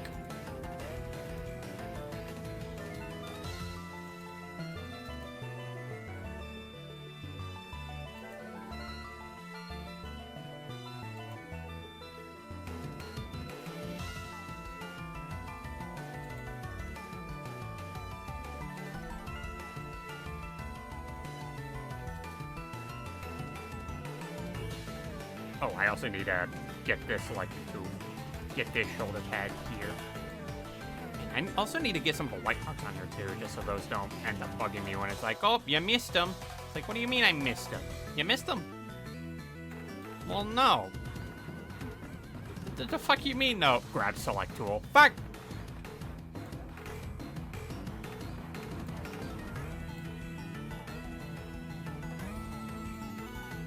I'm probably gonna have to go in a little bit to get some of these manually.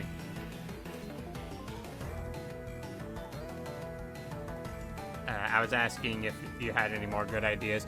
Yeah, like I mentioned, I was making mention that, Solar Troop and the Secret of the Nikaric Jewel, like, you know, I think that'd be a nice, interesting, like, say, successor to something like, say, Buzz Lightyear.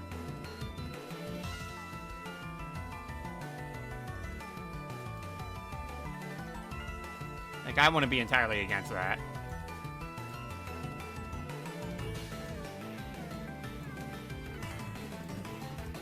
Like, probably could potentially, like, from the looks of it, too, like, oh, no, I mean, outside of my drawings?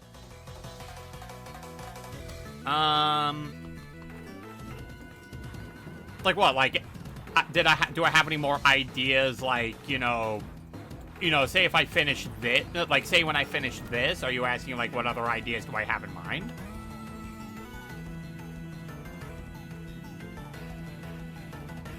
Oh, for comics?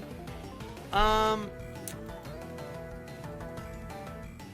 had a couple of things in mind that I could, and that I ended up doing. It's funny enough, considering the person we were making art for earlier, because for Heaton, very major horror buff, and one of the ideas I had in mind, like, way back then was like it was like a horror story.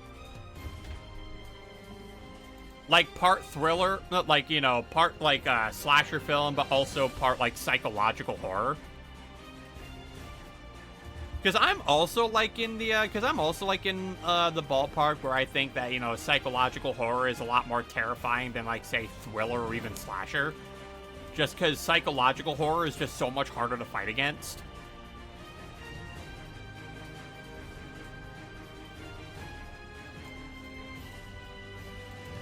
Because, you know, you gotta beat up your brain for that.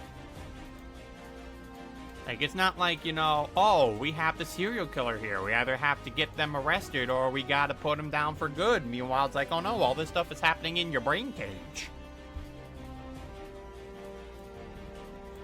And then I just started thinking along the lines of, what if I did both?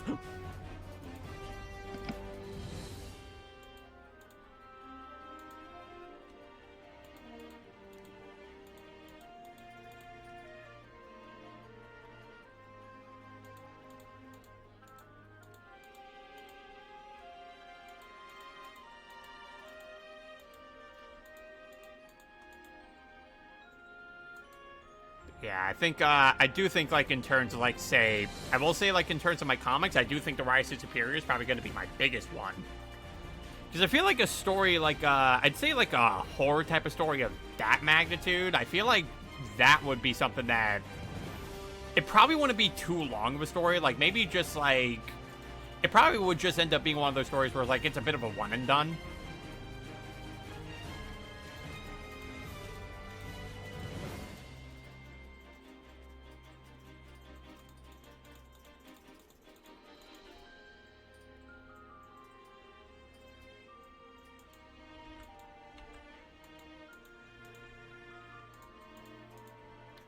Okay, so we do, okay, so yeah, we are getting a lot of good speed done on just this piece here.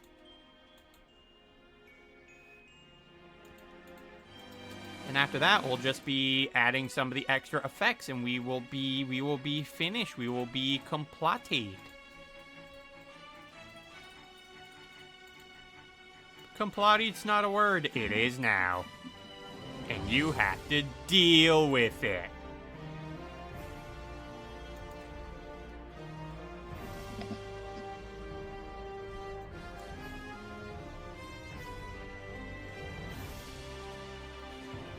Oh, I ended up missing, I ended up missing a couple of things here completely. Yeah, let me just get...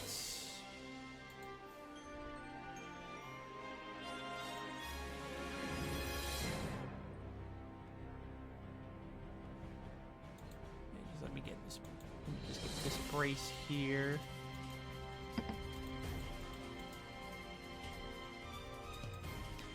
Good one. Still, the Icaric Jewel one is nothing special. Just a story about a group of space officers that discover a supposed abandoned ship on a planet that is deserted to set off to investigate. They soon discover it to be inhabited by a sole survivor and an expedition ship whom is searching for a jewel that can manipulate the minds of mankind to whoever controls it. Now, the Solar Trooper must stop the madman and his loyal robot and reclaim the jewel by any means necessary. Ah, yes, the one jewel to rule them all.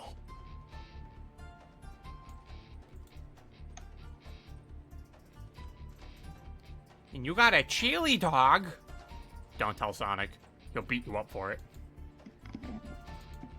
Like, whoa, chili dogs. You're gonna give me one, right?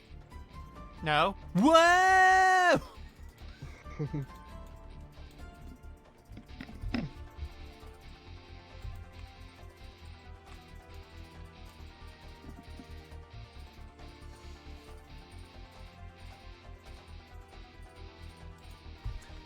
So yeah, there's definitely some spots on here I did end up missing. I also need to get this, I also need to get the insignia on here. No, you said strawberry shortcake sucks, so no. Damn. Whoa!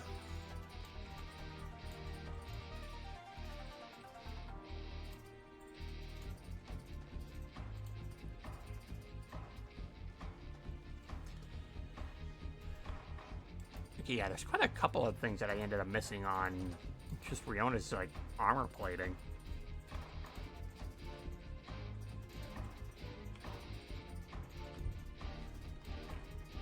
And also just her arm here in general.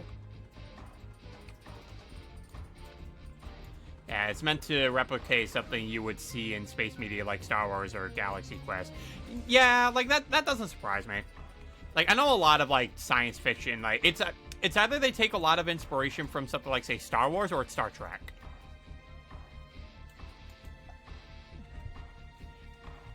Yeah, just because there's just so much in terms of just that form of storytelling that those two stories just do right.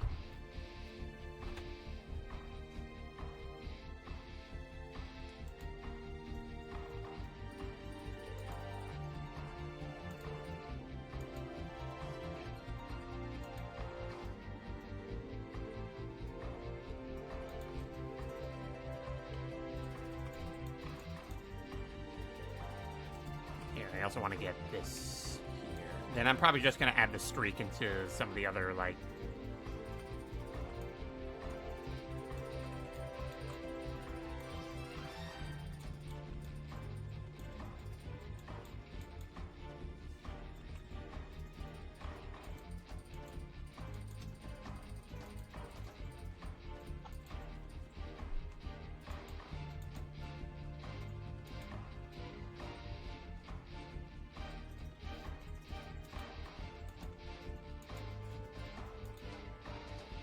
Still, you only have one idea? Well, a lot of it really is just the fact that the Rise to Superior is just going to be, like, such a big thing of mine that this really has just been the only idea that I've been committing the most time to. Like, it's easily going to be, like, my biggest thing.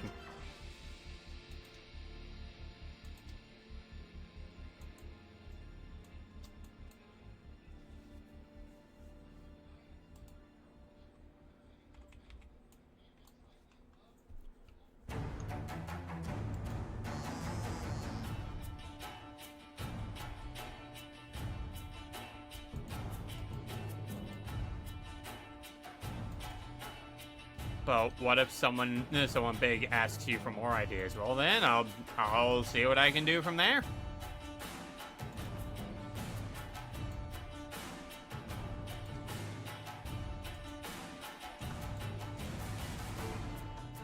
You know, if not, then I guess I'd just be a one-hit wonder in that case. But sometimes it happens. Like sometimes some people just, hey, I want to do this one idea, and then once they have it out there, it's like, okay, cool, I'm satisfied with just this.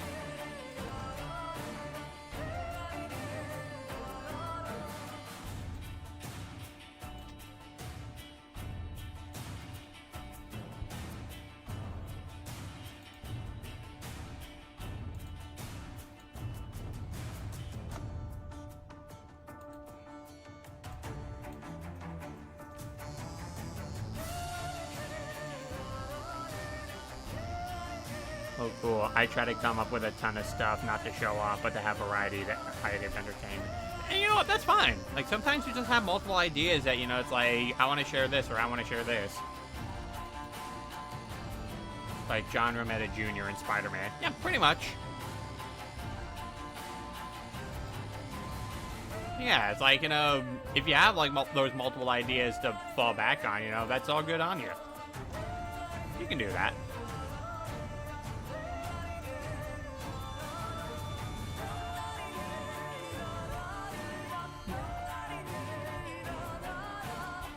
Yeah, like some people though, like they're just so okay with an idea in their head that they ended up putting together that they're just like, you know what? I think I'm fine with this being the only one.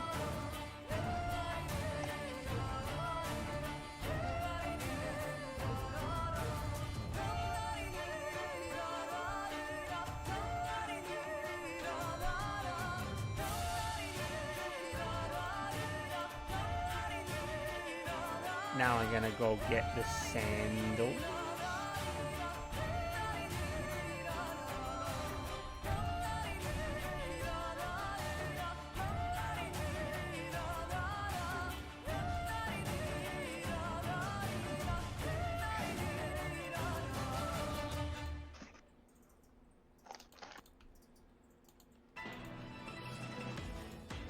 It also helps too as well, like I mentioned before, like I feel like the Rise to Superior, like even if it's a series that does ultimately meet its end,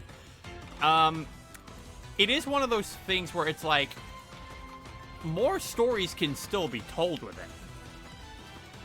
Like even if it's not like just centered around Kamiko, like you could make like something like something based off of another character. Like if you wanted to, you could make a Riona focused story. If you wanted to, you could make another Amara focused story.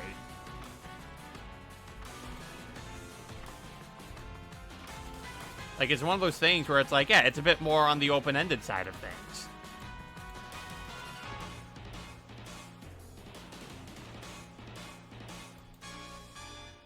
I can see you having a happy ending with this, not like Dilbert's creator.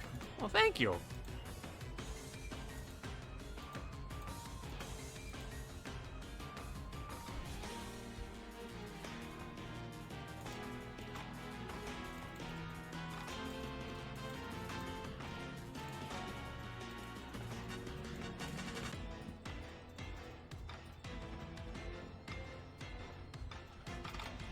I think there are some colors I did end up missing though, so I'm gonna have to go back and be like, I'll fill them in.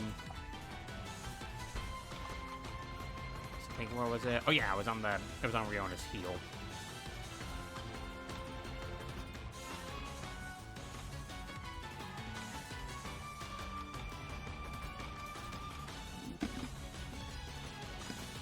Was I missing it anywhere else? I mean, aside from yeah, I think everything else is just fine. It's just this I need to get squared away.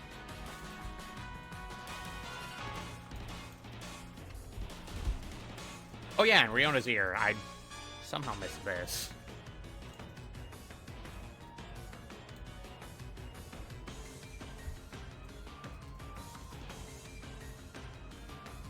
And I think for the line art as well, I think I'm gonna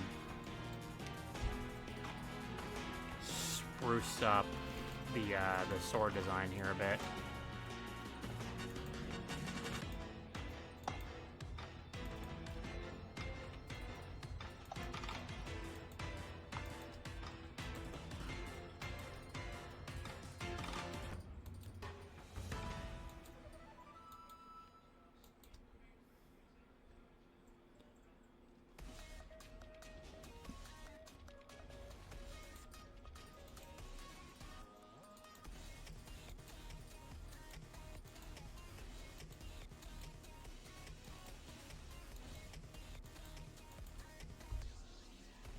There we go.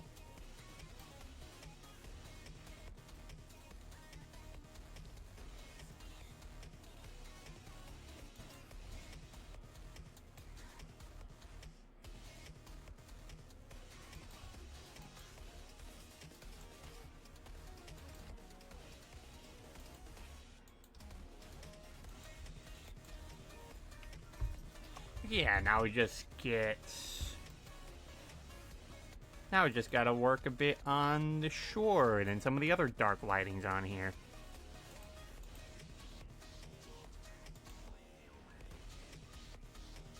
Oh, and I also should get the sheath. I should be getting the sheath as well.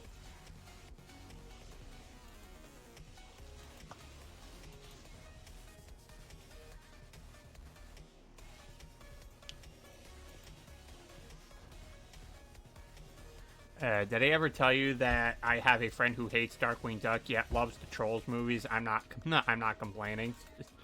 I mean, guy has weird tastes.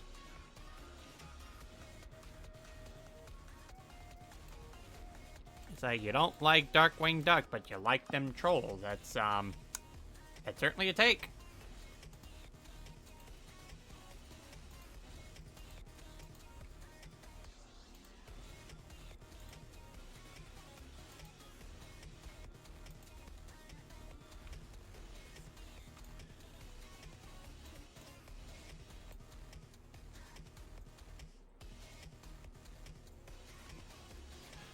Wow, there's a number of things there's a number of things I forgot to fill in. Because I'm doing so much scrolling between the coloring and everything. It's probably what's throwing me off a little in some areas I'm forgetting to add in.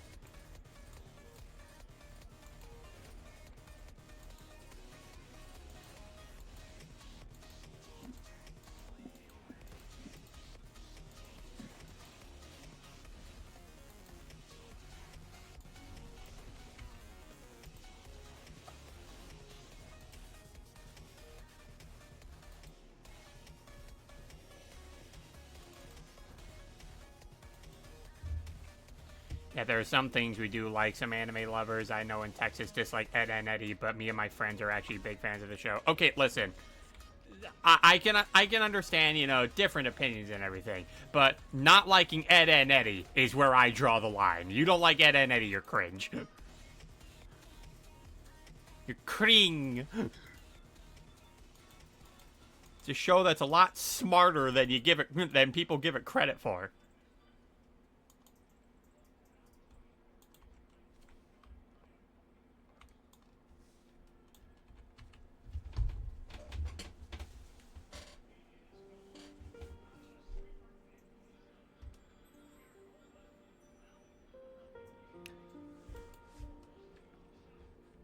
No, my friend and I like the show. I mean, oh no, I know what you meant.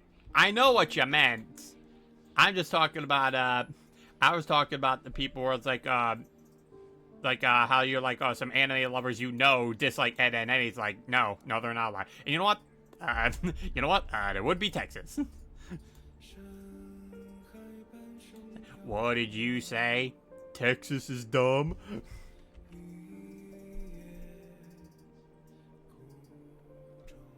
Annoying Ramona. I just want to give her hot chocolate and a box of cookies just to give her some positivity. I will say, first, her name is Riona. Just to let you know, like, how to properly spell her name. But yeah, but you know what? She'd appreciate the cookies. Yeah, I'm from Texas. Yeah, I also have another friend who lives in Texas, and he full on encourages people to insult Texas. His name is Brofan1.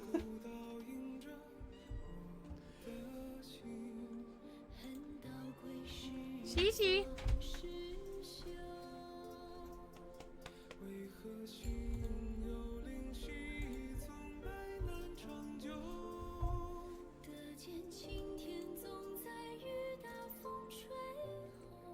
Yep, there is a kitty here. Hi, Cece. Hello, little one. How are you? I keep thinking her name is Ramona when it is Riona. You're probably thinking, you might be thinking of her name, and maybe Ramona Flowers is what comes to your mind. Hello. Oh my god, I hate when it doesn't switch to the layer I want to put the color in. It's like, how many times do I have to click you? Texas is dumb. It even took my best friend away from me. Oh, I'm sorry, Crystal. Listen, all the more reason Bijou would look at you and say, yes, please make fun of Texas more.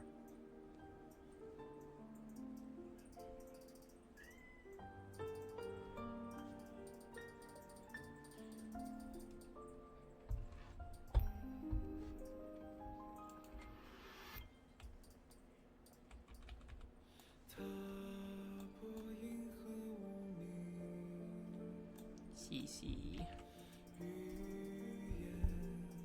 Hey. Cece, you have in fact been perceived. How does it make you feel?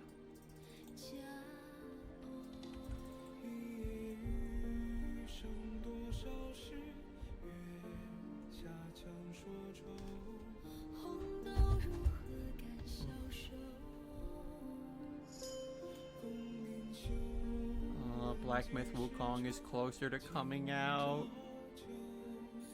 Can't wait to get it.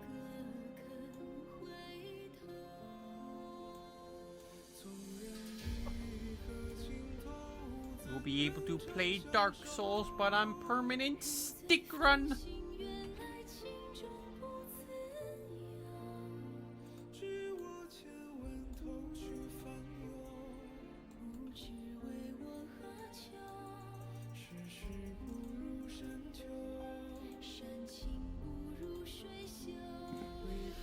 Now I'm gonna try to get the rest of the sword on here nice and colored in with the flats. So I just need to get the handle and then the blade itself.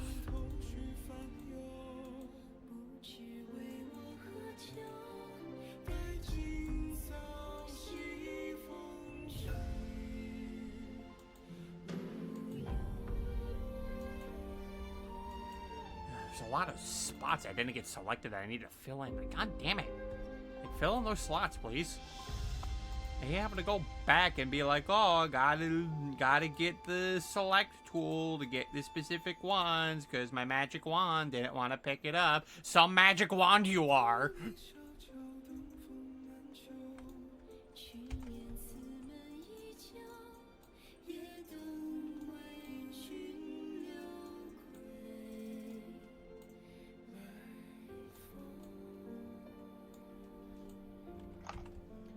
Okay. Now let's get a little bit in here just to check, because I'm pretty sure. Okay, yep, there's some spots missing there. Because I knew it was about one or two of these where I was missing something.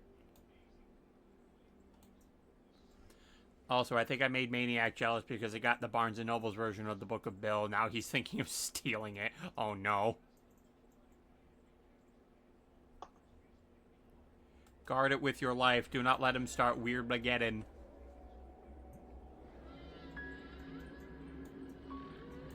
Because I know he would love to do that.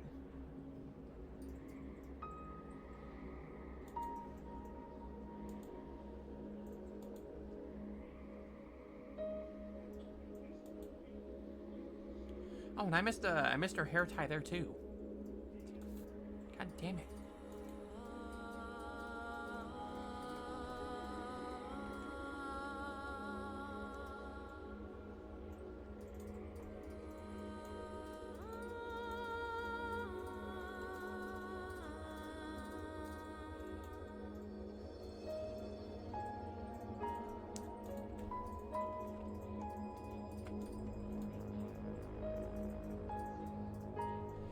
Any opinions on the Trolls movies from you?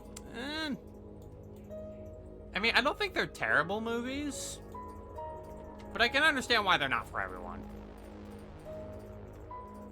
Like, it really is just those type of movies that honestly feel like they're more so just trying to flex the fact that, oh, look at all the licensed music we were able to get for this. And it's like, okay, but what about making the movie? Like, what exactly is this? Like, again, like, they're movies that have their moments. Like, they're not, again, they're not the worst things DreamWorks has produced. But it's also one of those things where it's like, I mean, if you want to skip it, I can understand. Like, you really are not missing out much.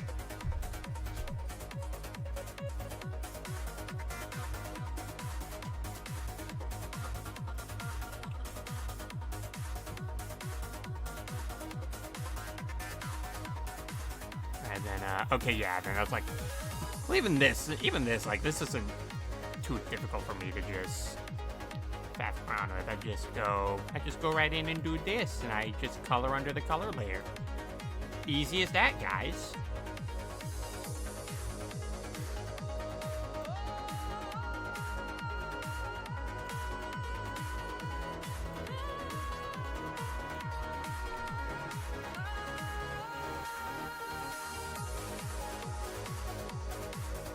Oh, and I need to get her toes. The toenails. Again, that's not difficult to do. I just color under the color layer.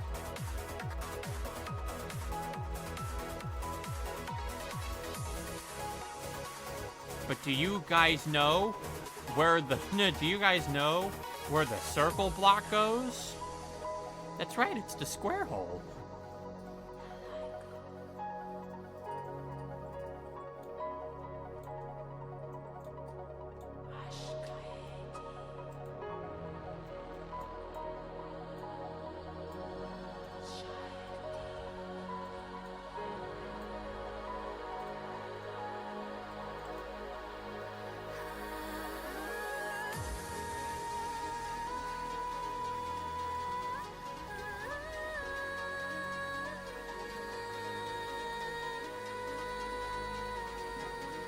More toes.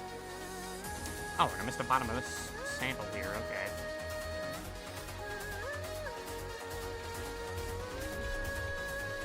okay. Okay, and yeah.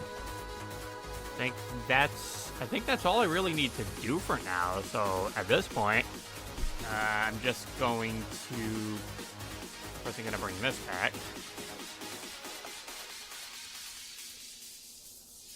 Because I'm also gonna have ice covering this too.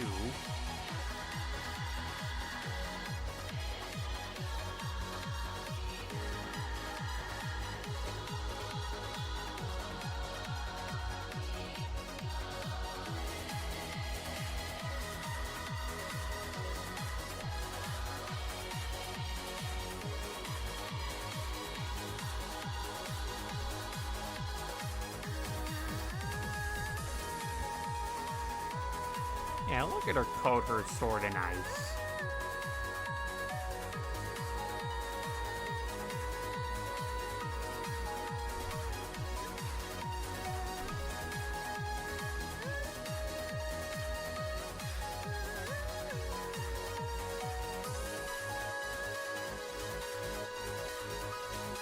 Let me actually do airbrush.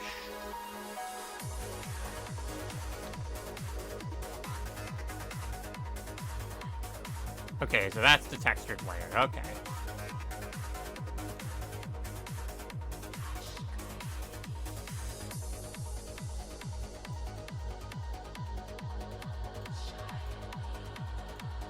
And there goes an ad break. I'll see you guys momentarily.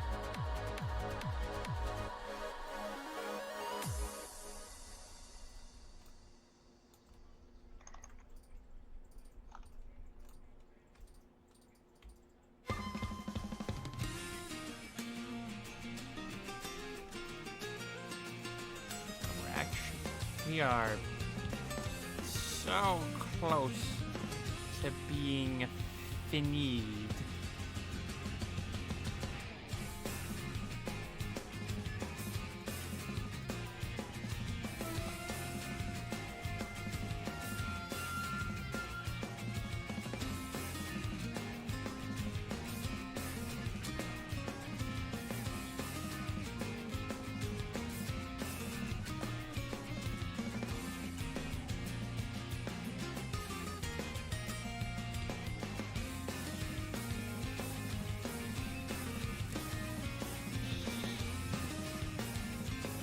Now we just add the highlights.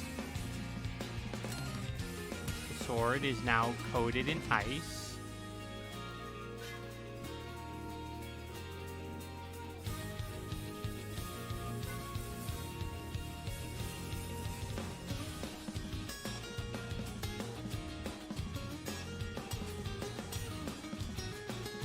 Welcome back from the ad break, guys.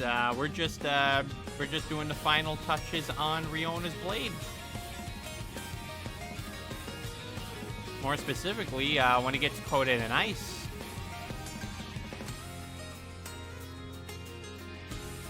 Ah, thank you, Seribot.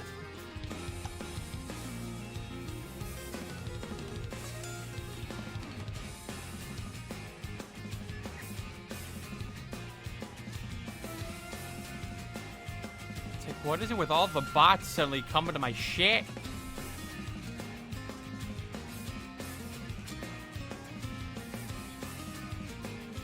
Like, it's never been this frequent.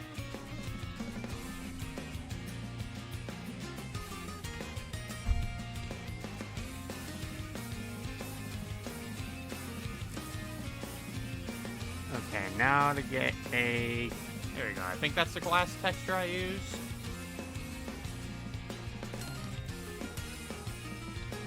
Nope. One of these. Okay, no, then that means it's glass texture 3 I used. Yep. Texture 3 I used.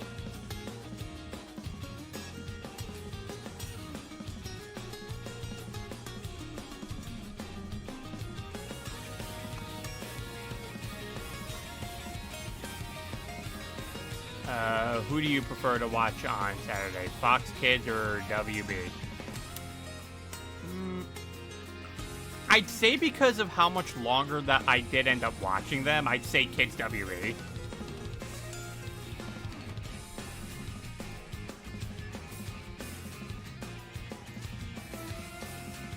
Because, like, the only amount of, like, say, animated programs that I really watched, like, on Fox, like, you know, ones that, you know, weren't things like, you know, The Simpsons, was, it was, and I'm probably going to lock some memories when I mention this, when I refer to it by this. So who remembers the Fox box?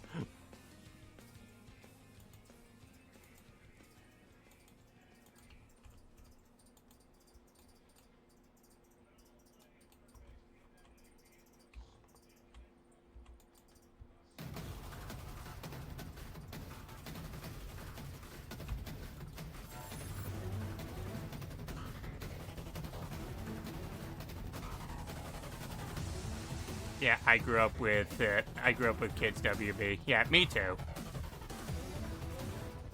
Oh, I remember every day. I remember Saturday and Sunday morning cartoons. Yep. That's how I got my dose of Sonic X.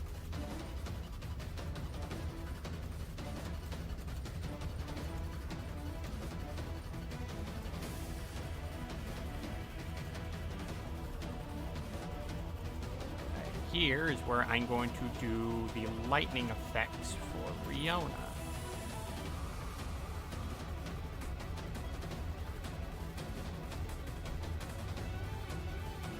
I mean, as much as I like Batman, Batman the Animated Series, Beetlejuice, and Animaniacs, I do like WB shows like Jackie Chan and Mucha Lucha.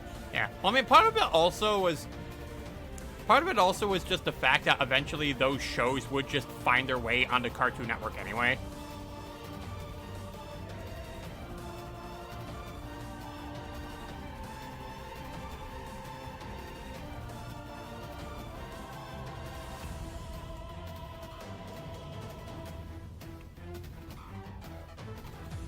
Actually, I wonder.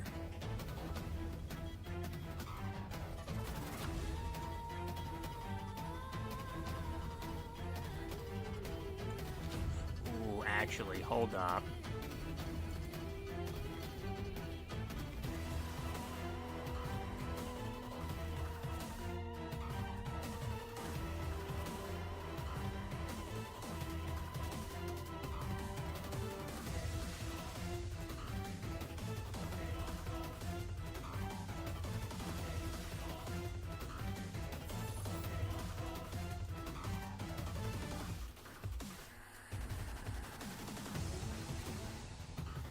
there we go.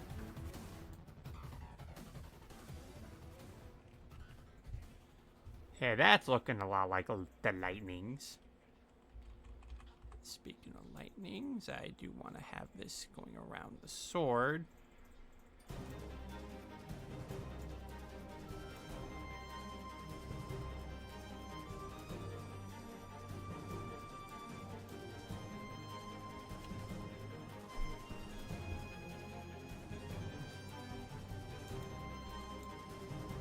And then for the wind.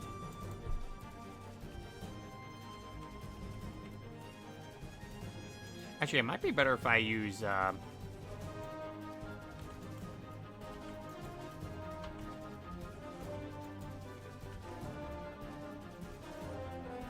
I don't think I don't think it would.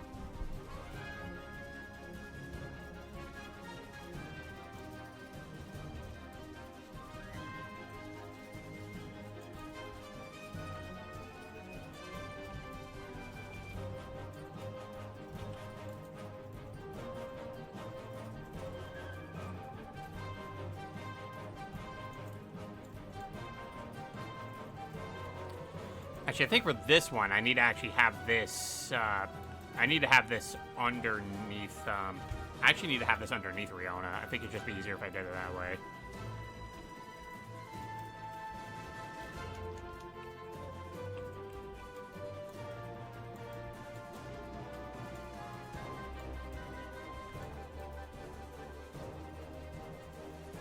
Just to, like, really showcase, the wind going.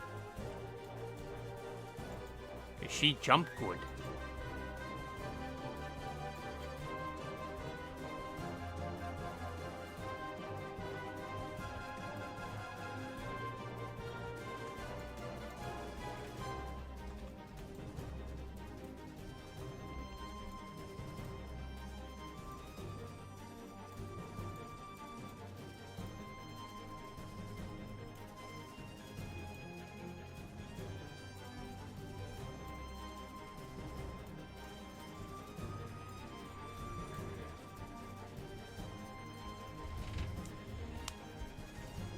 Alright, now I guess for the final things that I want to do, just make sure this is all nice and touched up. Alright. Okay, yeah, there we go.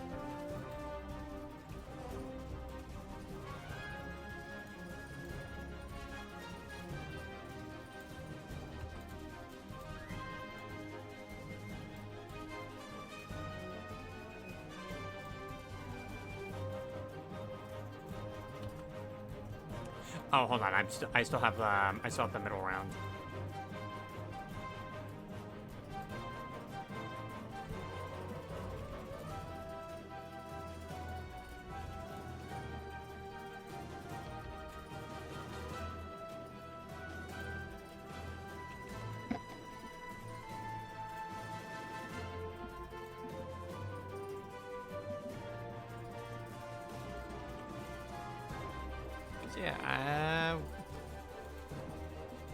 Yeah, we are just about done here, everyone. Like, yeah, a whole ass reference sheet finally finished, along with an art piece for the good old friend Heaton. I'd say today was very successful. Mission accomplished.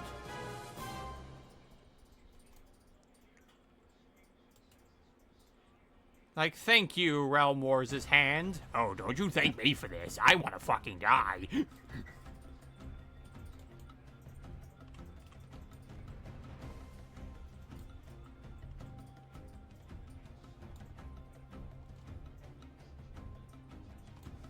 Oh, look, Barnes and Nobles are celebrating the Book of Bill released. Wait, why is it corrupting other books? This. The influence is spreading.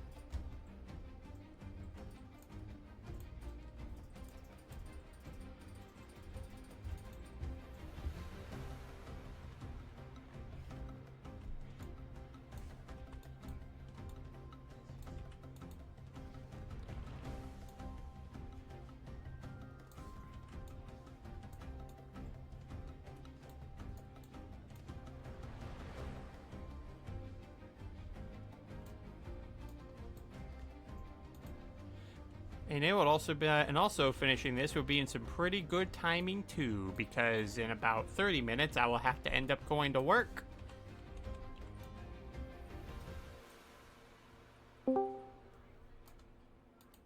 Oh, welcome back, Jonah. Yeah, we actually had a lot of time to kill after finishing the last piece, so I'm actually going to be finishing up Riona's reference sheet here. Oh, nice. Yeah. I've posted the finished art in the Discord server. I saw. It looks good. Yeah. Keaton has not reacted to it yet, so we're still waiting on that. Well, hopefully, we'll see it soon. Yeah.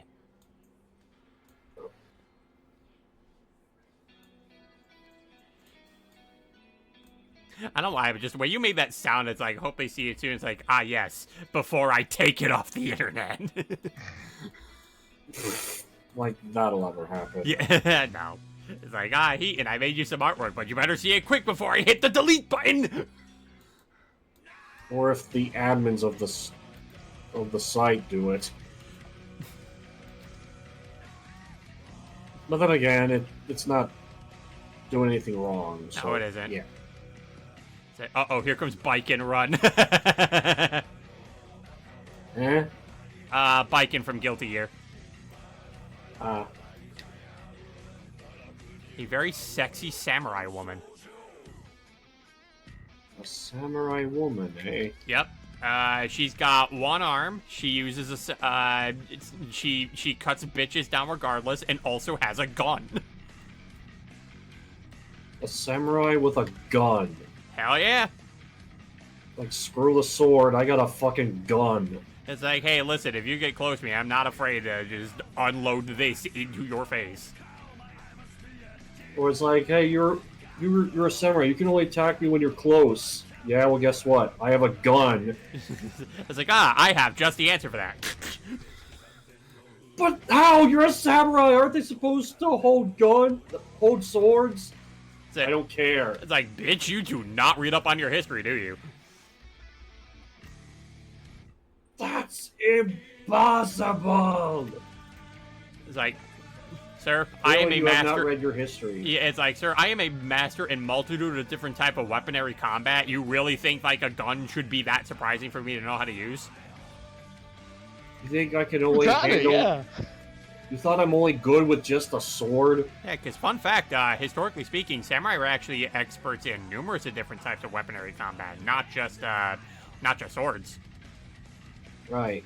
Yeah, because they also, because in fact, it's actually something I've incorporated into something that Rion is able to do. Like, she's able to turn her sword into a bow staff, but also, there's also just the fact that, a number of samurai were also very skilled at things like archery, and also they knew how to ride horseback.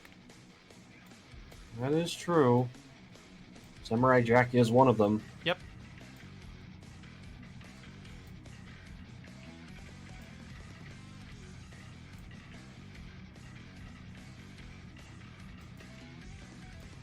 It looks like Inside Out 2 just surpassed Barbie.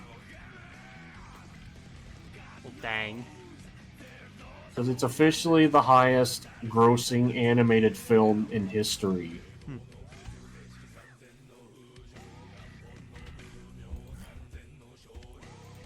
I still need to give that movie a watch.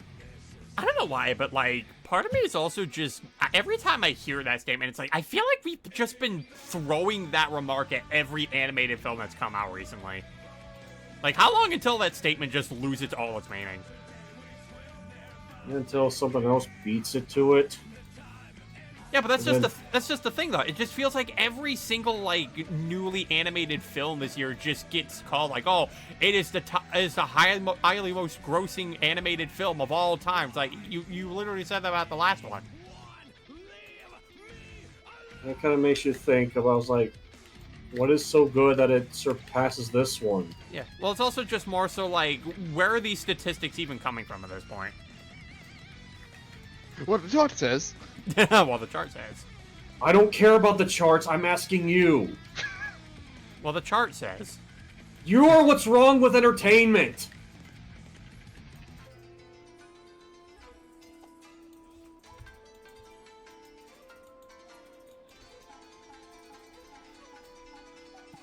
Do people still have to revolve around charts than themselves? Yeah, it's called working in businesses where they're like, but the focus groups, guys.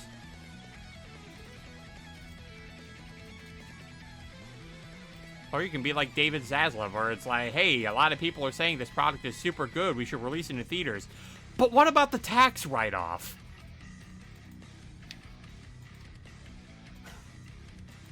David, you're a shitty CEO. Yeah, like, please get fired. But who can fire him? That's the main question. You can fire a CEO. But who has the power to do that? Hold on, because I'm trying to think here. Oh yeah, the board of directors. Oh. And who is the board of directors? And usually the people who just oversee like all the production line for like say property, because they'll usually come in, you know, because like the board of directors will usually like they'll come in and they'll be like, hey, so we've been keeping track of a lot of the stocks that have been going on with a lot of the stocks that have been going on here, and let's just say a lot of the decision that you've been making has been making things plummet. Like, You have done nothing to fix these issues. Yeah, you want to tell us a little something about that? Well, you see, I decided to cancel one of our most highly anticipated animated projects. Why? For a tax write-off? Pack your bags, get out of here. No! Yeah, just like, yeah, get the fuck out of here. That is the dumbest excuse I've ever heard. Get out. It's like, all right, time to get a new CEO. Like, that's it. Whoa. You're done. Whoa, Get out. Cece, what was that? What just happened? Cece just jumped suddenly. Like, It something nearly knocked scared my her? microphone off. Did something scare her? Probably. Like, I did hear a little... Yeah, noise. that was Cece. Yeah, I'm just like, what the hell? Yeah, like she just kind of jumped and left the room. Like, Cece. Something scared her. Yeah, something spooked her. Like, did she feel something or heard something? I don't know. I don't know what it was. She just kind of jumped.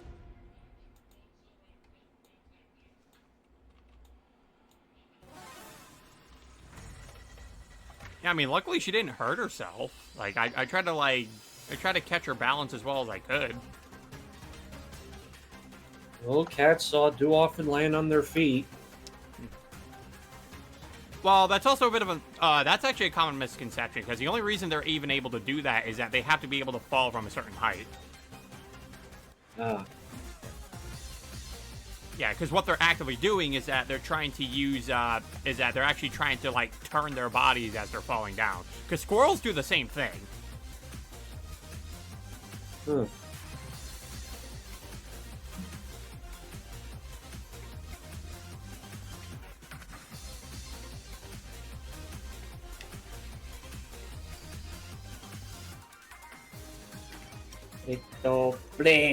Itoble. We have an emo for that. Oh yeah, it was the Twilight emote? Yes, it was. But, yeah, I'd say we got Riona's, reference sheet pretty much, done here. Nice. Yeah.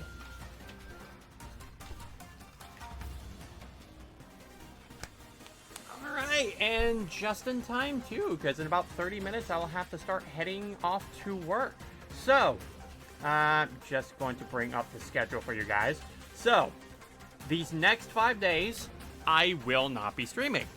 That is because, as mentioned earlier, I am actually going to be out of town visiting family to help with celebrating my birthday. Because these will be the only days that we'd be able to do so with the people, with my sister who lives far off from where I am. But like I mentioned before, starting Thursday, in fact, I will actually give the man a shout out right now.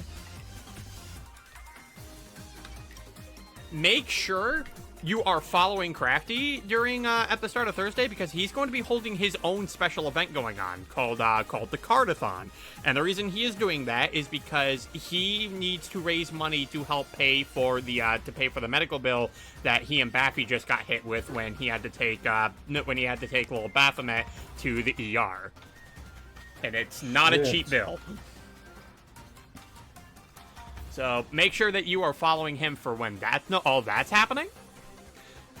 But we will be back on the 30th, on my birthday, where we will be working on a large comic spread. And what this comic spread is going to consist of is how I want the action sequences to be portrayed in the Rise to Superior. So that's going to be a rather fun one. It's going to be on my birthday. It's going to be my debut stream as both a VTuber and a streamer. It's going to be a lot of things happening on this day. And then finishing off after that on the 31st, we'll be doing some extra bit of artwork that's just going to be a little miscellaneous here and there. Like, again, one of them's going to be for the Twitch banner, and then another one I'm going to probably, if I got the time to do so, it will be for a poster teaser of sorts. But for now, though, I have my raid target in mind, because he actually just went live recently. And, Jonah, I know you yourself are a big fan of the wrestling, is that correct? Yes, I do often watch WWE wrestling. Well then, the man that we're about to raid into is, he also is a wrestling buff. He also is a puppet. Let's raid into Scotty. Oh? Yep. He is in fact a puppet VTuber. And he is Scottish. His name is Scotty, and he's very fun. He's a very cool guy, and he's also very smart too. Like, very, very smart. So, oh yeah, and also the raid message, as usual, will be the lore. So, as our usual rules when we raid into people, don't over-promote the stream, respect the streamer's rules, be sure to follow their content. So, be sure to follow their content if you like what they do, because Scotty is great. And also, when we raid into them, if you go to the URL address, remove the referred equals raid before refreshing, so Twitch actually counts your view for them. But until then, this has been Realm Wars. This has been day 19 of the Lore-a-thon. We finished both Riona's reference sheet and an image specifically for one Hitan no Roroni. We shall see you guys, well, on my birthday on the 30th, so have fun! Indeed.